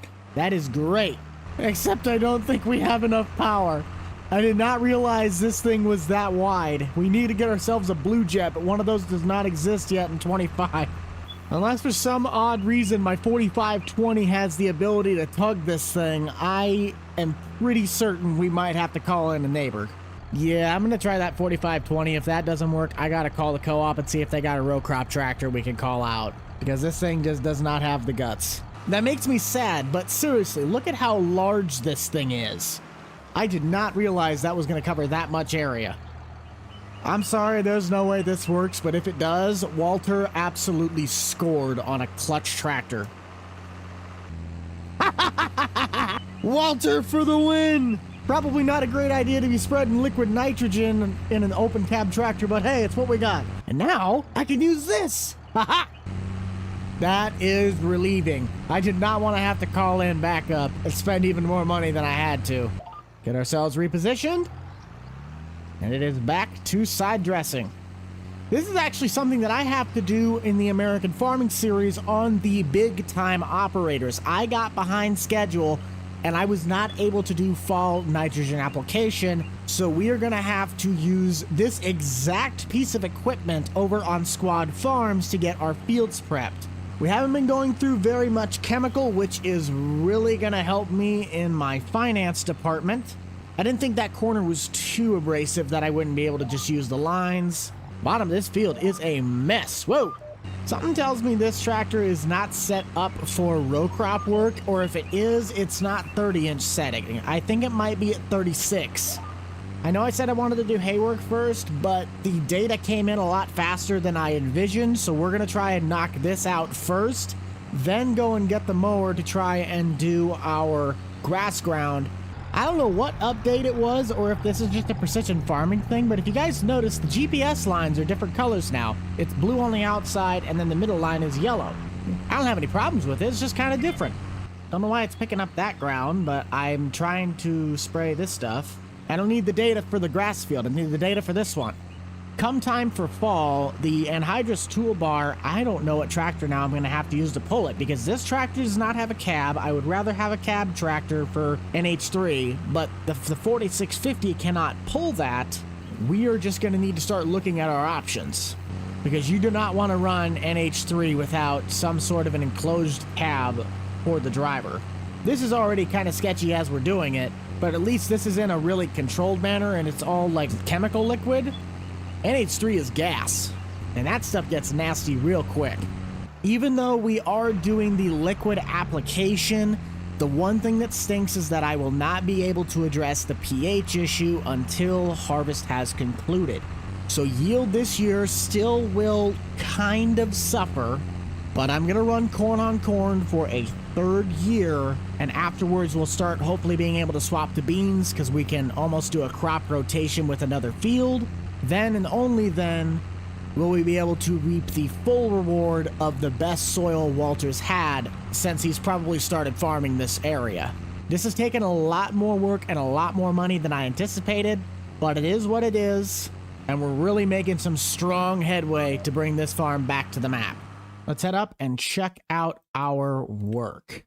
That looks fantastic. Bottom side, I really don't know what's going on here as to why it's so like stingy, but I'm wondering if that's because this is the hillside and it has a lot of tree roots, especially right over in this region.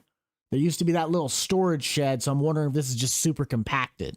We'll jump across the road, get Daryl set up on plot number 2 so we can start working on the hay work. Daryl has gotten started. I have to dig out everything that's in the shed because the mower is the absolute furthest thing in the back. We'll probably put the planter against the wall since that takes up the most space and is really only used once a year. 12 seconds later. With everything now readjusted and back into the shed, let's get some grass laid down. Ooh, and because we have the yield monitor, now we can actually see what we're doing. Yield is looking fantastic at about 125%. That is what it looks like when you take care of your land. Got a little bit of some damage going on, but nothing too bad. I'm just going to have to bite it and drive over some of this in order to not hit the trees. Wonderful. Bambi in the fields. I repeat, Bambi is in the field. I can't get the GPS to work quite yet because it's still trying to pick up the path from the field to my right. I would think by the time I get back up around this tree line, I might be able to get something to register. There is no way you finished your task already, Daryl. Did he get stuck? I think he got stuck. Bro, you did one line around. You gotta do the inside too. Why you no wanna work? Let's just make sure he's actually gonna do his job before I leave. There's not very many passes. I could do it myself. Yes, he is doing them. Okay. Now that we're far enough away, let's see if we can get that to register. What? I'm literally standing in the field. There we go. Oh, geez, it wants us to do a handful of headlands. Maybe it's a little bit more worth it just to do it by hand. I could save some money and just run the baler straight over these passes until I'm able to buy a bigger rake. That way I could sell off the old windrower. Once all the bales are picked up, we're going to get that Dalbo roller back out and get the double fertilization so we can stay on top of it. Back and forth, back and forth. While trying to finish up the hay work, I want to give you guys a little insight to some of the tools I use. Content creation in the creativity department is not always easy. That's kind of where I struggle a lot. So if you guys would like to check out Spotter Studio, that is a tool that I have been using now for probably close to 5 months. And they really have helped me up the game, whether it's through my own mental power or by using the tool directly to find keywords and things that I can put in my titles that help you, the viewers, connect more and find my content. You can get a 14-day free trial with the link in the description, and it's real people, real connections, in my opinion, real results. Unlike half the time that I do any of the work on Walter's farm. It just looks like it's the same grueling process over and over and over. But we're getting there. Yeah, I'm just gonna sell off that little rake of mine. It's gonna suck going back and forth this many times, but raking it with that little thing, I'm gonna spend it 4 times more merging it than I will just going over it with the baler. I don't even remember what brand that thing is. Oh, it is those guys. I thought it was like that Ponji thing or something. Save that money for a rainy day, but let's just see if there is any rakes already in the used market. So many of you guys ask, why on earth is there so much stuff in the used department? That's a mod that Nate found quite a while ago that you could change how much stuff is cycling through the used market. And I do not see any rakes pretty much besides the one that we already had. So we'll just be on the lookout. Keep our eyes peeled for Tractor House. Daryl said he is done, but I guarantee you he still had one pass on the far side that he started on. We're just going to have to take the remainder of the liquid in the tank back to the co-op, and then whatever it takes to refill the silo is going to be our bill. That finishes out the mowing. Let's go check out Daryl and see if he actually got his job done. Oh, he did! Good job, Daryl! And that pH is really bad on the south side of the field, isn't it? It's at least reassuring that this isn't terrible, but I think we got a little bit of lime on this beforehand. We just didn't have this analytical data to know how much we're supposed to spread. I believe we're going to get ourselves onto the baler, get this all baled up, possibly wrap it, and get the Dalbo out to roll. And depending on how long that takes us, we'll see where we land. I kind of screwed up those 2 bales directly off to my left. They are 180s. Yeah, my wrapper only wraps up to 150s. I hope that I can at least sell those, but if I can't, I'm just screwed. Yeah. I don't think the animal dealer will take it, but we can at least try to bring the grass bale over there. And take a dock out of my pay grade for this. Not like I paid a lot anyway. Kind of like riding in the tractor with a cab for baling. AC doesn't work great in this thing, but it's better than getting sunburn every single time I'm out on the tractor. Got to work on getting that rubber skin. 7 total bales. Guarantee you if I had those 2, it'd be about 8, maybe 9. That's okay. We live and we learn. Before we get too far ahead of ourselves, let's run the Nutrimax back to the co-op so we can figure out what our chemical bill is. Used about 1/3. Not too bad. Think this allows me just to refill the silo? Nope. I don't have my icons up, so I don't know where the unload trigger would be. Okay, let's try that again. This one has the full value. This is the one that needs to be refilled. Well, it lets me fill, but I want to put this back in. I don't want to have to fill it again. How much is it going to cost me? Or is my luck I have to fill it at this point? Ooh, I do not like that. I bought 5,000 liters, used about 2, so we're going to pay for 2,000. 2,600 bucks. That'll work. And the rest we're just going to leave on the side of the thing with the tanks. So someone else gets another 3,000 in this. I'm not a big fan of change as much as the next guy, but you know what? We got to do that if we're going to modernize. What's the good word of the day? My dear father always asked 4 things of me. Prepare for what you know, ask for what you don't, remain steadfast in the face of challenges, learn from mistakes, and get over them. Ain't that the truth? I think that's actually the smartest thing you've ever said. I think I might actually write some of that down. We'll catch you later, Walter. It is a busy day on the farm as we got quite a bit of updating we need to do. Since last time, our bales have been picked up and fermented, and I finally sold off my old tilt deck trailer in favor of a new Lamar gooseneck. Pretty dang cheap. I think it only cost me like $5,000 or $6,000 as an offset. And I also picked up this chisel plow for about $3,800, $3,900. It's wider than both pieces of tillage equipment I have currently, but it does not have the ability to prep seedbed. And the other thing about the stuff in the barn, the Massey is still safe, but because we now have Easy Dev, the tractor has been repainted finally. We're gonna head ourselves over to the dealer and pick up a Shepherd sprayer. If you guys remember from the old school series, we picked this thing up not too long ago, and with it being only $5,700, we have the ability to irrigate our crop. I do not have pivots or any way to water any of these plants, and it has been dry and it is gonna be hot. 93 degrees, corn's doing great for June, but look at our moisture. We have basically 0 moisture, and we want to address that. The grass ground's not doing any better itself. And we can also use the sprayer to do a bit more contract work and make more money. So to recap, we have new shed over yonder, buying a sprayer, irrigating the fields, and finalizing any other tasks that need to be handled. Let's get started. Starting with the barn, the problem with having this shed sit where it is it's very, very impractical. The farmyard really only needs to go up to the side of this little car hut, and the rest of this could technically be field, or at least like to here going straight at the grass ground. We've already taken steps of taking out the little boat shed, selling off the stuff that was inside, and removing the archway. I'm gonna leave the big tree, but I'm gonna take out pretty much all of the rest of these with the exception of that one as well. Fully getting rid of this driveway to get into the farmyard. I feel this is a completely unnecessary entrance, and that leaves us with just the one going towards the side highway and the main one coming from the railroad tracks. We're gonna need to transfer this fuel tank over to where our new shed is gonna be built. I think my pickup is still down at the co-op, so we're gonna have to fix that quick. Hold on. And speaking of the co-op, you guys might have seen it in the community post. This place got an entire overhaul. I completely tore this thing down to the ground level and restarted. The only thing that is still the same, or roughly still the same, is the anhydrous area. These tanks were not featured in the hay farm episode, but will be soon. This is a brand new pack along with the Dalton toolbar. They are private on Patreon, so you can get them, but you do have to pay for them.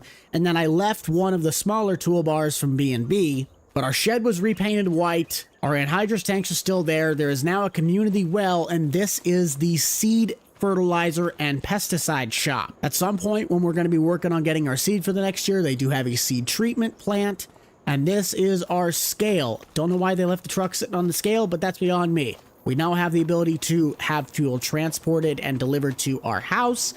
That is the main storage shed, along with the seed tenders if we need to run one of those, and buying bulk of rock, fertilizer, and I believe lime. That is amazing. Flatbed and a grain trailer in case we need to rent those, plus the sprayer and spreader combo with the tender trailer, plus the rock picker. Corn drying setup and a brand new bin site. All of this, such a great addition to the community. Can't even fathom. And then there are 2 fuel pumps that you can use as just, co-op gas. Cheaper than the regular gas station. We got to get back to the house, and I'm just going to drive through the wall, apparently. Let's get that fuel tank emptied out, and we'll pop up in the sky and show you guys where we are going to be placing our new shed. Fuel tank has been picked up and moved. I'm going to have to remember to get these out and not accidentally sell it. That'd be kind of expensive, especially for the bale wrap. But $4,600 we can get for the building. Bye-bye. And that did get rid of all the stuff around it. Beautiful. That's exactly what I wanted. Let's get this out. Let's get this out. And you. So now we can get rid of this. Probably be in our best interest to use the chisel plow to tear all this back up after the season's over. Those shanks are probably going to need replaced anyway, so might as well give them one last hurrah. We'll have to scooch this stuff over. Well, I completely forgot to mention, I also sold off the International in favor of the 116 New Holland, saved a bit of money on it, and we get a wider cutting width. It might seem a little corny to use the same shed we're using on the old school farm, but when it comes to utilization, this is where I want to put the new shop. It really is the best of both worlds. Our fuel tank can be relocated into the bay on the right side, so we will have to move all of this out of there, but it still allows us to be able to store stuff on the side in between the greenhouse and the storage wall, while also keeping the functionality and usability of the side door. I'll get this stuff moved and we will get that shed constructed. If you guys enjoy Uncle Walter's Farm, you want to continue to follow us along, you got to make sure to head down below, smash that like button, consider subscribing. Here is our new shed. Let's just check out the inside. Probably going to have to do a little bit of terrain work underneath, but I think for the most part that looks pretty dang level. Just going to try to level some of this out. Just like so. Try and get our fuel barrel put back and get that fuel transferred in. Nice. I think we still kind of got an alleyway to get back there if we wanted to put something like pallets. Maybe seed. We could probably put seed back in there. Pretty sure the Massey's skinny enough. And then we'll just have to kind of route a sort of driveway to get to this door. I think I'll just kind of smoothen it out a little bit. Just need a little bit of a dirt driveway. Try not to take too much detail away from the terrain. Just kind of enough to give us a drive. Looks good enough to me. Now we could technically get everything out of the elements if we really wanted to. But I think we can head over to the store and look at / pick up our shepherd sprayer. And then we can start addressing our irrigation problem. Feels so good to have this tractor not look like an absolute, like, wear bath. I did not want to have to put in the money that it was going to take to repaint it when I only used it for like 5 minutes. I spent how much money on this tractor just for it to look like garbage within like a week? 4 ways on, let's get rolling. Need you guys to head down to the comments. What is your favorite part about Walter's farm? With the reincarnation of the old school survival series and the bringing back of Bucked Up Hay, there are certain aspects that you, the viewers, really like most. What is it about Walter, or what can we do in Walter, within reason, that keeps you guys coming back? For those that might not know, I edit each and every one of the videos that has come out on my channel, and I try to strive to do the best work possible to keep you guys entertained while also not sacrificing my creativity and way of thought. This thing looks good enough to eat for me, so pick it up. I believe on the last episode we went and got like a $50,000 loan because I didn't know if the project I was doing was going to cost that much. So we got ourselves a relatively big financial boost, and that's really what kind of fueled today's episode. And man, oh man, does that look cool. I probably should invest in some weights, because with that tank full of liquid in the back, it's not like it's a huge counterweight, but I do want to make sure I am staying safe in the field. So I might look into that and see how much that front weight costs. I'm still not going to put the duals on it yet. I know you guys want that, but it's still a little bit expensive. Oh, come on, man. I'm not going that slow. Stormcast says it is supposed to be a bit overcast this afternoon, but we have no rain in the forecast, at least I believe for a couple days. Let me double check this. Ooh, never mind. We're supposed to get it at 6 o'clock, and tomorrow apparently is going to have a tornado. Welcome to the Midwest. Just going to set this thing over by my high... What the heck do we have? What? I'm sorry, but what happened here? Is that a crop fire or... What happened? Did it get damaged in a storm? Huh, I've never seen that. I'm sure it had something to do with either precision farming or realistic weather. Just never seen that happen before. Kinda interesting. While this is filling up, I'll get the other tractor out and start moving stuff into the shed. Eventually I'll organize it the way I want it, but for now we just need to get things rolling. I know the sprayer can fit in that shed.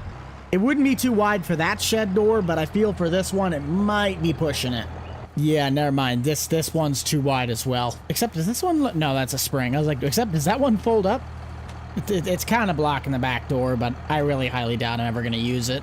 Oh, that's right. I was going to put the pallet storage thing back there. Shoot.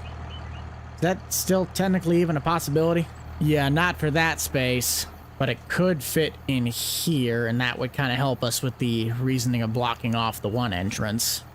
We'll go with it for now. I just got to move that out of the way. And figuring our problems out later, that's just going to go there. Sprayer should be full. Let's get spraying. The boom width on this is really going to help speed the process up, and because I have my own well, water doesn't cost me anything. Let's see what this does for us. Oh, wow. That is draining very fast. Okay. Can I even get a pass? Please? Well, did it at least work? Why did that do like nothing? What? That did like nothing. I mean, it's better than what it was, but still. We could be here for a while. This stuff is dry. Gonna need an auxiliary tank on this thing. Try this again. I just kind of want to see how many passes this is going to take to get the right amount of fluid on there. So if that's 2 passes up to 6, now 8. Wow, this could take a while. I'm all for using my own stuff, but let's just maybe rent the deer from the co-op to just do this field and see how long that's gonna take us. I think it's probably gonna be 800 bucks that we're gonna get to use that and a tender trailer. So I'll spray the rest of this out and then we'll try that out. This thing's a little bit more large and in charge. Like one pass probably covers 90% of the area. Just don't run out as fast as the other one, I beg of you. Oh, that's not running out nearly as fast. Like, we might actually stand a chance with this thing. But I also wonder if it's dumping nearly as much as we need on the ground. This thing just might be more efficient. That is one downside gripe with the Shepherd sprayer is that it is not a very big tank. It is very small. Try not to hit any of the bales, hopefully. Ah, we're gonna hit them. Dang it. This is why GPS matters. Certainly used less. Moisture's 4, 5, it's up to 6. There's a spot at 10.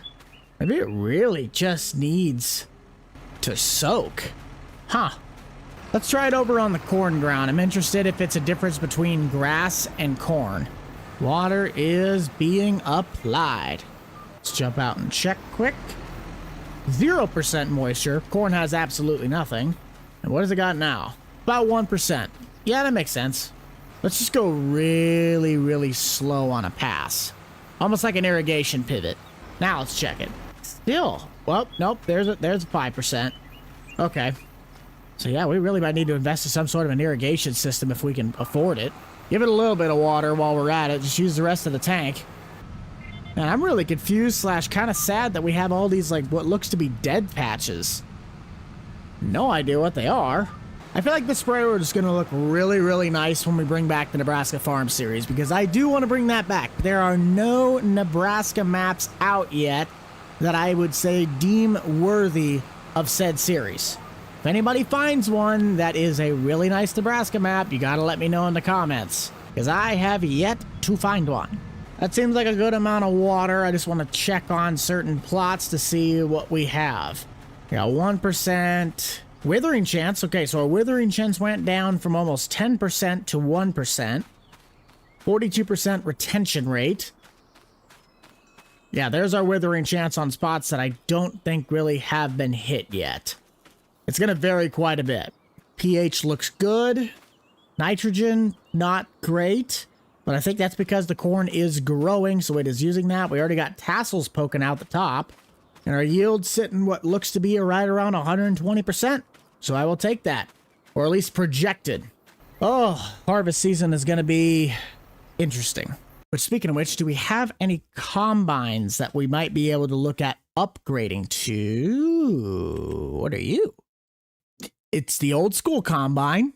You want to bring the old school combine onto this farm? Get rid of the Massey? I don't know, though. I kind of like my Massey Ferguson. Haven't gotten to use it yet. Well, I used it once, but this would be a little big. How much even is my Massey worth? The header's worth almost 5, and the combine's worth the price tag of the other one. It's kind of a little cheesy, but okay. Bean header's worth $3,800. Great radio station.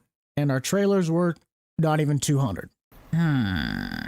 If I just had more ground, this really wouldn't be that bad of a buy. But I'd have to put a 6-row header on this thing, or a 12-row, because that's the planter I have. Do we even have any attachments that could go with it? No. But at least I have a corn header for it if I needed it. Cost me $17,000, but we'd have it. We got a 16-row planter, could bump it up to 8. And for some odd reason, the 12-row is the cheapest option at $14,500. I'm not buying a combine. I'm not. I can't. I'm too committed. Let's at least finish out this harvesting season, and then we can address our equipment situation. No use in using the big sprayer when it's not going to give us the exact moistures that we want on the first or second pass. I can just deal with having to use mine, and then we'll just suck off the massive water tank on the front of the co-op truck. Which I think, let's offload this into the other one. I'm pretty sure I can dump this straight into that. Nope, maybe I have to go around back. You gotta give her the old siphon trick. Yes, we can. Nice. That's gonna suck getting rid of this driveway. It was kind of helpful to get across the road. The time marches on, we gotta keep innovating. And more importantly, optimizing. Just try and spray this thing as fast as we can. Come on, at least get to the hillside where we can make it a little bit easier to fill. Ah! I'm pretty sure I have the irrigation mod in with the big pivot trailer. I wonder how much one of those costs, because if I can just buy one of them and then like transfer it between the fields, that'd be super expensive. Would not recommend, but I wonder how much that costs. There it is.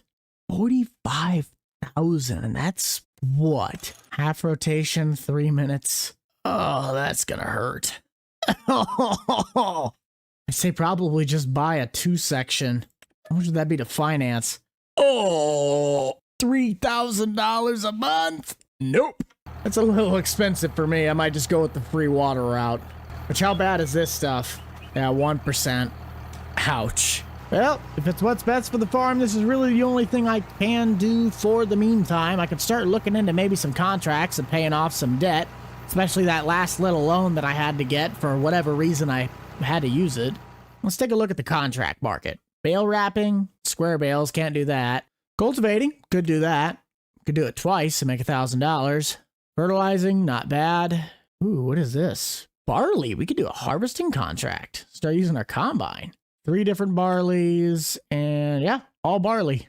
I'm now kind of scared to do the irrigation contracts, because if the average moisture is like 5.5 and the target 16, but I've already sprayed this thing once, that could take a lot more than I'm thinking it would be. $2,000 to mow. Oh, we could do that contract at some point. Could definitely do this one now because I have the chisel plow and spraying. And we got a couple options. Holy cow, there's a lot of jobs when you look at that. Don't think we're going to do any of them right now as we speak. Really, the only things I had to focus on was the irrigation of the crops, tearing down the old shed, building a new one, and getting those silage bales sold off. I don't think we're going to make a whole bunch of money from those, but let's head back to the farm with the Lamar trailer, load those suckers up, and head into town. My only complaint is that the trailer does not sit level on the truck, but we are strapped down and ready to go. We also ended up moving all of these supplies from the far side of the property to the new pallet storage. And the last thing we'll do after all of this is I'm going to take out all of those trees. Could I tear them down and sell them at the market? Absolutely, but the time commitment that is going to take is not worth the price the trees are going to bring me at the market. But we're getting into the season where I think with all of our equipment now, we could start making some good side money via contracts the way we always have. And this new trailer should make our bale jobs a lot easier. Get everything in one go. 3,400, I'll take that. I am kind of curious what I'm going to do for my property lines once I dig up the remainder of the plot where the shed was, because I would like to put an actual garage where the little Quonset thing is for my pickup currently. But everything costs money and everything's going to take some time. But the more land we can have, the better. Should have my chainsaw with me. Yes, indeed. Let's get chopping. Try and get down to the root system with this thing. Especially these low-hanging ones, man. They are just a pain to get around. There's another one. Looking good. One more, I think. There we go. This one's going to have to reset the shadow once the game reopens itself. But I think that's really about it. I really don't want to get rid of this guy. This is like the grandfather tree of the entire place. But if my guess for a property line, I would think we take the field edge, probably right up next to it, and then curve back, leaving this part of the parking lot open. Go all the way to this side, and we could probably remove some of these trees out, cut back down towards the road, and then just swivel around the big tree. Just kind of leave this old side road as almost like a parking curb or just a turning lane for the intersection for anybody turning this way. And that'll work. We got a serious recap that needs to be in order. It comes as a blessing and a curse. Let's get to it. Walter, what's the good word?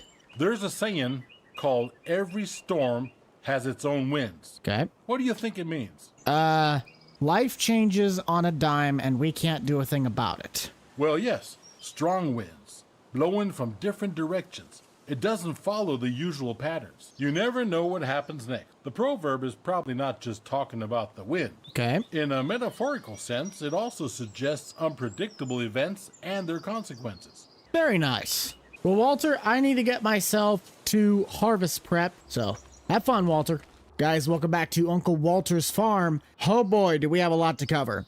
So it is officially harvest season, and we also technically got one last cutting of hay that we need to get in before the season is over. But if we go to the map, you might notice something different. We do not have 1, 2, 3, 4, 5, 6, but 7. Mind you, 7 brand new plots that are in our farm's possession. Before you ask how on earth did that happen, let me explain. So Mr. Walter over there was doing business with David and Ben, the other main characters on this map. All of the contracts that we can technically do that involve, oh, I don't know, Walter's ground was previously rented out by David and Ben. However, I talked with them at coffee when I was down at the gas station over the last few weeks, and we have agreed that I am going to rent out the majority of this ground that was previously rented by those two and use that as a one last year to make it or break it and make all the money back this farm owes to the bank in one setting. To try and summarize this, we have almost 8 times the amount of land with well enough equipment. Will it be a lot of work? Yes, but with the return of Bucked Up Farming and the group coming back, I want one last hurrah for Uncle Walter's farm before we put this series to rest. So with our harvest time today, we are going to be preparing for one final season to make it all happen. There is so much to do, it's not even funny. And when we look at the drone coverage of our plot that we've been working on so diligently, Mother Nature just did not help us with the moisture. You see all those brown spots? That is withered corn. The same can be said for across the highway. It just did not play in our favor. However, a positive is that some of that ground that is ready to harvest, and that being beans, yeah, they don't look great, but you know what? That's extra crop we can use to sell. Some obviously fared a lot better than others, but that is besides the point. We got crops to harvest and money to make.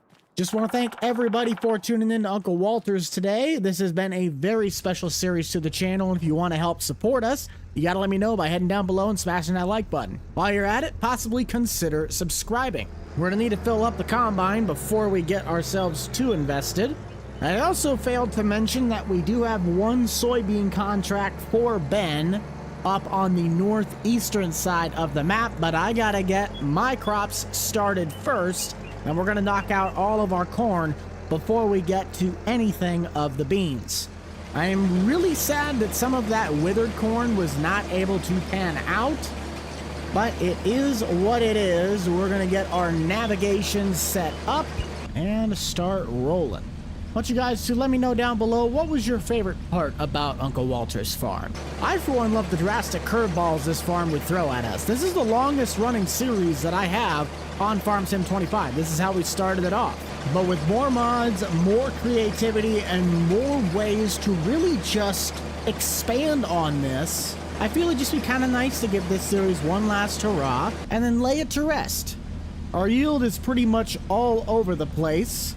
And because we don't have unit convert yet, I still can't get an eye on what our actual bushels to the acre is. But other than that withered crop, it seems like it's doing fine. I just really feel bad that we weren't able to get a nice looking field. We put so much work into this just for it to look like this. And we really still have the room for expansion because we're supposed to till up that spot where the old shed used to sit. And that yield monitor is not looking good. It is straight into the orange and red. The Massey itself is a really good combine, but it's kind of hard to judge it when, you know, about a third of the field is pretty much all dried up and scorched away. This is about what Nebraska looks like, except we've been getting quite a bit of rain where I'm at the last couple of weeks. I think once we get ourselves all the way around the bend, we're going to get Daryl on line 1. The used market's been looking rather dry the last few weeks. Haven't really found anything worth buying or that is in my price range. But there is one headland, and that only gave us 62%. That is horrible. Daryl, go ahead, buddy. We also did some reorganizing I did end up purchasing a little side shed. I did not like wasting that much space inside the one machine shed, but at least that stuff's out of the elements. Our chisel plow is just kind of been tucked back away. And in this shop, we put the Little Massey, bale wrapper, pretty much all the hay equipment, and then our 2 tractors. The sprayer is still hooked up to the sound guard because that's really the only tractor we could use to do that. But because this is the same sprayer from old school, we fixed the leak on both of them.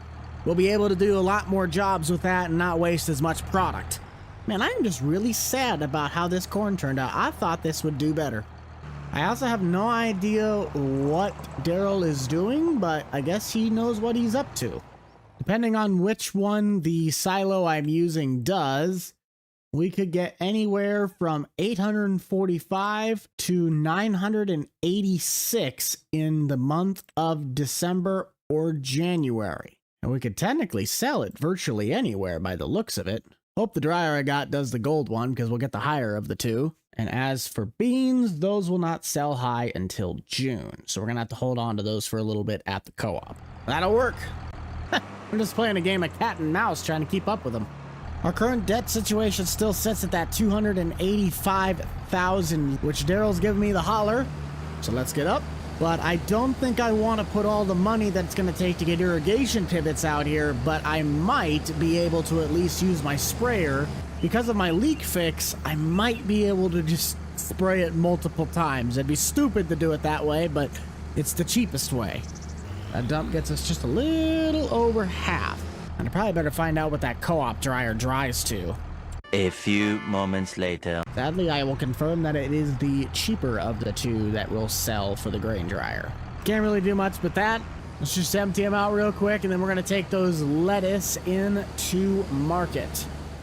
We'll take this over to my buddies at the restaurant. Sucks that we don't have our farmer's kiosk, but I'll take what I can get. 3,600 bucks. Could be worse. I think we're done with all of our financing payments to my knowledge. This is one of the other pieces that Walter had, but we're not going to get this one. But the one directly across the street, that one we will get. Any of the stuff we'll need to do with NH3 will probably have to be done through the co-op. Plus, we'll have tillage on our hands with the amount of ground we're going to have to cover. Daryl's got to be getting pretty close. So let's hop back and get that dumped out and see if we can take a load into the co-op. It really doesn't look bad, and then you see what did not get harvested. Oh, that hurts. That really hurts. All right, Daryl. Let's see what the damage is. I think with the profit that we are going to make from this harvest, we are finally going to invest in the rear duals and the front weights you guys have been asking for. Pulling this gravity wagon does show the traction limitations of not having weights on the tires. And I think that'll be a really great tool that we can utilize to maybe try and give this tractor the beef that it's needed since day one. Even though this series has been around for quite a while, something that has not is some of the tools that I use to help make this channel. So if you guys would like to check out Spotter Studio, it's a brainstorming engine I use to help title my videos and give me thumbnail ideas. If content creation is something you want to get into and you don't want to try and recreate the wheel, then we got a 14-day free trial for you guys sitting down there in the links down below. With the co-op being completely, and I mean completely rebuilt, I'm going to be interested to see what the moisture probe is going to give us before we drop this sucker into the dryer. I think with the way the corn looks, this stuff should be pretty much dried down. But maybe it's still got a little ways to go. And to be fair, it's going to mix with a whole bunch of other people's corn. So somebody who might have had more fortune than us might be making us wait a little bit longer. Oh, come on, man. I actually forgot. These guys now offer their own seed treatment plant. We could dump some of this straight into the seed treatment. If I knew what that was in actual pounds, I could tell you what we weigh. I just gotta wait for the probe to give us a reading. Lovely. 19.4. Really? That is some wet stuff. How is that corn that wet, but the field's like a third of the way withered? That makes no sense. I might do that. I might drop a little bit of corn in the seed mix because that'll help me for cost effects next year. And then we'll take the rest into the dryer. Just gotta squeak our way into the seed shed. And we'll start mixing. These guys will start moving that into pallet boxes over on the wall. And then come seed season, we'll just come down here and pick up a box and give them a couple extra dollars on top of it. Ooh, they got some seed already being treated. Just when you guys thought you knew how sophisticated this series could get, we drop a whole load of monetization like this on you. This should be loading. Let's check it out. Oh yeah, that'll do nicely. And the rest of this, we'll head to the dryer. I think that'll be about 3,000 liters worth of seed. And that's plenty of seed for what we're gonna need for the season. Just gotta dump this into here. And check with them to make sure the dry corn is started. Yes, it is. Sweet. So let's head back to Daryl and see what we need to do next. Oh, perfect. Just in time, Daryl. 80%. No problemo. Oh, he should be able to get all the way around one more time. I gotta get the cultivator out, man. This is just sad. Note to self, make sure your crop has enough moisture. That or do yourself a favor and go into the settings to figure out how to lessen the effect of this. That also might work. This should be load number 2, at least to my knowledge. My goal is to get this plot done and start the other one, and maybe we'll jump over and try and get some of that hay work knocked out. Well, silage bale work. But I really think in the last season, I will not be doing silage bales. As slightly nice of an income as they are, I just don't see the profitability of doing it compared to how it was done on Bucked Up Hay. So I'll keep my eye out. But I'd rather not spend 20 grand quite yet. Let's see what the probe reads on this. Daryl's pretty good at that. Same weight. Moisture probe's reading a little bit drier at 18.3. I think it was just capturing all of that end row stuff that we buried behind the tree line, so a little bit better moisture retention. But still, that is higher than I thought it would be. Oh geez, Daryl is getting 80%. We're gonna have to get scooting. But yeah, I am just seriously amazed at how wet this is considering how much of that field withered up. I'm liking how realistic the game is getting, but I think there's still some things that need to be fine-tuned. Like withered crop not really being able to be harvested. I get that it would not have any yieldage if it went through the combine in real life, but at least let us harvest over the crops so it doesn't have a bunch of random stalks sticking out in the middle of the field. That's kind of annoying. Alright, that's empty. Let's roll. You know, I'm thinking about something that Thomas told me. You guys remember in the video where I went and saw my friend Thomas planting corn, he mentioned that he wants to keep as much residue on the ground to retain all of the moisture still left in the dirt. We might no-till this, but I'm not gonna fully no-till it. I think we'll just do shallow tillage with a disc harrow and see if we can at least get rid of these stalks, but that way it locks in the moisture that's still underneath all of the material. That way we can see if it'll help with our moisture problem. Holy cow, that thing fills this thing up quick. He is getting pretty close. I think he's maybe got 10 passes left. Let's go ahead and get the tractor hooked up to the hay bine and maybe start doing a few loops while he continues to finish out this. Houston, we got a problem. I can't turn when this thing is attached. That ain't good. There's no way the Massey has enough power to pull that. If it does, it'd be a miracle. You Agco fans keep getting lucky. This tractor I wanted to sell for the longest time, but it continues to always keep surprising me on what it is able to do. So if this thing can pull the mower, then it is guaranteed that I will at some point on the new Bucked Up farm have a Massey Ferguson. Oh no. Oh no. Don't tell me it can. I give up at this point. Well, it looks like we got ourselves a Massey Ferguson coming in on line 1. Why? Why is it that this tractor is just so dang versatile? I made a deal, I'll uphold it. Whoa, hold on, let's look at that yield map. I haven't been in the combine yet, so I haven't been able to see what this looks like. Holy cow, pH is horrible. That might be slightly contributing as to why that was garbage. Nitrogen, that's bad just because it already has the crop taken out. Interesting. We didn't have any 50%, but we did have 55. So we averaged anywhere from 115 at the top to 55 at the bottom, probably about 85-ish% average. Huh. Well, pH will be the first thing I'm going to do once I get into fall work besides the nitrogen application. We're not going to do NH3 to this ground because I'm not going to do corn on corn.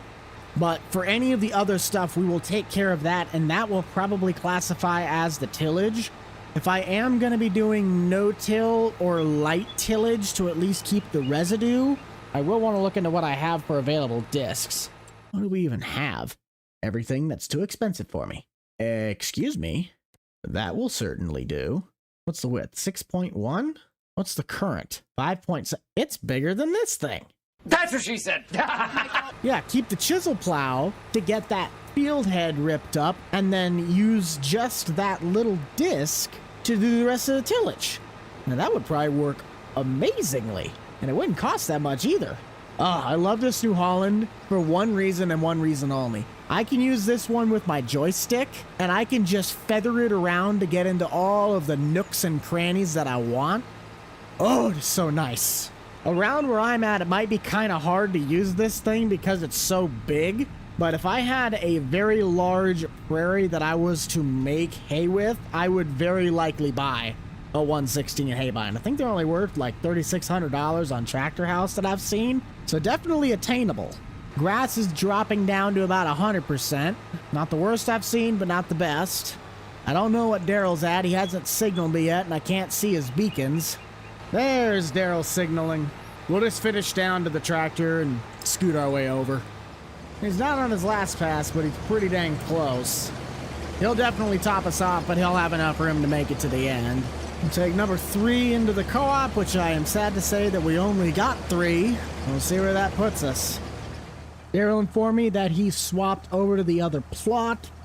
I believe this will put us right at about, little under 30,000 because we dumped 3,000 of it into the seed treatment, which I could check on. How much do we have? Oh, shoot, they already got some outgoing product. Yeah, we're going to need to get some seed out. And what about this? Ooh, just under 30,000. Okay.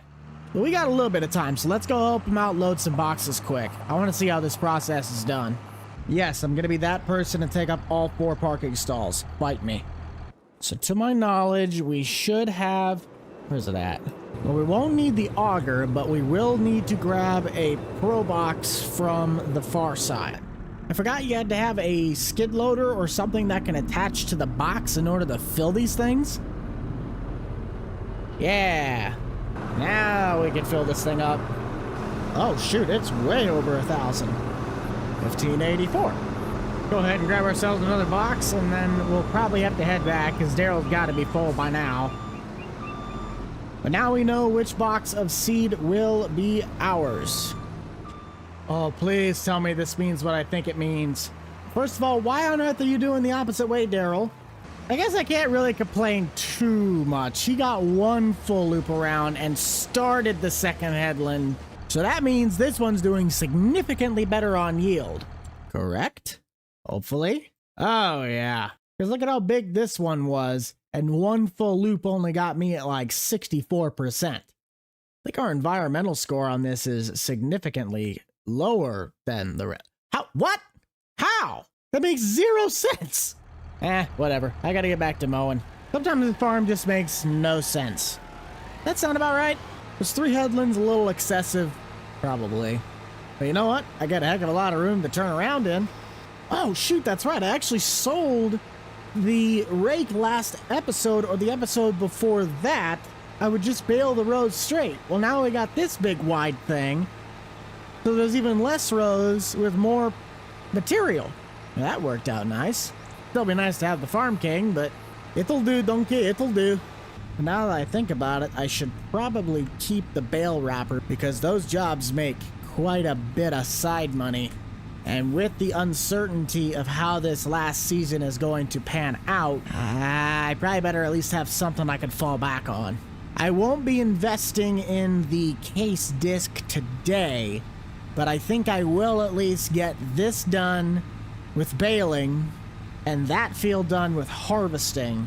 So all I would have left is the bean fields and the preparation for tillage and all of the analytical data we're going to need to get in order to pull this off. It's gonna get feisty, don't you worry. We'll probably put the round baler on the 45 because this tractor most certainly will not have enough to do that. Just need to make sure that the baler is set to 150 for the round bales because I cannot wrap the 180. All right, let's bale. Yep, we are good. This is pretty high yielding stuff. I'm dropping bales like they're hot. And this isn't even raked together. Oh, Daryl is getting full. Probably better head back over. That took, honestly, a lot longer than I would have liked. I'm hoping that's not what I think it means. Let's get this one last bale out and then we'll hop over there. Oh, please tell me he didn't get like 30% of the field done.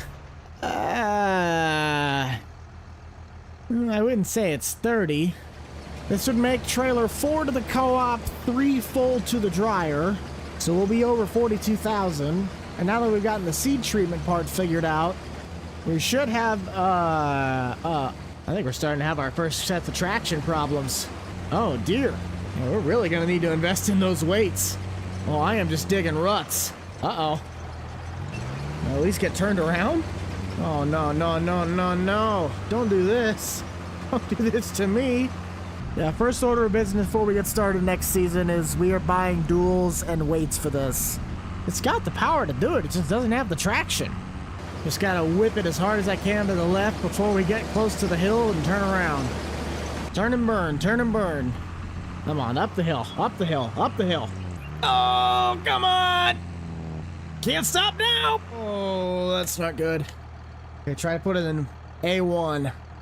I think we just hosed ourselves. I also picked the absolute steepest part of the ditch. Okay. Just slowly try to back it up. I'll try it again. There we go. And I shouldn't have stopped. Dang it. Oh, wait. There it kicked in. Whew. If this corn was as valuable as it is heavy, we'd be millionaires. I think with the completion of that corn ground, we'll have 3 fields of beans to harvest, one being the contract at the top right.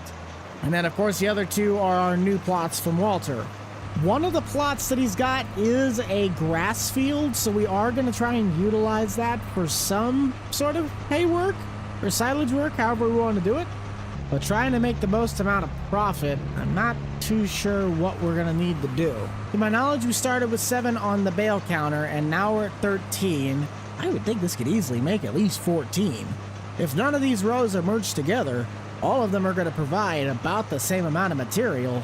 Let's go with 14. Daryl's got to be getting pretty close to wrapping up the corn, so let's jump back over there. That will probably wrap out our day. Get it? Because we're going to wrap the silage? Oh, perfect. We're getting the call. I got right to 89% on the 12th bale, so I'm going to claim that there are 12 bales. Beautiful. Well, that finishes off that plot, and I think you guys will be very happy to know that we got over 7,200 liters out of that, so well over 5 trips to the co-op. Now, the only reason I stopped at Buc-ee's, not Duckies, is because I needed to wipe all the bug guts off my windshield, and I just couldn't wait till I got home. But I'm super stoked to let you guys know I bought this 4155 Rhino off of a government auction for about $8,000. Whether it's actually worth the money and I got myself a beater is beyond me, but hey, $8,000 is $8,000. The plan of attack is we're going to try and get started with some fall tillage, then we will shift to the winter when we can sell off our dry corn to get as much money as possible, and then transport our way over to springtime and get the startings and if not finishings of spring planting in. It seems like a very abrupt way to do this, but I promise you guys one final season on Walter's farm, and I want to make sure I come through with that. Every episode might be someone's first, and it has been quite a while since we've been on this series. So if you enjoy Walter's farm and really any other content on the channel, be sure to let me know by heading down below, smashing that like button, maybe even consider subscribing. I've learned the hard way that the realistic weather mod can completely destroy all of the work you do on a crop cycle. This field and the field across the road being perfect examples. But I have a plan. I've officially decided that I am getting out of the hay business, which I still have yet to sell the baler. But after the fermenting and selling of these wrapped grass bales, The only job that I am going to be keeping is the bale wrapper. It brings in the most amount of money, and I have plenty of bale wrapping nets still left on my pallet that I could justify hauling that little Massey Ferguson around to get some additional money.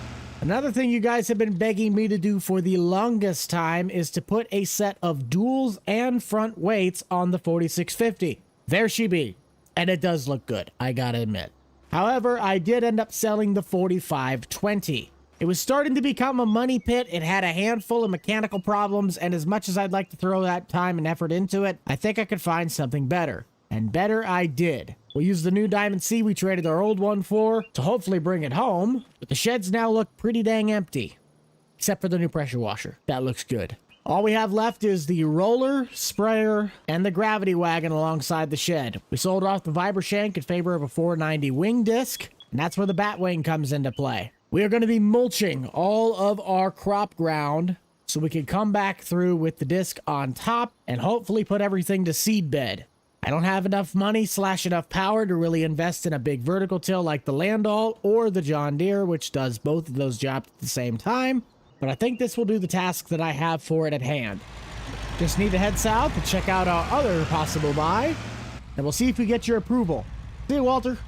The thing we're looking at buying is a 1570 case from 1976. While it may look like the Spirit of 76, it is just a rattle can paint job to make it look like a Spirit of 76. The owner is well aware of this and is willing to cut me a pretty great deal. It's just a matter if he'll let me take this beast home for anything less than 11,000. I got about 10 grand cash on me. Let's just see what it looks like. Definitely seen its better days. But overall, pretty clean in here. Starts nice. He's had it sitting in the weeds for a little over a year. The owner mentioned that his uncle used this as a auger tractor for a little under 6 years. Other than that, it just piddled around his farm until they decided to store it away in the tree line. Said his uncle was very patriotic, and while he couldn't afford the actual Spirit of 76, decided to make his own to show off his love for America, but also catch the neighbor's eye and try to get them to want to buy it from him. Can't really blame the guy. He didn't really do too bad of a job, but I got some negotiating to do to see if we can come home with this case. I gotta hand it to myself. I'm pretty proud. $8,000 later, and we have a replacement tractor for our 4520. It is rumored that the tractor does leak oil pretty bad. Just make sure we have a couple quarts on hand, and I think it will fix itself. Not really, but that's what I'm gonna hope. With 2 main workhorses back on the farm, that means I got some work to do. But we always got time for Walter. Walter, how you doing? What's up, kiddo? It's been a while. What's a good word? Let me tell you an interesting thing about crop rotation. Did you know that this farming technique dates back thousands of years? Ancient farmers already recognized the importance of alternating crops in a particular field to maintain soil fertility, prevent soil erosion, and control diseases. That's some really great information to know. I just would like to know how long it took them to realize this through trial and error. Good chatting with you, Walter. We'll see you later. Bambi is running circles in the field. I repeat, Bambi is running circles in the field. Just gonna go ahead and sell my baler. I meant to do this earlier, but I did not get to it. How's the garden? Looking nice? And at some point, I'm gonna have to get the combine cleaned out for the winter, along with the rest of the fleet. If you haven't picked up on it yet, you probably should go check out my buddy Andy and his soap. Seriously, you can get it at any John Deere dealer. I've already done a PTO test with this mower. Everything seemed to be good. We topped off all of the gearboxes with fresh oil. Who knows when the last time the government decided to actually maintenance one of these? Let's get that turned on, and we will shred away. I'll run a lap around the edge myself just to kind of see how the mower works, and then we'll probably throw Andy in the cab, or whoever is able to come out and help. I don't know / think I'm going to be able to get a irrigation system for each of these farms. The finances just don't seem like they're going to be in my favor. On a happier note, I did see a joke the other day revolving around once a field is harvested. Somebody said the first thing they do is go and grab the mulcher or the rotary mower and they go mow the field edges. But I'm just kind of devastated on how much corn I lost this year because of moisture. This ground was perfectly maintained. We had all of the right nutrients. The only thing we lacked was the moisture. I'll let you guys down in the comments help me decide this. We still have $285,000 we need to pay back the bank before we are in the green. So for our next video, which would be sometime around late spring or early summer, do we invest another chunk of loan into a irrigation system to try and maintain and better the crop's potential? Or do we bite the bullet and just try to hold out that the rain will prosper and we don't have to worry about moisture? If you can recall from Bucked Up Farming, it costs us $85,000 a pivot for a 3-section. I don't think I need a 3-section, but it's still 40 grand each for even a 1-section pivot. Regardless of the outcome, we're looking at least $100,000 to fix my irrigation problem, whether I want to or not. You know what to do? Head down below. Now, who is going to be... Oh, it's going to be my wife. Okay. Have fun, honey. I got to get this set up. I don't know why I have that hired helper tool where we can have our actual hired hands, but it's not working right now, and I don't really want to take the time to fix that. This should be pretty straightforward. I'm really hoping when we go to transport grain with a full wagon, we don't have those slippage problems that we had earlier because we didn't have A, any weight on the back tires, and B, the duals. I'm going to test my hypothesis that if I mulch the front and then disc the back, this then becomes seedbed. Yeah! I knew I could count on this. Man, she is moving down there. She's already almost halfway around. The only other things I could do right now while my wife is out doing the mulching is let's get these bales all stacked up on the Diamond C, so when we are ready to take them to market, there is no ifs, ands, or buts of what's happening. They're just ready to sell. I still feel bad I have not come through with my other promise, which was putting a Massey Ferguson on the Bucked Up Farm. We obviously all know what happened at the auction video where Grant screwed me out of an entire hay setup, but I think I saved myself financially by not getting completely ripped off. Really, other than this tractor, I don't have a strong opinion or really a liking for Massey Ferguson. There's nothing against them, they're just not my first choice. I'll tell you what, this bale wrapper makes for a really nice counterbalance. A big reason why I'm getting out of the silage bale industry is unlike the Bucked Up hay farm back in the day, I do not make the buku bucks that I once used to. There's a lot more time involved in this occupation that hardly brings a profit or really anything to the table. Other than the contracts of bale wrapping, there's just no money in it. I don't know if I'm going to have the reach, but I think this will just stack perfectly right in the middle. Trying to judge my finances, what I'm hoping to be at by the end of the winter is somewhere in the mid 150,000 range. I might have enough to invest in at least one big pivot and choose the bigger of the two plots, which might be these three, but this one might fit a pivot better unless I set one somewhere down in this area and it spreads a half rotation over the whole course of this plot. I'm sure I'll figure something out. The mulcher's doing a really good job. It's knocking stocks nicely. Just go ahead and throw that control strap, and that should be ready to go to market once it's all fermented. Slightly odd question, but do we have any bale wrapping contracts? Doesn't look like it. Could do some spraying, but I already got rid of my mower, so that is not an option. Well, yes, I could get started with the disking. I kind of need to run the up and downs before I run the headlands. So we're just going to run the mulcher for a little bit.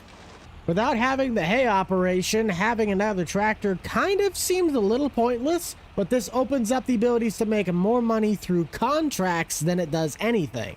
This tractor registers, I think, at 148 PTO horsepower, which is still less than the 4850, but they're definitely playing toe-to-toe with each other. If it really comes down to it, this tractor could be the one we put on the gravity wagon. That way we don't have to take the duals off of that tractor, and each one can pretty much be specialized to its own implement. I think this is the very first time I've ever used a quote-unquote mulcher to chop stalks. A lot of the times I had the Stockmaster on my deer corn headers, so I got rid of the stalks anyway. Not sure how most of you guys will get rid of yours unless you do no-till, then I know you don't do anything with them. If you need me, I'll just be mulching away. Wow, that looks great. It's amazing how flat this place looks when you take down all the corn. There's still plenty to do. We'll catch a little bit of action over with the disc if I can get that from Daryl. And then we will see you guys later in January when we're able to start selling off some of that corn. If I wanted to be more specific, I meant dry corn, as all of that is currently in the dryer at the co-op. The Starfire system was probably one of the best investments I made for this tractor. The other series we have this disc on is the old school, and I really do love it. I didn't even notice it, but the plot I had Daryl go and knock out happened to turn that to Seedbed. What happened down here? There is no way he's already done. Looks like he just kind of got hung up on a power pole. I do gotta say, this tractor looks completely different with the sets of duals. Not like I thought it wouldn't, but it truly does look like a night and day difference. In my opinion, I think it's time we get to selling some dry corn. Since we bought the tractor and never really gave it an official clean down, and before we go and try and sell the corn, I think it might be nice to show our love for America and give it a nice little scrub down. I tell you what, this pressure washer is an absolute unit. Man, that rattle can really didn't turn out that bad. Now we can deliver grain in style. Except it's like 34 degrees out, so we gotta make sure the door joints don't freeze shut. It doesn't really make any sense to take this tractor over the deer. The deer is heavier, the deer is faster, the deer also probably wouldn't veer right into the front of a UPS truck.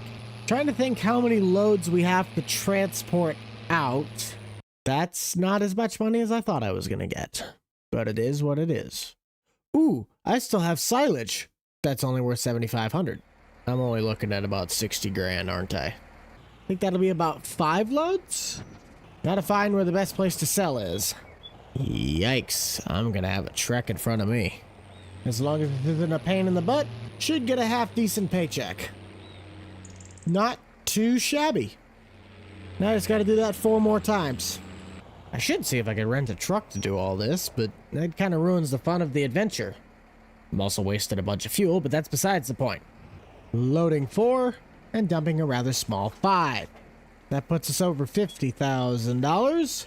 Now I gotta look into lime application and technically anhydrous work. Everything's just so expensive, ain't it? Guess I can haul those last load of silage bales in since those are officially dried off, and then I'll figure out what I gotta do to get ready for spring. I really hope this bale stack holds. Realistically, this is how somebody straps one of these loads down because the bales are not moving, but this is farm sim. I could just turn left and the top bale decides to go flying 3 miles to the left. If that is not the most true statement you've ever heard, then I don't know what game you're playing. If the bales start acting finicky, I'm definitely just gonna press L and strap them all, which of course they're starting to kind of do. Of course there's a train. Why wouldn't there be a train? No, no, no, no! I didn't even get hit by the train and it fell apart. It was looking so pretty. Somebody call Kraft. I think their marshmallow order is going to be a little late. And this is the part where we stay in the interior camera so we don't have to see the monstrosity that's behind us. Oops, did I just show that camera out loud? Don't mind me, just here to sell my bales. Yay, I cleared 60. We had 2 rather large snowfalls hit us at the end of December. That'll definitely help us come springtime with the moisture, but I still think I'm gonna have to do something and cough up the funds to get an irrigation pivot. Whether it's just one small one, or I just go and talk to Alan at the bank and get a bigger loan and just try to, yeah, you already know it. Either way, I don't think this is gonna be a fun time. I'm gonna go get my order down at the co-op so we can pre-order our stuff and get it ready to go for spring. I just hope that it warms up as fast as it got cold. Seems to be quite overcast this morning, but the planter is looking good. We got everything cleaned out. The closing wheels are set, as well as the row cleaners up front. I think we're going to be starting with our corn operation. As we look around the map, these 2 plots should be going to soybeans, meaning 7, 70, 57, which we're going to just no-till plant into, 26, and 21 we might just replant into beans. I screwed up on this. Daryl's up there right now doing tillage work. I just forgot to do that. But I got an order of liquid fertilizer and seed that I need to pick up. I just hope it doesn't rain with these clouds, because that would suck to get started on day 1 of planting and we get rained out. My agronomist only says we need about a pallet worth to get through all of my stuff. I don't believe that. I think we're gonna need more, but he knows best. It was a very, very wet end to our fall. I wasn't able to get NH3 done before the ground decided to freeze, so we're just gonna have to rely on the side dressing in the back come summer. but doing the liquid fertilizer while we're planting should help us offset that by a little bit. We're just gonna have to hope it doesn't screw us as the end result. There is our fertilizer. And where is my seed? There it is. There we go. And that's actually a perfect fit. And whether we're gonna need more is gonna be up to the game. Get our hoppers refilled. And I should be able to grab the liquid tank. Maybe? There, it finally took it. Now this part might be considered cheating, but I think I forgot to update my precision farming, so it deactivated the mod. I'm gonna rebuy all the data that I had for these plots, and then just reimburse my money because I had the data to begin with. This ground, I wouldn't suspect it would be that bad. Yeah, that makes sense. That's kind of good that... Wow. I guess I didn't need to do anhydrous work, because all the ground I was gonna put corn in already has good nitrogen. Maybe not perfect, but... I'll just bite the pH. I'm not going to take the time to go spread lime. That's my own fault, but I think it's like a 5% yield increase, if I'm correct. It's probably more. Corn is already selected, so let's head our way over to that plot just across the road at 7 and see if we can get the planter dialed in. Yeah, that'd probably be about the best way to plant it. I'm going to take a wild guess that with the levels of nitrogen being where they're at, we won't have to side dress, and I won't be going through as much fertilizer. We'll do our little test pull.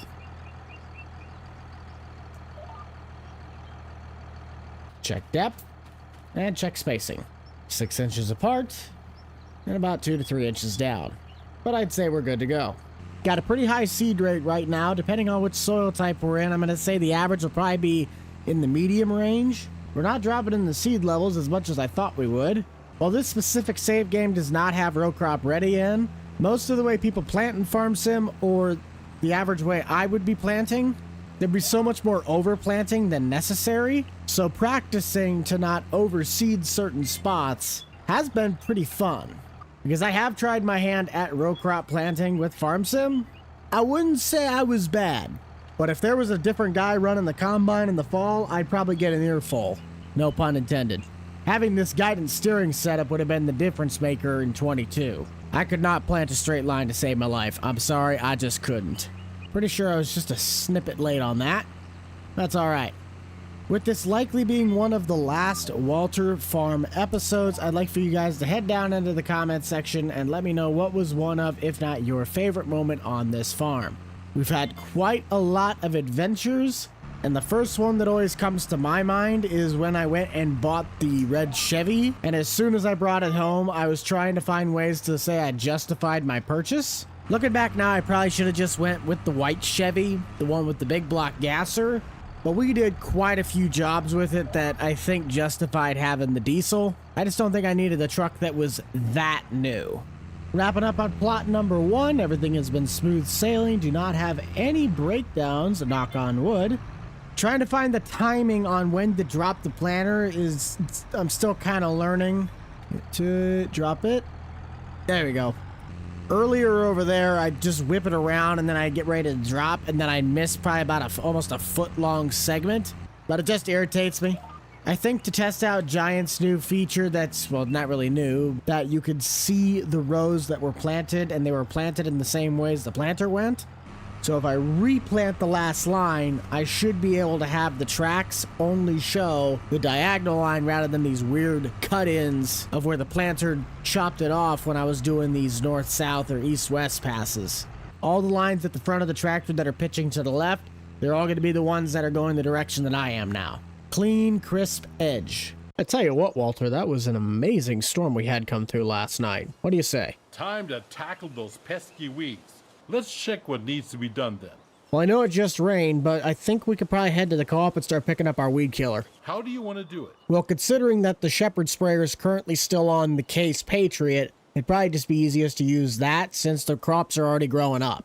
Sure. Walter and I are going to be doing a bit of a speed run, so while we catch you guys up on all that's happened, let's get started with the day. Now, I really have to thank my wife for helping us out during planting season. She was running the 4650, getting those last bits of crop planted in the ground with the 3200. We didn't have any major breakdowns that caused us to stop, but we did have quite a bit of rain.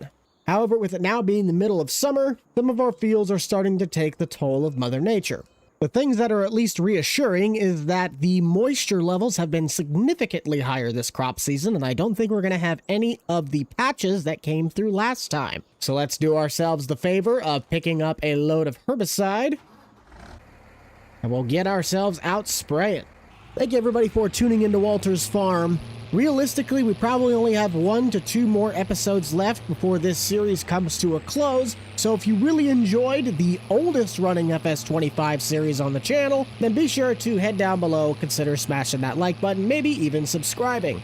We picked up the Spirit of 76 last episode, and the Shepherd Sprayer has been the main moneymaker for the farm, as spraying contracts have literally funded this operation since day one.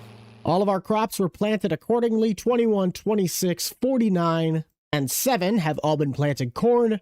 Our main plots at home, 2, 57, which was wheat, and tiny little 70 on the south side are all planted in beans. All of the corn ground has been properly applicated with either side dressing or NH3, and the pH has been balanced as well. All that's left to do is spray. Why are 87 and 32 lit up? I don't know. Oh, that's right. Walter needed me to go do some spraying contracts. And if you haven't noticed yet, I love my spraying contracts. But as you can tell, it's still a bit wet to get to the field. And one last thing, there is a farm auction that is going to be taking place on the southwestern part of the map. While I have no intention to buy the ground, there is one particular piece of equipment that I might try and get for a steal of a deal and fix that to help benefit our final harvest on this farm. Should be skinny enough to ride the scale, 68.45. Check our weight, pay our tab.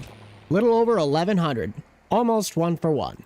As much as I'd like to get started with the spraying, I know that it is still too wet, so we're going to pack our bags, head to the estate sale, and see if we can come home with the one thing I want most.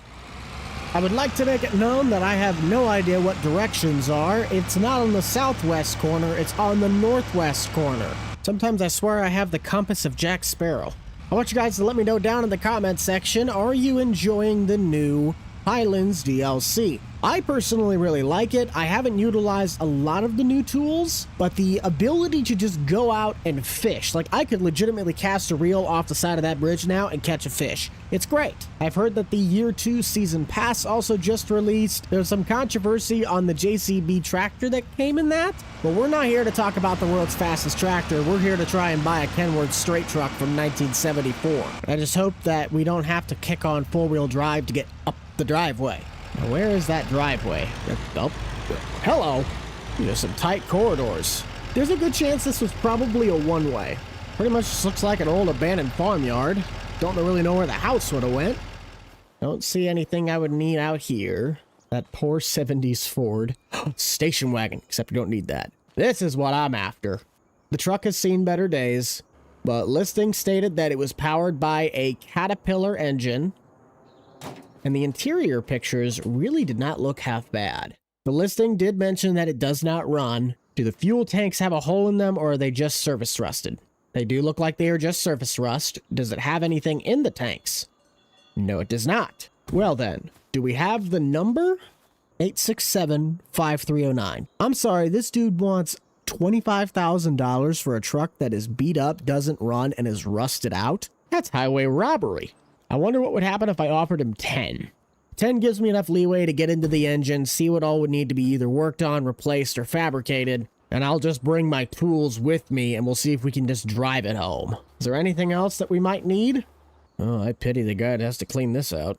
It's an old Chevy, but I don't have a need for that. It's probably the best thing here besides maybe the forklift, and that looks shot. Looks like all I might need is the truck. Give that man a call, and I'll see what my negotiation skills can do for me. Well, it wasn't the price that I wanted, but I was able to talk him down to $12,500. At this point, all we got to do is try and get a new battery on it, maybe put some fuel in it, check the top of the pistons, put a little bit of lubrication in them, and see if it'll crank over. Doesn't look like our fuel gauge works. Doesn't look like we have really any tax.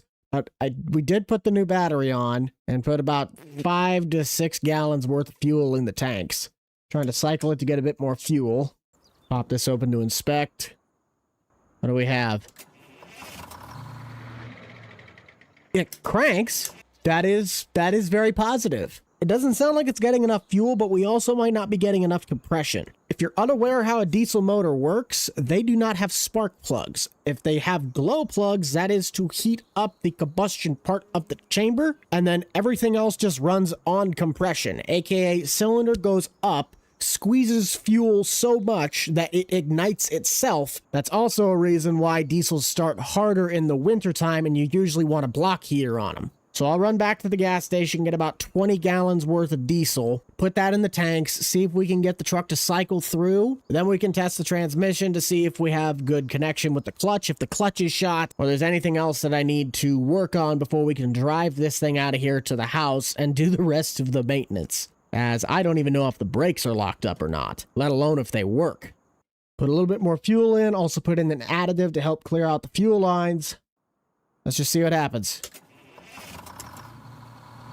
It's shaking like a freight train, but it's running. What about a small rev? Oh, cold-blooded much?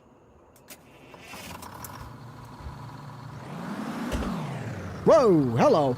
Disengage that parking brake. Oh, come on, she's stuck in a rut. The brakes are not great, but they do work. Do we at least have reverse? Yep, we have reverse. This could be a very sketchy ride home. Just slowly crawl this thing out. Corey, I'm gonna have you follow me back. I don't think we're gonna have any issues, but who knows what's happened to this truck. I'd rather be safe than sorry. Not like he's gonna be able to do anything with this amount of weight rolling around. But we can always believe, right? With the purchase of this truck, as long as I can get it home in one piece, this will help us with our grain loading and possibly grain storage. I am strictly going to let the engine brake do all of the work on this. Oh, there's cars coming. This is not good. This is not good. Hey, Corey, but before next Thursday would be nice, please. Oh, okay, another car. God, he's scaring the crud out of me. I'm just going for it. I won't say that the gears are smooth, but it does at least shift. Well, the truck does sound great, but I think part of that's because I think it's running open headers. Do we even have hazards? Well, our lights work. What about the front? Well, we only have one. Turn radius, non-existent. Oh! Might have hit the crossing guard on that. That could have been really, really bad. That could have been real bad. Grind it till you find it. There it is. Just about made it home. I think we'll take the little bit longer way around. Not as much traffic on this road. While I'm out spraying, I'm gonna leave Daryl and Corey to do some body work on the truck. A service change will most likely be in order. We'll just give them a blank check so we can figure out what it's gonna cost to fix this. And hopefully by doing some of those spraying contracts, we should have ourselves a new straight truck and some money left over to have ourselves a great new source of grain transportation. Just like in Bucked Up Farming, this sprayer does not run a spot spray system. So my usage meter is going to be through the roof. But there's two things that we have better than the Bucked Up Farming setup. One, this is a 3-point mounted sprayer. The agility of this one is second to none compared to the tow behind. And number two, this one does not have as heavy of an application, nor do we have as much land. So I think one tank might be able to last me 3 to 4 fields compared to Bucked Up Farming where it's 1 to 2. Just so you guys can have some fun while we're out here doing some work, let's cue 3800 the buck and get some drone shots.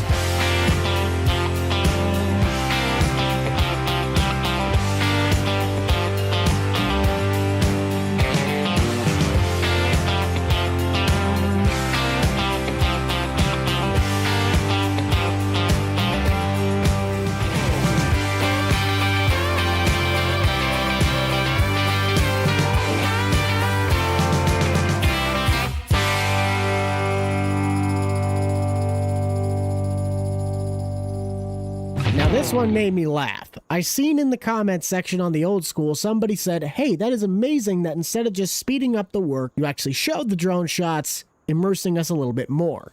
I can't tell you how good it feels to do the drone shots again. If you can remember all the way back in FS22, this was the only way we used to do things, was the drone shots. But when the new game came out, we didn't have all the tools to make the shots look good, smooth, and fluent, so I dropped it as a whole and just did the speed-up time-lapse version. So thank you guys for noticing that and that you do appreciate it. I'm going to try to keep doing those things to improve the content for you as we go. But sometimes the devil in the details truly does make a difference. I ended up letting Daryl do the spraying, so let's see where Kevin and Corey have gotten on the straight truck. New fluids, new filters, pretty much an entire system flush. Some electrical wiring to get our important gauges done. I'm not worried about the body rust, so we're just going to bang out what still is hittable. Maybe some zip ties to get the headlights to sit straight. Seems to be this truck's going to take about $5 to $6 grand to get up and running. That is what we think it might take. Daryl's finished spraying, and I'm going to leave those guys to that. Let's jump across the road and keep on rolling. With the likelihoods of that being one of my bigger fields and it only taking 11%, we might just be able to spray everything I own or rent in one fell swoop. That is amazing for my finances. While not entirely realistic, that's besides the point. Let me have my fun so I feel like I can be cheap.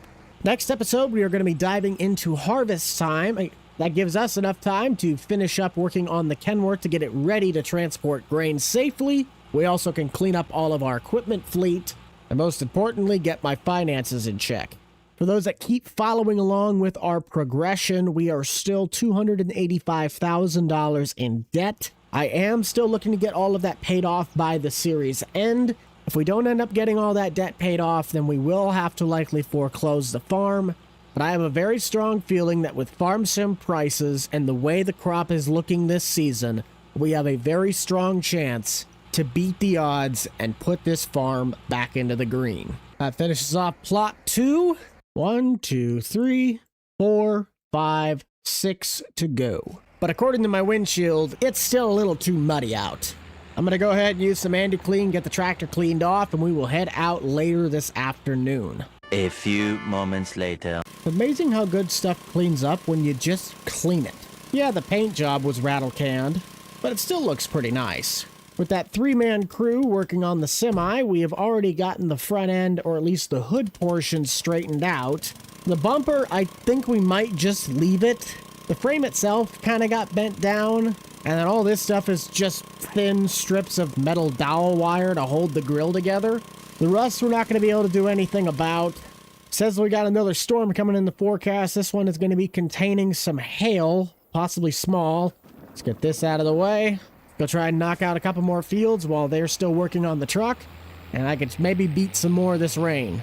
Our Wiffles crop is looking fantastic this year. I would have gotten out to spray a little earlier, but sometimes things just don't work out the way we want to. The nice thing about staying ahead of your crop's weed growth or just the health of the plant is that stuff like southern rust, which ate up a lot of this year's farm ground, has not yet made its way into this part of the map. Grant was stating that if he got that last round of fungicide on, it probably wouldn't have caused as much of a problem. The problem with southern rust is that it pretty much weakens the plant from the inside out, so your stalks become weaker and are more susceptible to things like wind. The less down corn we can have, the better. Spraying corn this late with a tractor this short won't help with your down corn issues too, but we don't mention that part because that makes me look bad. So far, we have invested a little over $3,500 into the straight truck. Most of that going into the service department. The body work, we're just doing it with hammers and trying to brace things so it doesn't punch a hole through the stuff that's rusted. But zip ties, duct tapes, hammers, oh my, we're figuring it out. That completes 1, 2, 3, 4, 5, and 6. With 61% still left in the tank. That's efficiency, but also very not realistic. It also helps to beat the storm when the time is not moving. My bad. But I think with all of our little upgrades being done to the Kenworth, I want to take that truck out and see how good it drives. There's still plenty of work to do with it before harvest time, but it doesn't hurt to get a first-hand view to see what all still needs to be done. Well, it starts nice. That's a good place to be. Our gauges are starting to properly work again. The only one is that apparently the fuel level on the left-hand side is inverted. Other than that, I think we're pretty much set to roll. We do have a hitch down on the back part of the frame. I do want to know if that hooks up to my gravity wagon. Yes! While not perfect, it does work. I don't know why, but apparently one of the spokes on this steering wheel is smaller than the other two. Not sure if anybody else noticed that, but I just did. They still got some work to do on that clutch, but by cleaning up the transmission and getting the fluid swapped out, it does seem to be working a bit better. The mileage on the truck is unknown, as it looks like the odometer does not work. But considering the truck's from 1974 and has lived to see the test of time, I think it's safe to say it's probably close to 1 million miles.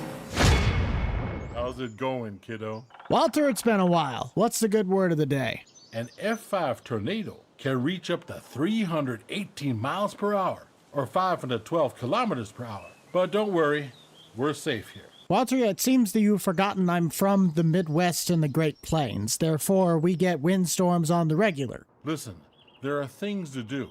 Let's continue another day, shall we? You know what?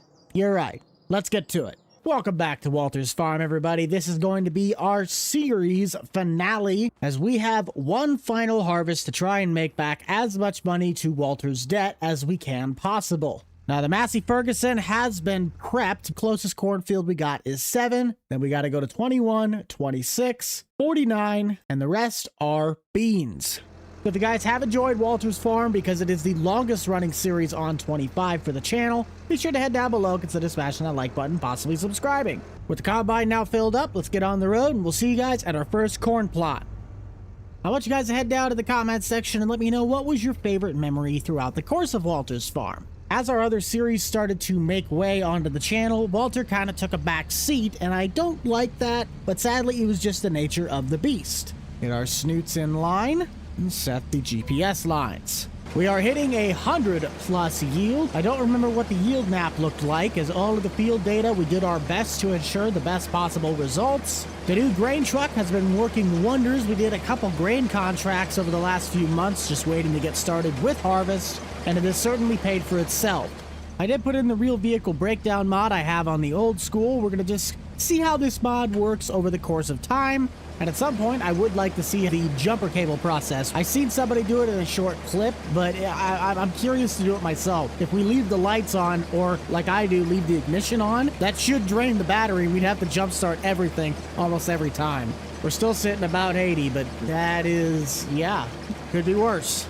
I don't remember. Did we plant 2? Yes, we did plant 2 full headlands. From the planter's perspective, we planted 2 headlands, but our header is half the width of the planter, so that means we have to set the GPS to do 4 headlands, which I am going to do right now before I forget.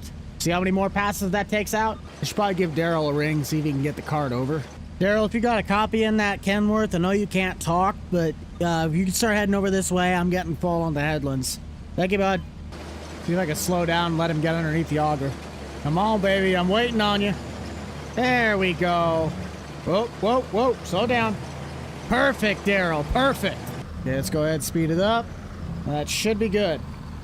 I would have liked to try and conclude this series before the end of 2025, but sadly scheduling just did not work out that way. As I mentioned earlier, Walter just kind of kept getting pushed onto the back burner. If I am to make a mega cut for this, the insane difference it will be between episode 1 and where we are at now is going to be crazy. We had 1 full calendar year of development, new mods, customizations, difference in editing style. It'll be insane to see how different those would be. I don't believe we're going to be using Riverbend Springs anytime soon. It's a great map, don't get me wrong, but I'm still waiting on a Nebraska map to try and get the Nebraska Farm Series up and running. There's one thing I'm really trying to strive for with the return of Nebraska is the presentation out the gate. It is such a high anticipated series, but it also is such a personally connecting series. All the info that I have learned about farming, all of the things I've learned on how to take care, treat, and modify the land is really what I feel is going to bring that series home. We got 1 last headland to go, and then it is on to some drone shots with Daryl running the combine. Still working land that my granddad broke. Same old plow, same heavy yoke. The banker smile while he twists that rope. And the Sioux and town call it hope. I've called my reps, I've raised my voice, but they don't hear the farmer's noise. They're too damn busy making toys for folks who never earned their joy. With the blood in this nation's veins, still feeding them through drought and pain, but they tax our souls and drink our gain like ticks on a dog that knows the rain.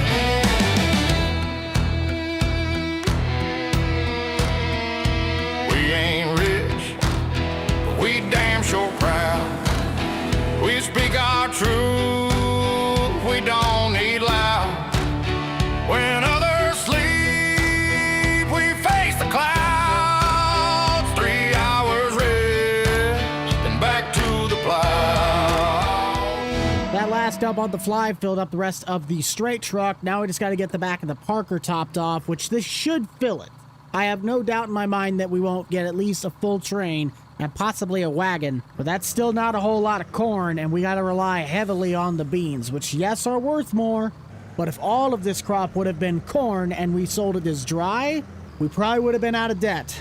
While he's getting turned around, this looks pretty dang good. I would like to have seen more green, but I think that's just a limitation of the soil type.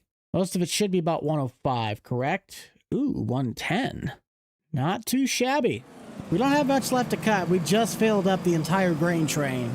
I'll have to double check the data, but I think this year we're going to have significantly less corn than we did last time. Darrow should easily be done and moved on to our next plot by the time we get back. We're going to have to get a grain sample and wait in line for the dryer if there is anybody. I've yet to navigate this setup through the co-op, so it'll be interesting to see if it's difficult or not. If you don't know what this machine is, it is a grain probe. This tells you the moisture content of your crop, and it'll also tell the machine whether or not you're the guy that actually had a trailer full of corn and then shoved the top layer of beans on it. I'm not concerned. You guys know I'm not lying. There's the first reading, and there's the second. Just get one more for the gravity wagon, and we are set. Moisture content came out to 17.5%. Not terrible, still a little wet, and this shouldn't take too long to dry down in the dryer. If we somehow manage to get the whole 150,000 liters of corn to where we could dry that down to 135, we could potentially be sitting on $111,000 just in dry corn. And beans, let's say we get 50,000, that's 62,450. Put those two together, you're looking at just over $174,300. That still falls way short of our $285,000 loan, but considering that the farmstead is pulling in more money than it's currently losing, I would say we still have a shot within the next 2 years to pay back the entirety of the loan. It just will not happen this time. Daryl radioed in while we were doing our calculations. The combine had half a tank after finishing out the rest of the plot, and he has moved up to 21. The corner he started in is not looking good on the yield monitor. It's sitting somewhere in the orange. But as long as he's not throwing straight ears out the rear, I think I'll be happy with the results. 12 seconds later. Oh, that's gonna hurt. I didn't even think about checking the soil types. 26 was one of the plots we ended up getting through a cash rent. Never had data on that. 57, that'll be good. This will be an amazing plot. I'm not going to hold my breath on 57. 70 is going to be horrible. And just around this north half of the farmyard, that's about all we're going to get for good yield. The rest of it's just going to be holding your breath that 26 has more loam than any of them. Bucked Up Farming taught me a lot about what the yield maps can be expected to look like. In 22, you used to get really high yields in the clay soil. At least that's what I can remember. So retraining my brain to think of loam sand being the best has been a bit of a challenge. The AI must also be learning itself, because the way they used to harvest these plots, it'd make you just want to drive a stick through your eye. But he's been making these lane cuts that allow him to like turn without hitting the crop at all, and I don't remember him doing that. So FarmSim's AI is indeed evolving. I'm slightly all for it. We're just going to take the truck with us. There's no reason to take it all the way back to the co-op, and we just fill it up within maybe a couple passes on this next plot. The beans, we're going to go ahead and save that harvest portion for the upcoming live stream. This video will probably be out after that, but just a heads up, we will not be finishing the harvest in this video. We will be doing that over live stream. And I'll post the final results, however we have to do that, in the community chat to let you guys know how this farm turned out in the end. Please fare me better than my other fields, I beg of you. I see green and I see a lot of it, 108. The worst part in this plot is pulling 95. That is insane. I get soil types vary everywhere, but with the headlands always being the one part that's compacted, and especially with that bordering a driveway, it's amazing that the headlands are yielding as good as they are. 2 headlands in and we are at 80% fill. Let's top off the grain truck. Hope we can get close to a full hopper so we can move south and get the last plot of corn. Let's do ourselves a favor and not try to get hit by a train like we did last time when we bought this truck. I've done a little bit of work to our air brake system, so our braking power has been significantly increased. What would it be without a postal man cutting me off when I'm in the middle of turning? But the truck has felt a lot safer to drive, but we've still been heavily relying off of the engine brake just to make sure we have enough stopping power. Yes, that's a bit harder on the motor, but in fairness, that's kind of what the engine brake was designed to do. Not full braking power, but save the wear on your own physical brakes. The good thing that the floor grate is as wide as it is, almost all of that is just hitting straight on the drawbar. I have a bad feeling we're not going to get even close to that 135,000 I was hoping for. But the good news is we are on to the final plot of corn, which Daryl has radioed in that it is about 90-ish%. He just started on the headland, so he doesn't have a full round of data yet, but that's at least something to look forward to. This is another chunk of ground that we got on our cash rent deal. I don't know why I never bought the data for the ground, but maybe it's just a financial thing at that point. What does the yield look like? Go ahead, just beat me with a stick. I don't like being a negative Nancy, but I also understand when things just aren't going to work out. This is a nice sized piece of ground. Maybe we'll get a little bit more out of it than I expect, but only time will tell. Come on, baby, bring it home. Just a few short passes left. No, come here. And I think we're going to get close to 80%. It certainly exceeded my expectations. I wasn't anticipating a full load, but this is pretty dang close and about the best you're going to get. And that is a wrap. Can we top off the rest of the grain truck, or we put too much in the back? If I can even see where the pipe's at. No, we put way too much in the back. That's all right. That's going to put us around 82,000 liters in the corn dryer. Tallying that towards our estimated high sell in December, we're looking at just under $68,000. If we could put $100,000 towards our debt with Walter, I think that's going to be a great place to leave us off. So thank you all so much for tuning in. We'll be catching you guys on the live stream to finish out the rest of the bean harvest. If you enjoyed Walter's Farm and want to check out the entirety of the playlist, if and before I might make a mega cut, you can find that in the top right-hand corner of your screen. Other than that, make sure to keep it light, keep it loose, keep it fresh, and most importantly, keep it fun. We shall see you guys all in the next one. This is the Rental Man out. Peace.